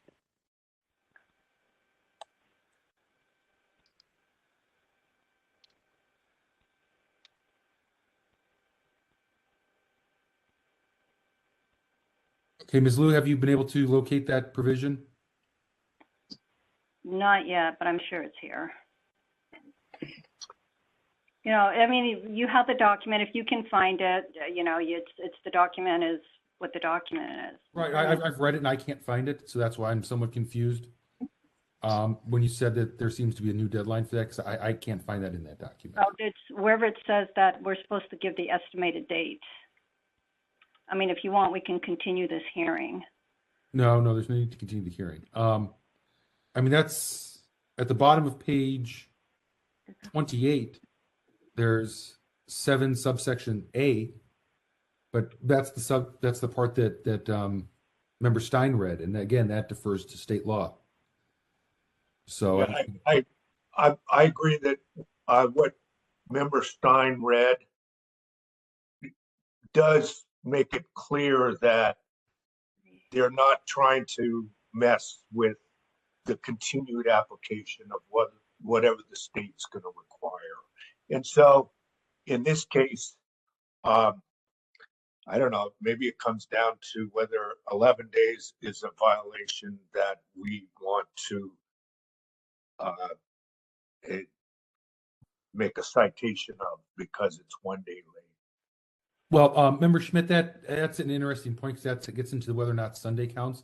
I guess my concern, if you go back to page 20, was this is the response that was given on September 20th. And the last sentence says, we are continuing to review the documents and will respond with non-privileged public documents no later than October 15th. And so that's give or take 35 days, right? And Government Code 6253C says that no notice shall specify a date that would result in extension for more than 14 days. So it's really 35 versus 14 days. So I don't even think we have to get into is a Monday versus a Sunday or anything like that. I think clearly 35 is well beyond the 14 days contemplated under state law. Good point. Good point. Yes. Thank you. Member Well, Wolf? you were actually copied. Well, I don't know. If there's members of the Sunshine Ordinance Task Force, so you would have been copied with this memo from John Gibner, Paul Zarefsky, Mandu Prahan, and Deputy City Attorneys Brad Lucy, dated March 30th. Temporary modifications of the public record law during COVID. Is this part of the packet? No, not part of the packet. But this would be, what you would have been, I don't know, I don't think instructed, but advised of the interpretation of that proclamation. Did you want to read it into the record for us, the part that you believe is relevant to your case? Sure. The mayor's orders made the following changes during emergency. Immediate disclosure requests. City agencies are not required to respond within 1 business day to requests for immediate disclosures of public records. Agencies that receive immediate disclosure records must respond within 10 calendar days plus applicable extensions in the matter discussed below. Number 2, it's actually another bullet point. Deadline for agencies to respond to record requests. City agencies are not required to produce documents of records within 10 calendar days of a request or within 14-day time period. Instead, city departments must respond to requests. That deadline informs the requester whether disclosable records exist and the reasons for that determination, and to provide the requester with an estimated date when the agency will make the records available. The initial response may be relatively brief. Third bullet point, duty to provide records. Even though the agencies are not legally required to provide records by a specific deadline, agencies still have a legal duty to provide records promptly, if possible, unless there is a legal basis for withholding the document. But during the emergency, agencies may be unable to provide records as quickly as usual because employees responsible for accessing and searching the records have been redeployed or are staying at home in compliance with the stay-at-home order. Agencies are not required to order those employees to return to work to search for records, but agencies should make reasonable efforts to provide records to the extent feasible. So based on that, we responded with 1 employee that we thought we would need until October 15th, and we worked diligently. So, like I said, it was the spirit of the law that we were following. All right, thank you, Ms. Liu. Member Wolf, did you have your hand up? Yeah, the analysis that is brought forth by the city attorney, unless it is a legal opinion that has the weight of law, it's purely a guideline. And I'm not so sure, depending upon the date of that one and the dates of the various proclamations and updates that were coming through, I'm not sure that there's alignment there, because as you were pointing out, Chair Yankee, on what page was this? Yeah, the bottom of page 28 of the mayor's 5th proclamation that Member Stein also brought forward. It's very clear in there, and it's very clear that it says it doesn't affect the city agency's obligation to provide an initial response to requester within the time frame set forth. Okay, as far as going forward, the only thing that's applicable is the California Public Records Act. The mayor basically said, I'm suspending the local law. We're just going to let state law apply. And however the governor was going to manage that would then be the rule of the day. So while I understand the analysis that the city attorney brought forward, I don't know that they could, controvert it, what the proclamation was stating. I think it was a suggestion. Well, nobody raised Okay, issue with Ms. you know, Lou, Ms. Lou, that wasn't a question. Please, I'm going to need you to wait to respond unless one of us have a question for you. It's not fair to Mr. Bazansky, who's not been jumping in, to give you that extra time. So, Member Wolf, did you have a question for Ms. Lou? Yeah, no, I was just responding, and I apologize if it was out of turn here. I kind of not clear if we're done with the question and answer period. Yeah, I'm starting to get the feeling that we should maybe consider moving into the deliberation phase here. Yeah, well, we need rebuttals, don't we? Yeah, I was going to do rebuttals first. So I was going to say, unless anyone has any additional questions, I'm going to go ahead and let rebuttals begin, and then we can deliberate. Member Schmidt, I see your hand. Is that just left up? I'll save it. I was just going to generally agree with what Member Wolf just said. That's okay. All right. So let's go ahead and move to rebuttals. So Ms. Lou, you'll begin. You'll have 3 minutes, and then after you, we'll have Mr. Bazansky give his 3-minute rebuttal. So Cheryl, when you're ready, please let Ms. Lou know when she can begin. Ms. Lou, are you ready to begin? Yes, thank you. You may begin. Okay, the proclamation that we were looking at, starting on page 20 of 151, is the 5th supplemental, 5th supplement to the mayor's proclamation declaring the existence of a local emergency dated February 25th, 2020.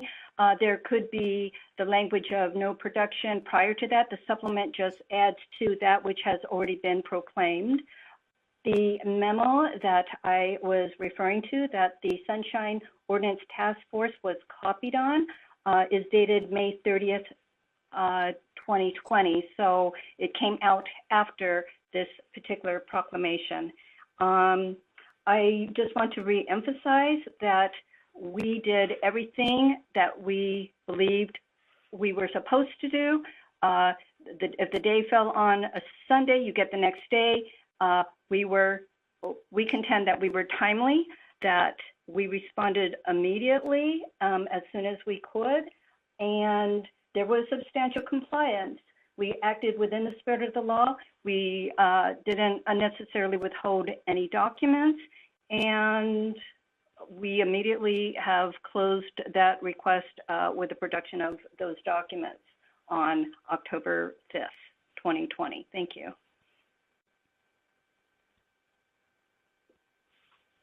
Okay, thank you. And let's go ahead and move on to the complainant, Mr. Bazansky. So when Cheryl is ready, she'll let you know. Yes, I'm ready. Are you ready, sir? Yes, I'm ready. Go ahead.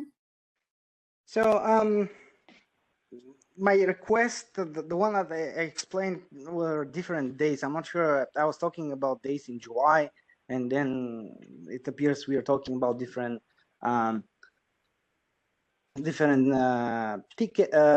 complaints. But anyway, it appears that it's not about 1 day, it's over 10 days over the deadline. We're not talking about 24, 25 days, we're talking about 35 days.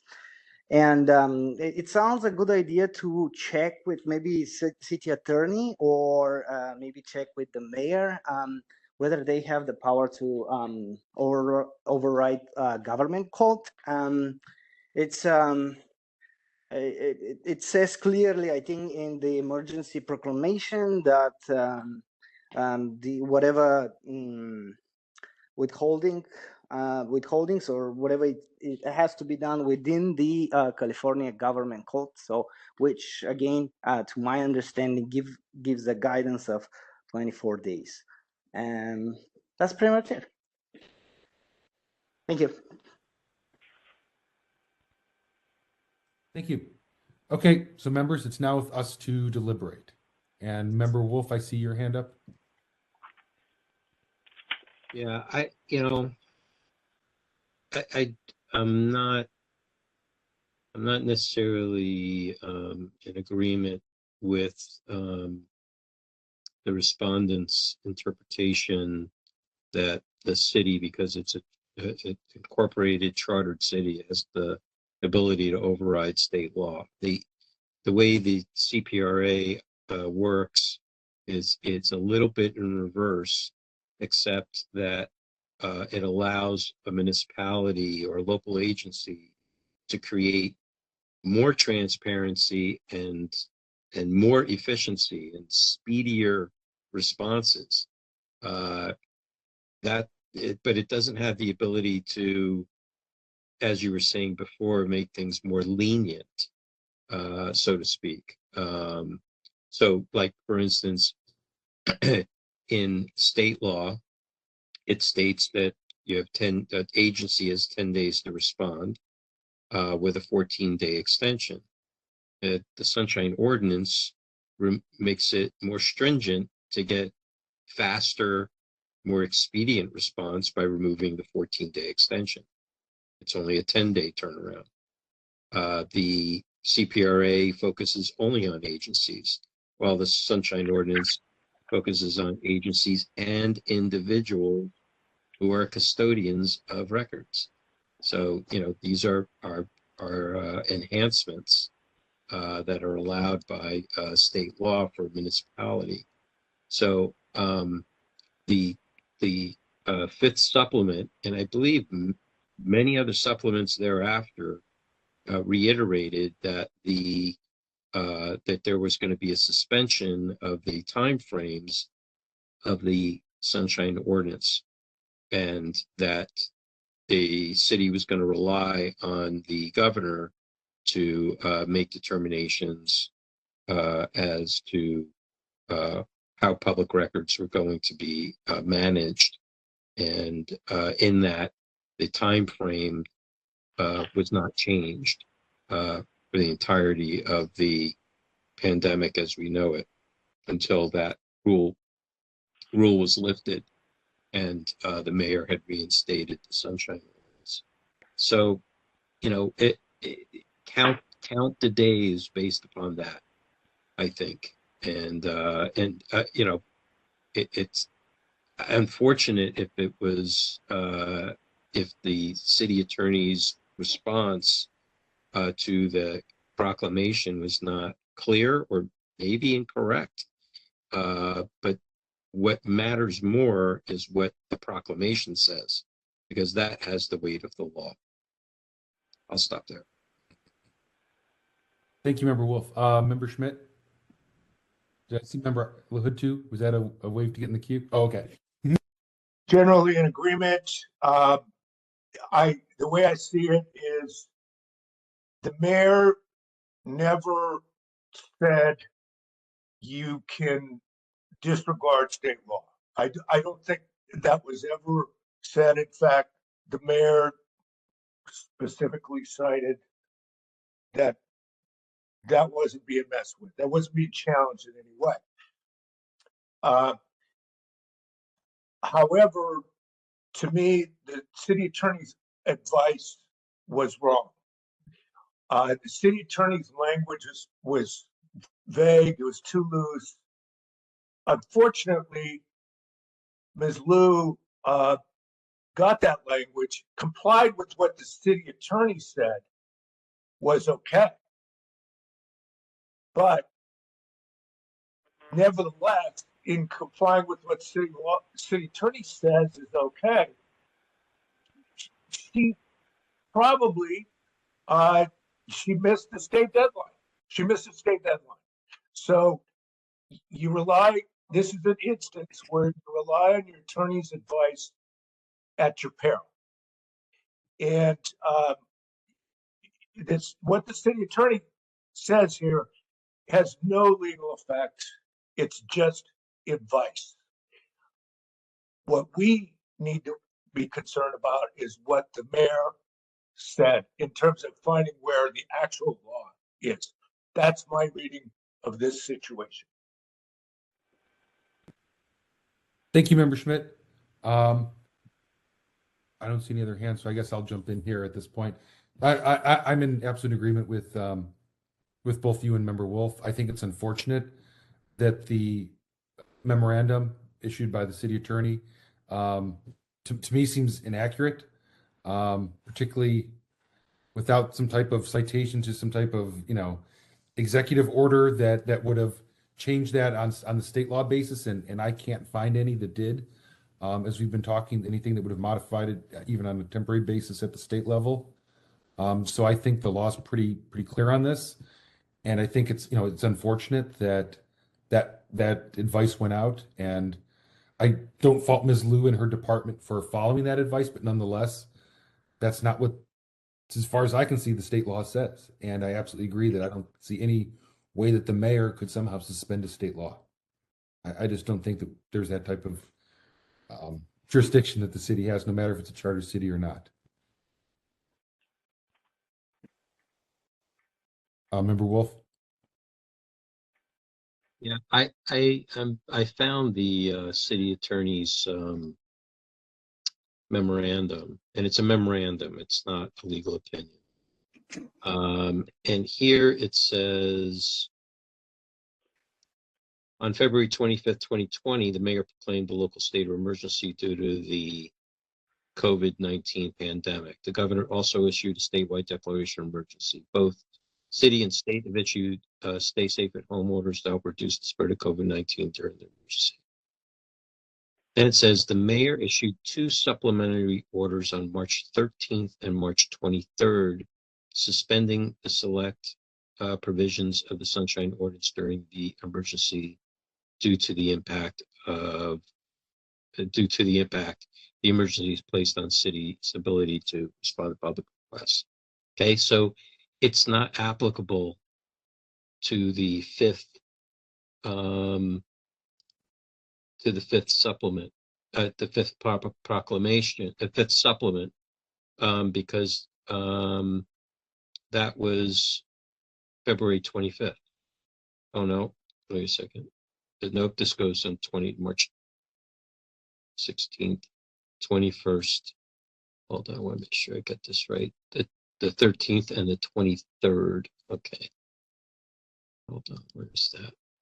19th, March 21st, the governor issued executive order. On March 18th, Superior Court. What date was that? Date was this order made? The fifth one here, March 23rd. Okay, it's okay. So it's correct. I'm sorry. So that's correct. All right. I just want to make sure it was in alignment with the right proclamation. So there in the second bullet, and this is where Ms. Liu was reading from. Yeah, I can't really understand how they construed this from the executive order. I mean, from the proclamation, because I don't know where they're referring to in the proclamation to get that information from. They don't like cite a paragraph or a bullet item or a location with regards to that. So I'll stop there for a moment. I may have something as I finish reading through it. Any other members?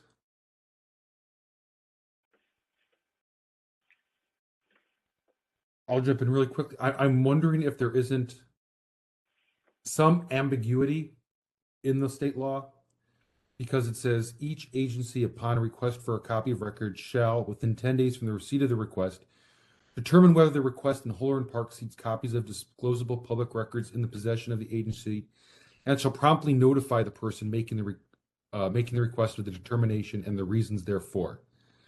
So there might be, and then it talks about the extension, right? So it might be a thought that all that needs to be given is a notification within 10 days, or then within a 14-day extension versus the actual records themselves. But that would seem like a inappropriate read, because why would you, if once you've determined that you have records that are disclosable, I don't see how one could then argue that you can set some random arbitrary date sometime in the future when you'll actually turn the records themselves over. But that might be why there's a little confusion. Well, Mr. Chair, if I may, the rationale is that if it takes you 10 days to do the research to see if you have the records or not, and then once you find the records, if it's not like something simple that you can just send out fairly quickly, and you needed an extension, the time frame could not then extend more than 14 days. But the response still has to be within 10 days. So no matter what, it can't exceed 24 days total. So if they picked it up on day 3 of 10 and said, well, we're going to invoke an extension, the extension can't be more than 14 days. So at that point, it'd be total of 17 days. No, I agree with you. I'm just saying, I wonder if there wasn't a misinterpretation saying that they think that somehow the state law only required an additional notification 14 days later, that they could do 10 days for the initial response, which they did. You could argue they were 11 days. And then thinking that we can set any, time we want because we already told. I mean, it doesn't make sense. I'm just trying to figure out how that memo would be written that way. Nonetheless, I'm not sure it's really applicable here. Yeah, again, going back to what Member Stein had pointed out on the bottom of page 28, I think you did too, number 7A, it's very clear there exactly what the intent of the mayor is. Yeah. So are we at a point for a motion here? I don't want to belabor the points here. I think we're kind of discussed this and are at a place we need to be for a motion.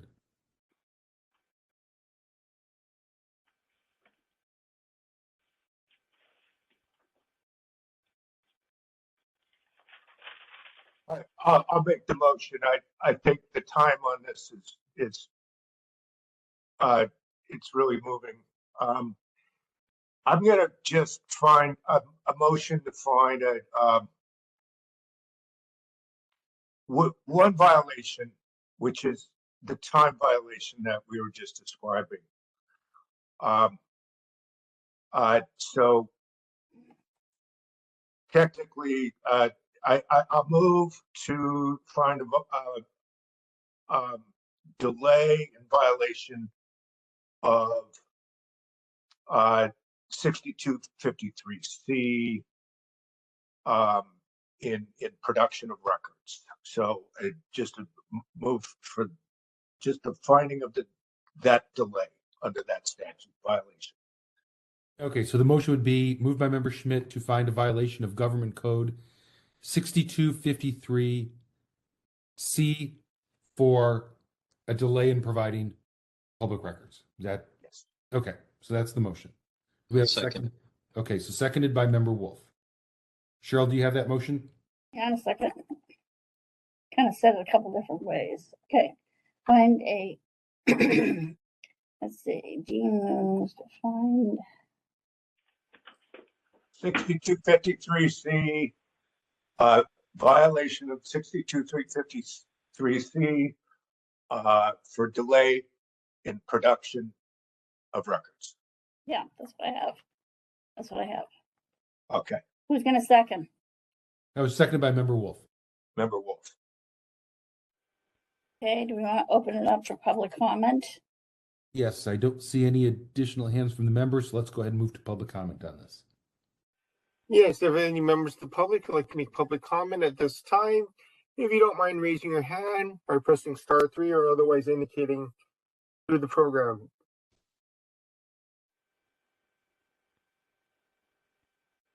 I'm not seeing any additional hands being raised at this time. Thank you, Victor. So we'll go ahead and close public comment. Members, do we have any final discussion on this before our vote? Member Schmidt, I'm assuming your hand's not for additional comment? Okay. Member Wolf? Yeah, just real quick. I think it's an important point that the mayor makes in this proclamation in the very last paragraph. I'm not going to read any of it, but basically says that we're suspending everything locally, and we're going to just follow whatever the governor does. And I think that that's really the crux of the matter here. No matter what how the city attorney analyzes it, I think what we're reading is correct. Thank you. Okay. All right. I think we're ready for a vote. Cheryl, when you're ready. Member Schmidt? Aye. Member Schmidt, aye. Member Wolf? Aye. Member Wolf, aye. Member LaHood? Aye. Member LaHood, aye. Member Padmanabhan? Aye. Member Padmanabhan, aye. Member Stein? Aye. Member Stein, aye. Member Highland? Aye. Member Highland, aye. Member Hill, absent. Vice Chair Wong? Aye. Vice Chair Wong, aye. Chair Yankee? Aye. Chair Yankee, aye. 1, 2, 3, 4. 8 in favor, 1 absence. Okay, great. So we'll go ahead and move on to the next file, which I believe are the same parties. So we'll just try to jump right into this one here. This one also looks like it went to the complaint committee. So Cheryl, have you read it, and then we'll have Member Schmidt give a summary of it. Okay. Item number 11, file number 22084, complaint filed by Stillian Byzanski against Deborah Liu and the Office of the Treasurer and Tax Collector for allegedly violating Administrative Code Section 6721 and 6725 and California Government Code Section 6253, C as in cat, by failing to respond to an immediate disclosure request in a timely and or complete manner. On August 16, 2022, the Complaint Committee moved to find that the task force has jurisdiction, the requested records are public, and referred the matter to the task force for hearing with a recommendation that there is no violation. That's pretty much what our thoughts were on this one. It seems like they were pretty meticulous in picking out the exempted records, and they did. I thought myself pretty good job over at the Treasurer's Office of responding on this case. So we recommended a finding of no violation. Members Stein and Wolf, do you have anything to add on it? Don't. Okay, great. Thank you. Let's go ahead and get started. So when the complainant is ready, Cheryl, if you could let him know, and we can get started. Sir, you ready, Mr. Byzanski? Yes. Go ahead, sir. For this particular complaint, I'm not prepared, so it's pretty much looks the same as my previous complaint, so we can maybe combine them, or but it raises the same issue about timeliness, as far as I can see. That's all. Thank you. Okay. And are there any parties to provide facts or evidence on behalf of the petitioner? No. I don't see any hands here. So we'll go ahead and move to the respondent, Ms. Liu. When you're ready. Are you ready, Ms. Liu? I am, thank you. Go ahead. I really don't have much to add other than what's already set forth in my response to the complaint dated August 3rd, 2022. This was not an IDR because it wasn't simple, routine, or readily available. The deadline fell on July 4th. Again, I believe we have the very next day to respond, next business day, which we did in fact respond and continue to respond and produce documents. We had two legal assistants working on this. I think the total was 71 hours for reviewing an estimate of 1,500 responsive items. They spent 14.1 or 2 hours a week on this. We worked diligently. We were able to close it the day after we drafted the response to the complaint. I just don't see that there's a violation in what we have done at all. You know, we worked diligently. We worked as hard as we could. It wouldn't be fair just to work on one case. We kept the, everything's in the response. This was properly handled as a standard PRA and under the CCP 12 and 12B. That's the only section we can find that addresses when the deadline, how to count days, and when the deadline falls on a weekend or holiday that you use the next business day. Thank you. Okay, thank you. And are there any parties provide facts or evidence on behalf of the respondent? No. All right, and I don't see any hands, so we'll go ahead and move to the question phase. Members, do you have any questions on this item? Member Wolf. Yeah, Ms. Liu, I'm looking on page 7 of 28. It has the number 2 marked at the bottom of the page. It's a facsimile of the next request, which was, I believe, the original request. I think it says June 24th, 2022. It says here, I'd like to make an immediate disclosure request, production of all emails, so on and so on. You're saying that it was a regular request? No, I don't. First of all, page 7 of 151. Let me see. No. Page 7 of 28. 7 of 28. Yeah, you're looking at the previous. Okay, I see. Yeah, we're on 2208. Okay, wait, I closed out. I gotta find this again. Hold on, I'm sorry. No, take your time.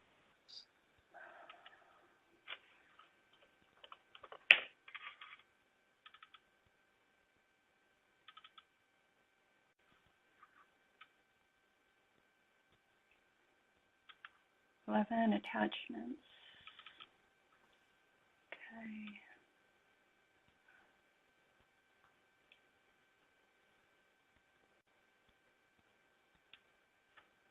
Huh, can't read it. It's too small, but go ahead.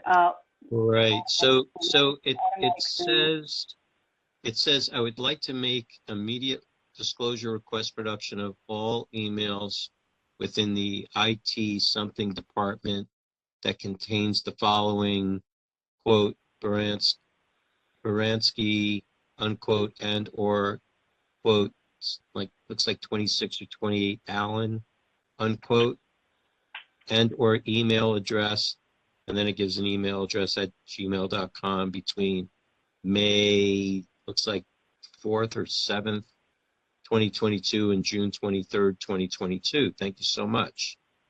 Okay. Okay, so you had testified that you were claiming this to be a regular request. No. And not an IDR. I'm sorry, let me rephrase. Okay, so in our response on August 3rd, 2022, it says on paragraph Roman numeral 2 that we received on June 24th, 2022, a public record request from Bazansky. He labeled his request as a IDR, and on the same day, TTX legal staff asked IT to pull the responsive documents. Approximately 1,500 potentially responsive items, including emails attachments, were produced. Although the requester labeled it as an IDR, the request did not meet the requirements of an IDR because it was not simple, routine, or otherwise readily answerable as required by Section 6725A. So on that same day, we responded to the requester that it did not qualify as an IDR and that the request would be handled as a standard public record request subject to the normal applicable 10-day response time with a possible extension. And then we said we'd be in touch with him no later than July 5th. And that's when we had reviewed by then 200 records and a total of 15 hours. And that. Okay. So I'm reading 6725A, and it just says, doesn't say anything that it doesn't describe subjectively what the documents, it says that what it says with regards to a simple or routine, it says maximum deadlines provided in this article are appropriate for more extensive or demanding requests, but shall not be used to delay fulfilling a simple or routine or otherwise readily available request. So there is a maximum deadline.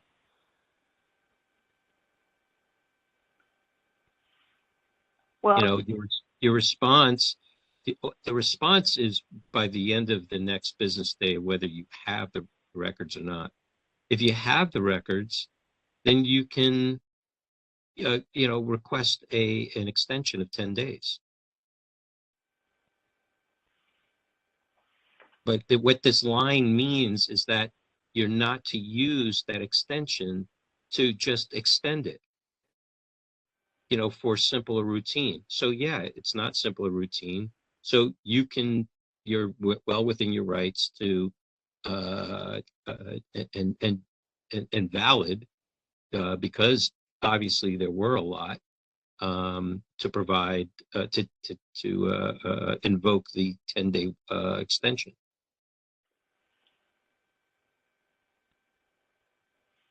Now, if you needed more time, I mean, there is the ability to do it on an incremental or rolling basis, as in 6725D, which gives you that ability to do that.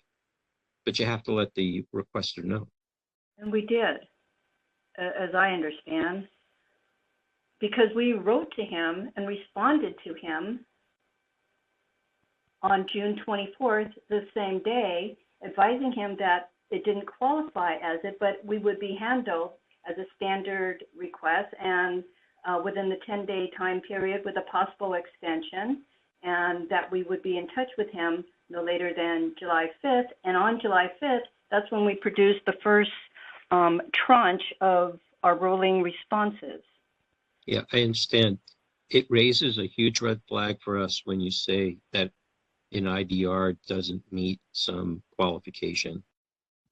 No one can reclassify an IDR. There's no allowance for it. There's no authority to do it. An IDR is an IDR. It just is what it is. You can't convert it. It was the into something IDR, else. but we handled it as if it were, I guess, And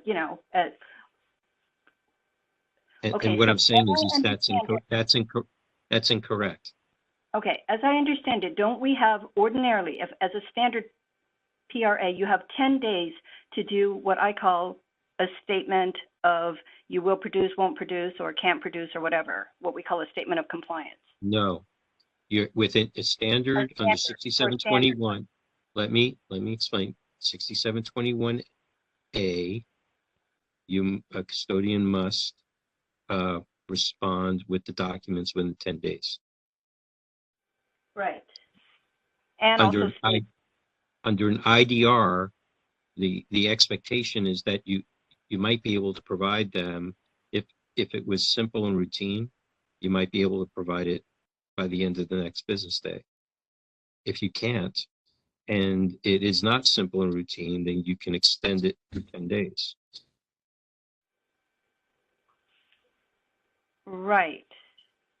And I guess because we responded on the sorry, is same there day, a question? isn't that doing it as an IDR? Well, That's what we were doing. That was my question, was that, you know, did the agency convert it from a IDR to a standard? We've run into this before. That was simply my question. Yeah, and the answer is no, we didn't convert it. We just said we can't, basically, you know, it wasn't simple, and that we would produce within the, I guess, is that 10 days? I mean, I assume that it was. Yeah, it's within 10 days would have been July 4th. So you get the next day, which is July 5th. So that's the extension. But we did respond, we did such a quick turnaround on this. Okay. I'm going to move on to Member Schmidt now. Go ahead. Thank you. Yeah, I just wanted to say that Ms. Liu, if you ask different members of this task force, you may get different answers as to sort of like how you should legally respond to something. And if we gave you an answer collectively, then it's a collective answer. We may have different answers to a question, but I just wanted to say that my answer on this IDR conversion and IDR treatment might be significantly different than Member Wolf's. So just, I'm not quite sure if we should be just engaging in question answers about hypotheticals in a complaint resolution type of scenario. Well, I think for everyone's edification, it would be good to know, so we do it the way you like it. You know, we want to comply. We're doing everything we can to comply. And I totally understand that, yes. And it might be my opinion that what you did here is perfectly fine. And someone else may think differently. That's how it works here sometimes. But I just wanted to make sure that you heard from me also, since I do think I do have a different opinion on the situation. Thank you, Member Schmidt. Do we have any other specific questions, or are we ready to hear rebuttals so we can get into deliberations on this? I'm not seeing questions, so let's go ahead and do rebuttals, and then we can do deliberations. So, as with the last file, we'll start with the respondent. We'll have 3 minutes, followed by the complainant for 3 minutes, and then we'll deliberate. So, Cheryl, when you're ready, please let the parties know. Ms. Liu, are you ready to begin? yes, I am. Go ahead. It seems to me that if the Sunshine Task Force Committee has a different opinion, that my approach would have been a reasonable interpretation of an IDR. The IDR was handled and responded to the same day. We responded within the 10 days. The only exception is if you're going to argue that we don't get the next business day, that we have to respond before, the 3-day weekend, which cuts into our time when there's 1,500 records, and we spent 71 hours on this. How are you going to do it in one day? If you're expecting us to respond within 1 day, we couldn't even do it within, 10 calendar days. So Be that as it may, if, you know, we've done what we could, we did it on a rolling basis, we worked on it diligently. This is highly sensitive with all the information being private, attorney-client, work product. You know, we're trying to do a good job. And I don't, if we're in violation, we're in violation. Thank you. Okay, thank you, Ms. Liu. Show when you're ready for the complainant. Mr. Brzezinski, are you ready? Yes, I'm ready. Go ahead, sir. In terms of the IVR, I don't think so there is a violation. I only think there's a violation in terms of the whole, California law. So, and I think that request was, again, just 1 day or something like that, postponed, like 25 days, if I'm not mistaken. So that's all. Thank you. Okay, thank you. All right, so members, it's with us here to deliberate. Member Schmidt, is that your hand up? No, okay. Member Wolf. Yeah, I just want to say, you know, we've had more than 3 in the past several years, times when respondents have testified that they've don't consider an IDR an IDR, that they consider it to be a standard 6721 request, and we've warned them not to do that, and we've cited them to not to do that, because the rules are different between the 2 different requests. They each stand independent of each other. So I just wanted to state that. The second point here is I'm not necessarily understanding in the complaint where there is a timeliness issue,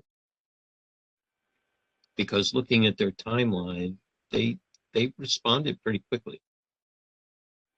I'll stop there. Member Stein. Yeah, I was going to say, I also do not see a timeliness issue. I do have a difference of opinion on the IDR. I do think IDRs are meant for requests that are simple, routine, and otherwise readily answerable. And I don't think this was a request that was any of those things. You can tell by the amount of hours it took, and just looking at the request, I don't see how it could have been resolved within 10 days. But nevertheless, they did get back to the petitioner in 1 day, and they did begin releasing records on a rolling basis within 10 days. So I don't see a violation of timeliness. Thank you, Member Stein. I'll jump in as next. I'm largely the same opinion. I think the part about whether or not an IDR is converted or not is somewhat a discussion of semantics. I think we need to really look at were the provisions under the IDR followed, and so to me, I have to look for was an initial response sent within 24 hours, and it was. Were some records sent within 10 days, and they were, and then were follow-up records provided on a rolling basis, and they were. And I think Ms. Liu's response and her table or graph, whatever you want to call it, and her response was very informative. I think it demonstrates that they, worked on this diligently, spent, time doing it. They didn't delay. So I don't see any timeliness violations here. Member Wolf, is your hand back up? Oh, no.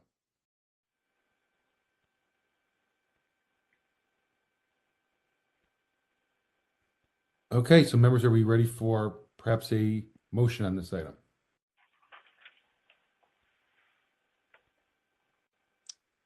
Member Stein, I can make a motion that we find no violation for timeliness in this case. Member Highland, I'll second that. Okay, so moved by Member Stein, seconded by member Highland, to find no violations regarding timeliness in this case. Okay, any further discussion on that motion? And not seen any, let's go ahead and move to public comment on that. Yes, so if there's any members of the public who would like to make public comment on this matter, you can raise your hand at this time by pressing *3, or otherwise raising your hand through the application.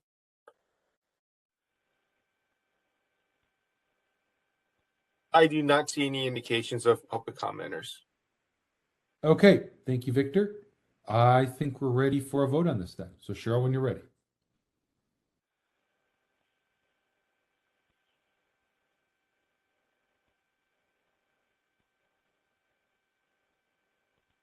Member Stein? Aye. Member Stein, aye. Member Highland? Aye. Member Highland, aye. Member Schmidt? Aye. Member Schmidt, aye. Member LaHood? Aye. Member LaHood, aye. Member Padmanabhan? Aye. Member Padmanabhan, aye. Member Hill, absent. Member Wolf? Aye. Member Wolf, aye. Vice Chair Wong? Vice Chair Wong, aye. Chair Yankee? Aye. Chair Yankee, aye. 8 in favor, 1 absent. Okay, thank you, Cheryl, and thank you to both parties for your attendance and for sticking with us for so long. We appreciate that. Thank All right. you. We can go ahead and move on to the next item, Cheryl, when you're ready. Okay. Item number 12, 2022 Annual Report. Discussion and potential action on the process and scope of an annual report and determination of the annual report ad hoc committee membership and meeting process. On October 11, 2022, the Rules Committee, directed by Member Stein, to form an annual report ad hoc committee composed of less than a quorum of members of the full task force, with the charge of developing the process for completing and disseminating a 2022 annual report and accompanying press release for distribution to the Board of Supervisors, the general public, and local media no later than January 31, 2023.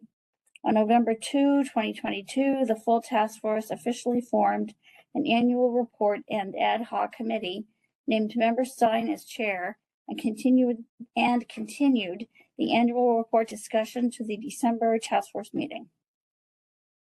All right, thank you, Cheryl. And I think it's good that we're getting to this item and it's before 9:30, so that's a bit of a change. So I think we'd have maybe a little more robust discussion on this if we want. So I think this item is basically just to pick up where we left off last time, which was, well past midnight. So from our last meeting, we officially formed an ad hoc committee to work on the annual report. This was after the work that was done by the Rules Committee. We named Member Stein the chair of that, and so I will turn it over to Member Stein to lead the discussion on this. Yeah. I have to say some of us are on the East Coast, so it is well after midnight, but that's okay.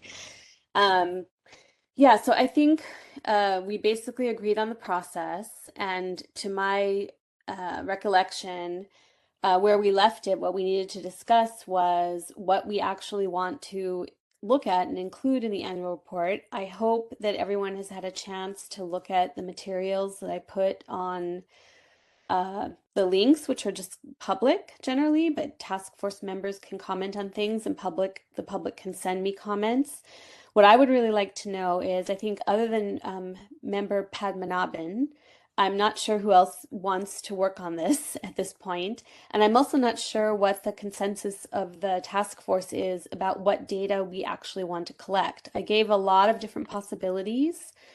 I think there's like 4 or 5 kind of areas of data that we could look at. I would actually recommend that we start with maybe 1 or 2 in this report and sort of see how that goes, if there are things that we think are valuable to have in a report, that we decide what those are, and that we also make sure that we have enough sort of manpower to collect that data. So I would suggest, we need a few people to do this. We have the possibility to collect some quantitative data. We have the possibility to try to collect some qualitative data that would have to do with, case studies of how the some of the information requests have been used, and then we have the submissions that people might make around potential policy issues to address with the Board of Supervisors. So I guess I hope you all had chances to look. I know a couple of the members did look and make some suggestions, and I really appreciate that. But any thoughts from the membership about what data you think would be valuable to include here? And let me know if you want to be part of this little ad hoc committee. Okay, thank you, Member Stein. So members, what do you think?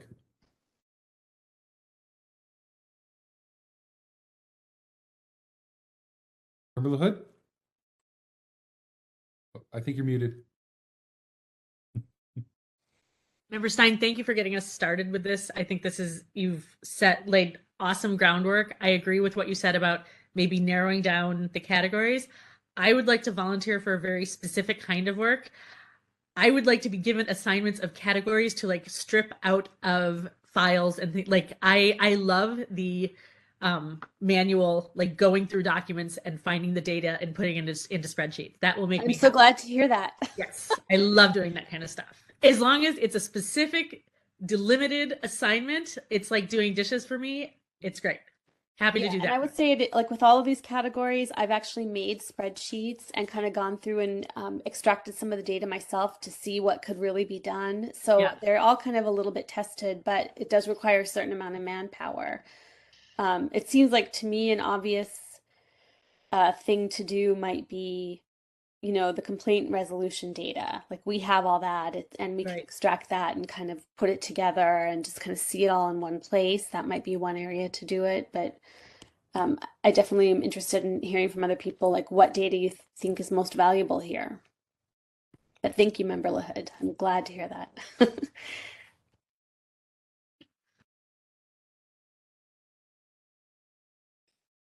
This is Chair Yankee, I guess. I think some data I find interesting because we heard it brought up, I think, in one of the comments before, is how many hearings each case oftentimes takes before it gets closed. I think that, if we can, convey that a lot of times it's around 3, 4, 5 hearings, I think that, and I think we've all commented about this. Number one, it helps, having that many hearings for one case really makes it difficult to address our backlog. Plus, I think it's incredibly frustrating for both the requester, who's waiting that long to get their documents, and I think it's probably frustrating too for some of the departments to not be able to, close this out. And some, may be confused, some may be intentional. We don't really know that, each of them probably has their own reasons for that. And so I think, having that data would allow us to make some potential policy suggestions that would come out of it, right? Are there things we can do on the enforcement side? Are there things that are too ambiguous in the law that a department thinks it's complying, but maybe it really isn't, and those things. So anyway, that's something I think would be interesting. Great. And that would seem to fall under, like, I think in the annual report tasks, I have number 5, SOTF complaint resolution data. That could be added to that as part of what we try to collect. Mm-hmm. And that also seems like the data that's closest to home, and maybe like a very logical place to start for us.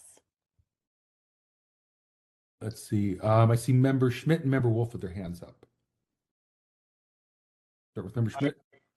Yeah, I really got to commend you. This is really impressive.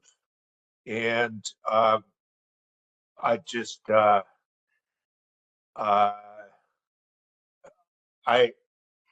think it's the kind of thing that is ideal for trying to get more of a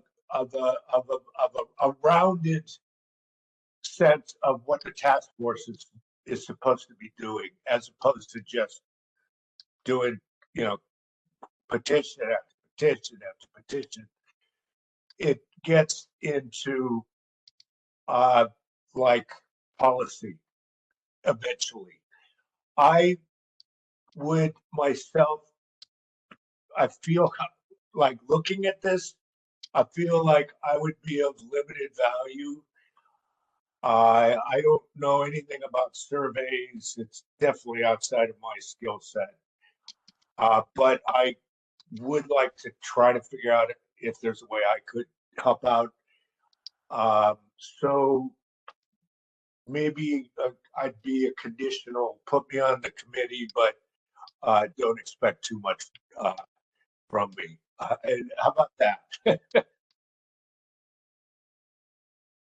Right. Thank you, Member Schmidt. All right, we'll go Member Wolf and then Vice Chair Wong. Okay. Equally, same sentiments on good work here. A couple of things I think that would be helpful is kind of the number of complaints versus the number of requests to show like how few complaints are being actually brought forward comparatively to the number of successful or non-controversial requests that are made. I mean, there are tens of thousands of requests that are made, and we actually get a very small sliver of complaints compared to that. I think that just it helps also to just show that the city does do due diligence in many cases. I think it's an important thing to show. I think also maybe finding the top 5 recurring issues, and that, so if it's timeliness or if it's, not responsive or, those kinds of things, just to point out what are some of the issues that people are running into on a regular basis, member of the public generally.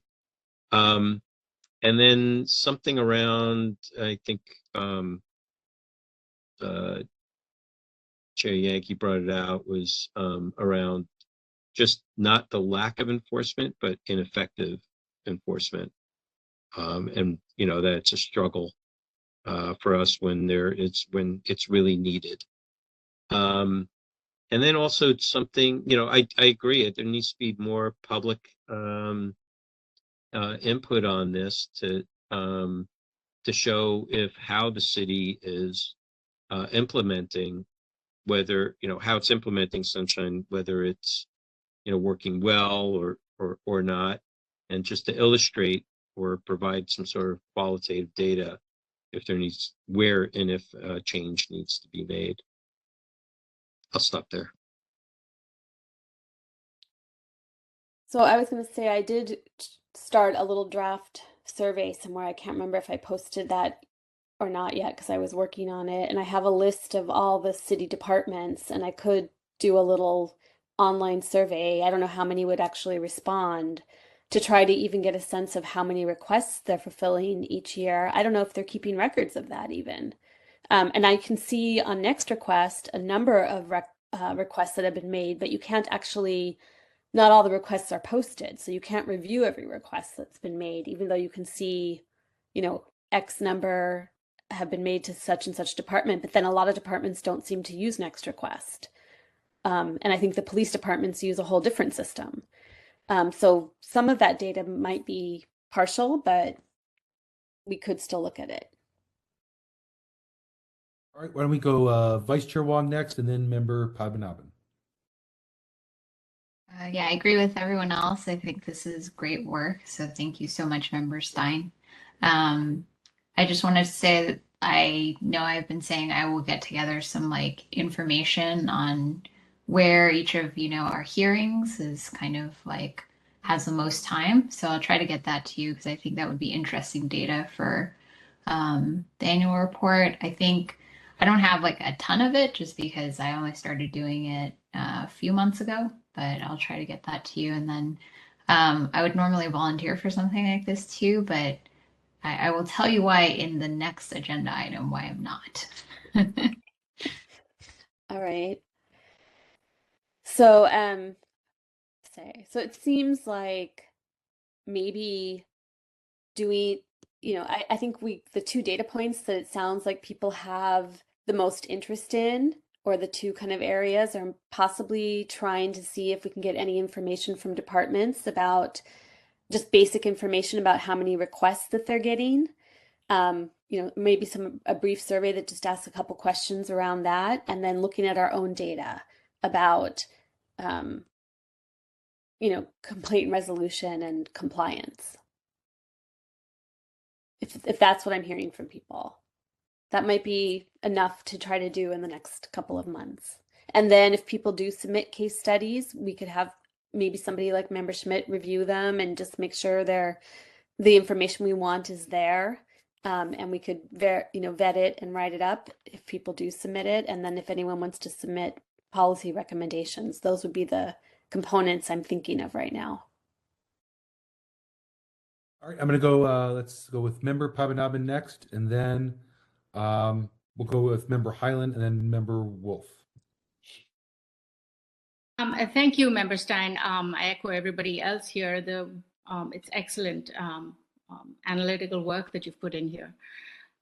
When do you plan to get this done?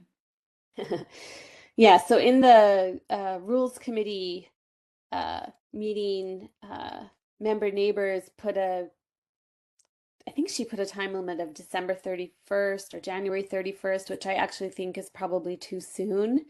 But there was some later deadline in March having to do with the Board of Supervisors and when they might be interested in something like this. I can't remember what the exact specifications of that were, but I'm thinking maybe 3 months to get it done past the end of the year, because the data will be accruing until the end of the year. And you're looking at 1 year's data, right? Yes, just just this past year. Okay. Just 2022. Great. Thank you. Okay, Member Highland. Yes, I think that date was to possibly coincide with our 25th year anniversary. Does that sound right? No, it was there was something put in there about that, but it wasn't Something that. else. Yeah. Okay. That was another possible date. Okay. Anyhow, so I was just going to throw in, just to kind of go back on something that one of the members of the public said, which unfortunately is true. It just kind of lends some historical perspective to all this. The annual report in the past was something the chair and or the vice chair or together would put together. It had a very small audience, 2-3 people it was forwarded to. No one paid it much attention. That is a sad reality of where the, last dozen or so annual reports have gone, and they're in some dark space, just sitting there. No one's using the information or doing anything with it. I think this is a great opportunity to use the annual report, or whatever we want to call this, the work we're going to do, to have it be maybe even an awareness, propaganda, a marketing tool for us and what we do here. So I love all the data stuff about, all the cases, maybe even, how many cases are coming out of each department. Of them, how many result in violations, in hopefully, put a positive spin in people getting the information they want as a result of the SOTF process. Kind of a who we are, what we do, and here's a flow of all the things that come through us and the results, something like that, just to show, in the background what the SOTF is doing for freedom of information, for sunlight, for getting people what they want. I mean, that is, after all, our charter, right? So that way, and I would love at the end of this to see like a snapshot in an image that says what the SOTF does. I mean, how many times do you guys have to answer this question to people ask you, oh, what do you do on the task force, right? I would love to see all this data flow, us, and what it results in, like in one picture. And then, we'll just use that year in, year out and see where the shape is, where the, and it'll reflect the issues of the day, of the year. We're very timely, a lot of very interesting things come past us that are in the papers and everything else. So I'm kind of thinking more on that, forget about the annual report and who it goes to. Not relevant really anymore. We can always use it and send it to them and forward it to the Board of Supervisors, whatever. But really, this should be about how can all this digging and this data help us and help, broadcast our message and help people see, oh, there is somewhere that does this. Okay, how do I do this? We have some great intake forms now that we're using, for information requests and whatnot. So that's 2, 3, 5 years down the road, I kind of see this all, and we really lost, a great resource in Member Neighbors. I think she would be able to pull all that together. I think Member Stein, it's fantastic you're taking this on, and I think you're just as good, if not more talented. And we're lucky to have, one or both of you, but we're lucky to still have you kind of help shape this. But at each point when it's getting a lot of work and everything, just step back and say, how does this help us, as a body? Because I really think this is work for us. I don't see this as, a requirement and check a box, annual report, Board of Supervisors. Don't think of it that way. I think of it as, how does this help, a member of the public see who we are, what we do, and how does this help us and kind of keep our pulse on the things that we do and what we should be doing and what we should be doing more of. Yeah, I was going to That's say, all. I think you kind of hit the nail on the head. That was a lot of the vision I think that Member Neighbors and I had, and I'm sure the rest of the people who work on this and the task force will really miss her in this process. But exactly, I mean, we had a kind of vision of what this report could be and how it could potentially be used, and it's Board of Supervisors, yes, but it's also just more general awareness, better understanding of ourselves, better understanding of what's going on with sunshine in the city, and maybe even information for other cities that, want to similarly take stock of what's happening. Yeah, I agree. I think I had Member Wolf next in the queue. Yeah. So one thing is also a great resource that one of the anonymouses have offered up was Document Cloud that has all the RODs in it. That's in a fairly decent, searchable. It's a little clunky, but at least you can do searches within the content of the PDFs. So if you wanted to check on various ODs for specific research on something, on a particular category of items, that Document Cloud database is workable. The other thing I thought maybe too is maybe something about any new laws or case law that have come into effect and is within our jurisdiction, like, whether it's Smith versus San Jose or the law enforcement personnel and record disclosures. We've had a number of complaints around those issues. Might be interesting if, if they don't know about it. Might be interesting to illustrate also. That's it. Thanks. If you could send me the link to that Document Cloud, I don't know where that is. Yeah, Would be I'll helpful. send it to Cheryl, and she could pass it around to everyone again. Okay. So, what am I hearing? So, I don't know if we have to make a motion on this or not.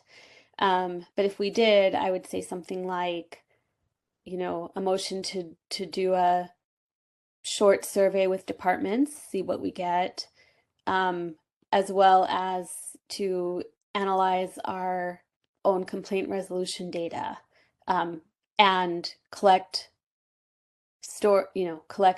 case studies if there are any people want to submit, and collect any policy recommendations people want to submit, sift through them, and maybe put them together into a concise section for this report. This is Chair Yankee, if I may. I think designating you as chair kind of gives you the broad discretion to do all that. I Okay. hate to see each of these tasks have to go through this process, and I think we all universally, are putting our trust in you and know that you're just, the fantastic person to do this, and so I don't think there's need to make a motion. So I have the discretion to try to. I would say you have the discretion. I think we formed the committee, we put you as chair, and that would be under the purview of what we, had for that. I think just to go forward, I think, and maybe you could talk a little bit about it, because I think you and maybe member neighbors, I don't know who exactly was involved, had some discussion with legal counsel about how meetings would go and how the public process would go. Because I think we can't have more than a quorum of our membership on this committee. But if I recall, like for the redistricting task force, for people who necessarily couldn't be on it, they were able to write like supplemental letters, or maybe everyone did. But I know there were some, so for those of us who might not be able to be on it, so we don't exceed that quorum, maybe we could also add a supplemental letter, an addendum, if we wanted to be able to share our own views, just so it's in there as well. But anyway, if you want to talk about the process, maybe. Yeah, I mean, I'm not sure exactly if there will even be a meeting per se. Maybe occasionally there would be, just to kind of see where everybody was in doing whatever tasks eventually we sort of parcel out to each other. But I see it as, us working kind of independently and checking in just to make sure that the work is getting done and that we know how we want to put this together. So we are gonna be posting material online for everybody to look at as it sort of develops. And we, I don't know about having meetings. I don't know. I guess if they're needed, we could you can decide have them, but we won't have them with more than 5 people. So it will not be, but it's also not to make a decision about anything. It's to write a report. So do we have a list? We don't get more than 5 people. Maybe it would be helpful to get those 5 names now, which actually may need to be less than 5 at this point, because now that we only have 9 members, it probably can only be 4. Well, right now, so we have you. We have me. We have member Padmanabhan, if you still agree, she has volunteered. I said memberhood, right? It's like 12:30 at night here. No, it's almost 1. So me, member LaHood, member Padmanabhan, perhaps member Schmidt could edit some things and that's our 4. Didn't Jennifer say she wanted to participate as well? No, she said she didn't want to. Oh. Yeah. She said in another universe she wants to participate. So why don't we just so that's 4. That's 4, and I just want to make sure that we don't, hit a quorum issue or anything. So this way you folks can, discuss via email if need be, as long as it's, not turned into an actual meeting, and work on it that way. Mm-hmm. I think we heard some public comment about that, just that thing about trying to do as much of this, maybe not in public meetings, not to make the process not transparent, but, I think, we don't want to have every single thing have to be done that way. I think a lot of the work can be done individually, like you said. Mm-hmm. Yeah, it's just a matter of dividing and conquering it, I think. All right, so do we still have some hands up? Is that Vice Chair Wong and Member Highland? Member Highland, do you want to go again? Okay. So maybe we move on to public comment? Let's do that. All right, so let's go ahead and call for public comment on this item.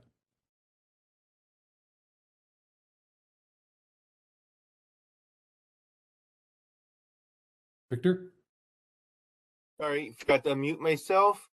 We only have 2 people with us now. If you'd like to make public comment, you can raise your hand using the application. Okay. Oh, there they go. The caller has been unmuted.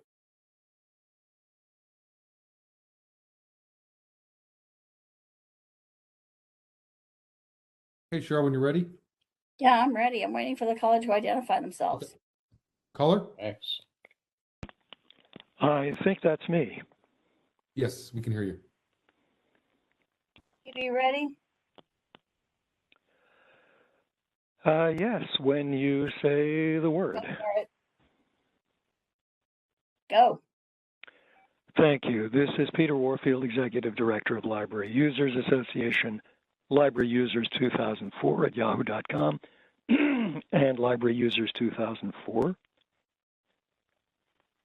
I think I said that already. P.O. Box 170544, San Francisco, California, 94117-0544. We've had a long experience with Sunshine through a whole range of administrations, chairs, and so on. Excuse me. And certainly have an interest in it because of the work that we do in civic affairs. I'm very glad that you are looking seriously at making an annual report. There hasn't been one, I believe, in approximately something like 8 years.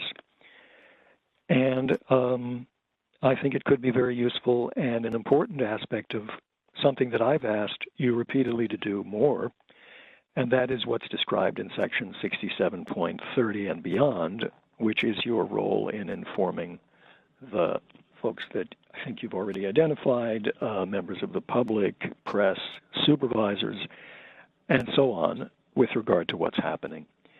In this respect, I think that you are painfully short on the public's perception, particularly the public's perception from those who have filed or attempted to file complaints or had issues with Sunshine, what they might perceive as violations, and with the whole process.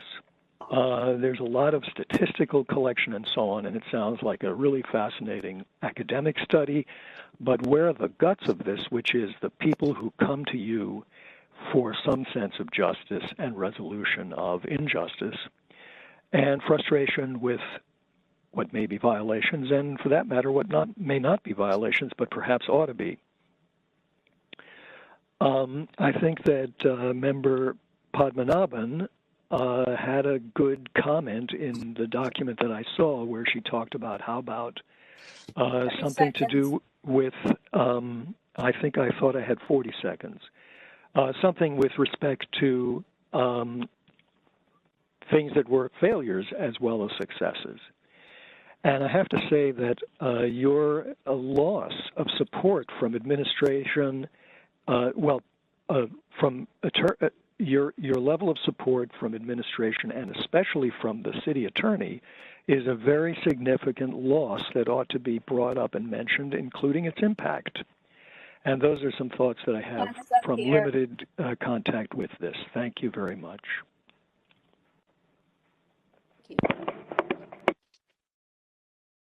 Okay, the other person has not raised their hand at this point in time, so I believe we can close public comment. All right, great. We'll go ahead and close public comment for this. And can I just say I hope to be in touch with everyone who's volunteering about sort of next steps this week or next. Sounds good. And thank you again, Member Stein, for all your hard work on this. I'm super excited to see what comes out of it. I don't think we need to take any action on this, and so I don't see any other hands up, so I think we can go ahead and move on to the next item. Item number 13, announcements, comments, questions, and future agenda items by members of the Sunshine Ordinance Task Force. Member Wolf? Future agenda item. A discussion around the interpretation of 6725.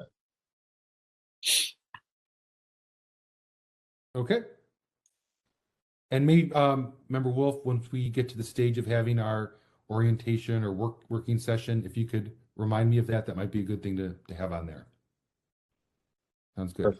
Vice Chair Wong. So yeah, as promised, I did not volunteer for working on the annual report because Member Wolf and I have been working with San Francisco Digital Services on updating our website. So just today we took a training on how to publish to sf.gov, which is the framework that Digital Services is working to build our new website on top of. Not to fear for anyone who's a fan of our existing website, that will be archived, so you will be able to still access it.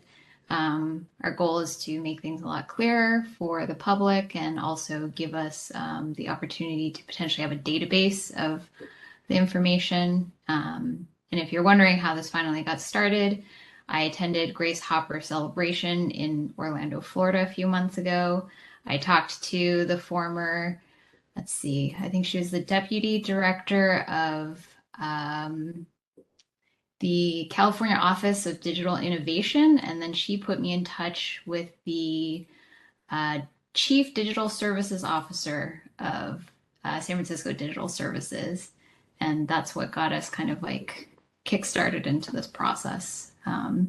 So we've been doing some outside work to get this started, and we're hoping, I think the new one may get published in January, I think, actually, because they were just trying to fit us in as quickly as possible before they change over the underlying CMS content management system. So that's it. That is a great update. Thank you. And I'll just give a quick update to everyone. I reached out to Member Hill when he didn't attend, and he actually responded back to me about an hour into the meeting, and unfortunately he is back into the hospital again, unexpectedly. So he wishes he could have been here, and so if everyone keep him in their thoughts for his recovery, hopefully he will be back sooner rather than later to help us out. Anything else for this item? So he has no idea how long this process is going to take him. We don't know, Cheryl. No, unfortunately not. I'll send him my best. Seriously. Okay, so let's go ahead and open this up to public comment. Again, this will be public I'll comment go on items we and discussed. unmute our caller.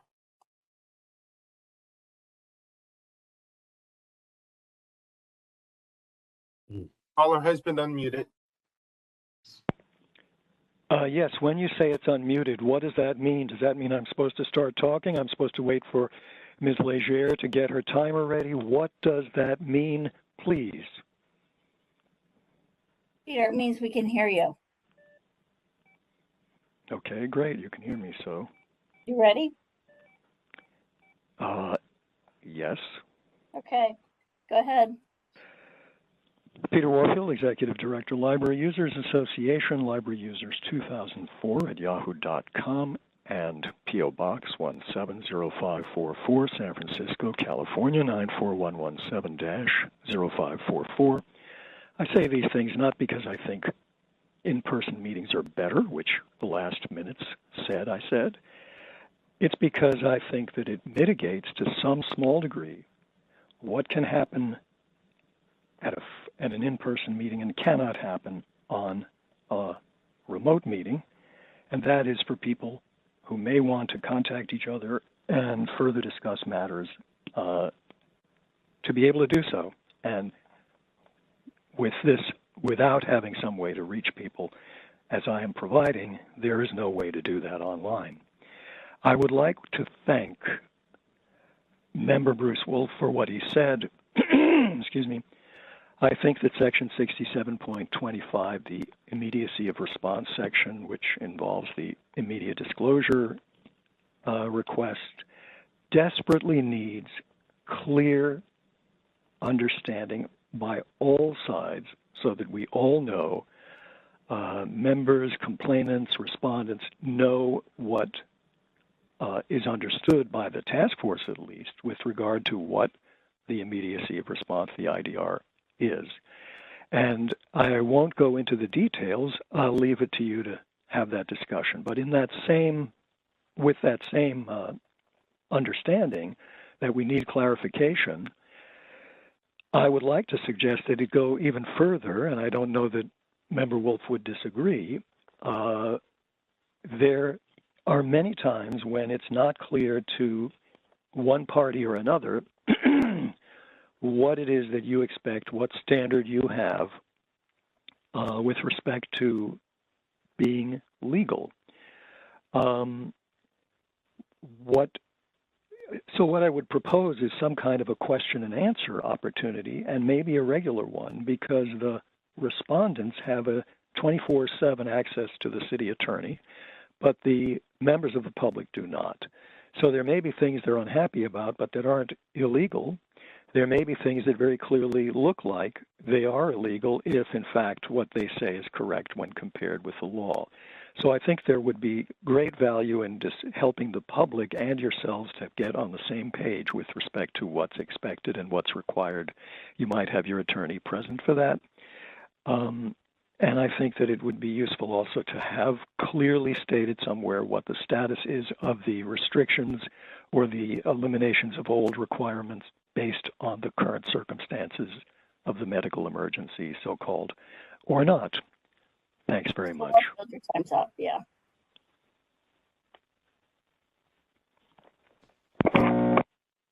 Okay, I'm giving the last caller one last chance to indicate they want to make public comment by raising their hand. That completes public comment. Okay, thank you, Victor. Anything else for this item? Vice Chair Wong, did you still have your hand up, or is that a new hand? New hand. All right, perfect. All right. I think we're ready for the next item. Before 10 o'clock. Item number 14, adjournment. I have 9:56. Do we have a motion to adjourn? 4 sticks of gum. Motion to adjourn. Second. Okay, moved by Member Highland, seconded by Member Wolf. All in favor, please say aye. Aye. Aye. Aye. Aye. Any opposed? All right, meeting adjourned. Yeah, Everybody. Good night, everyone. Aye. Matthew, I might call you tomorrow. Okay, sounds good. Thank you.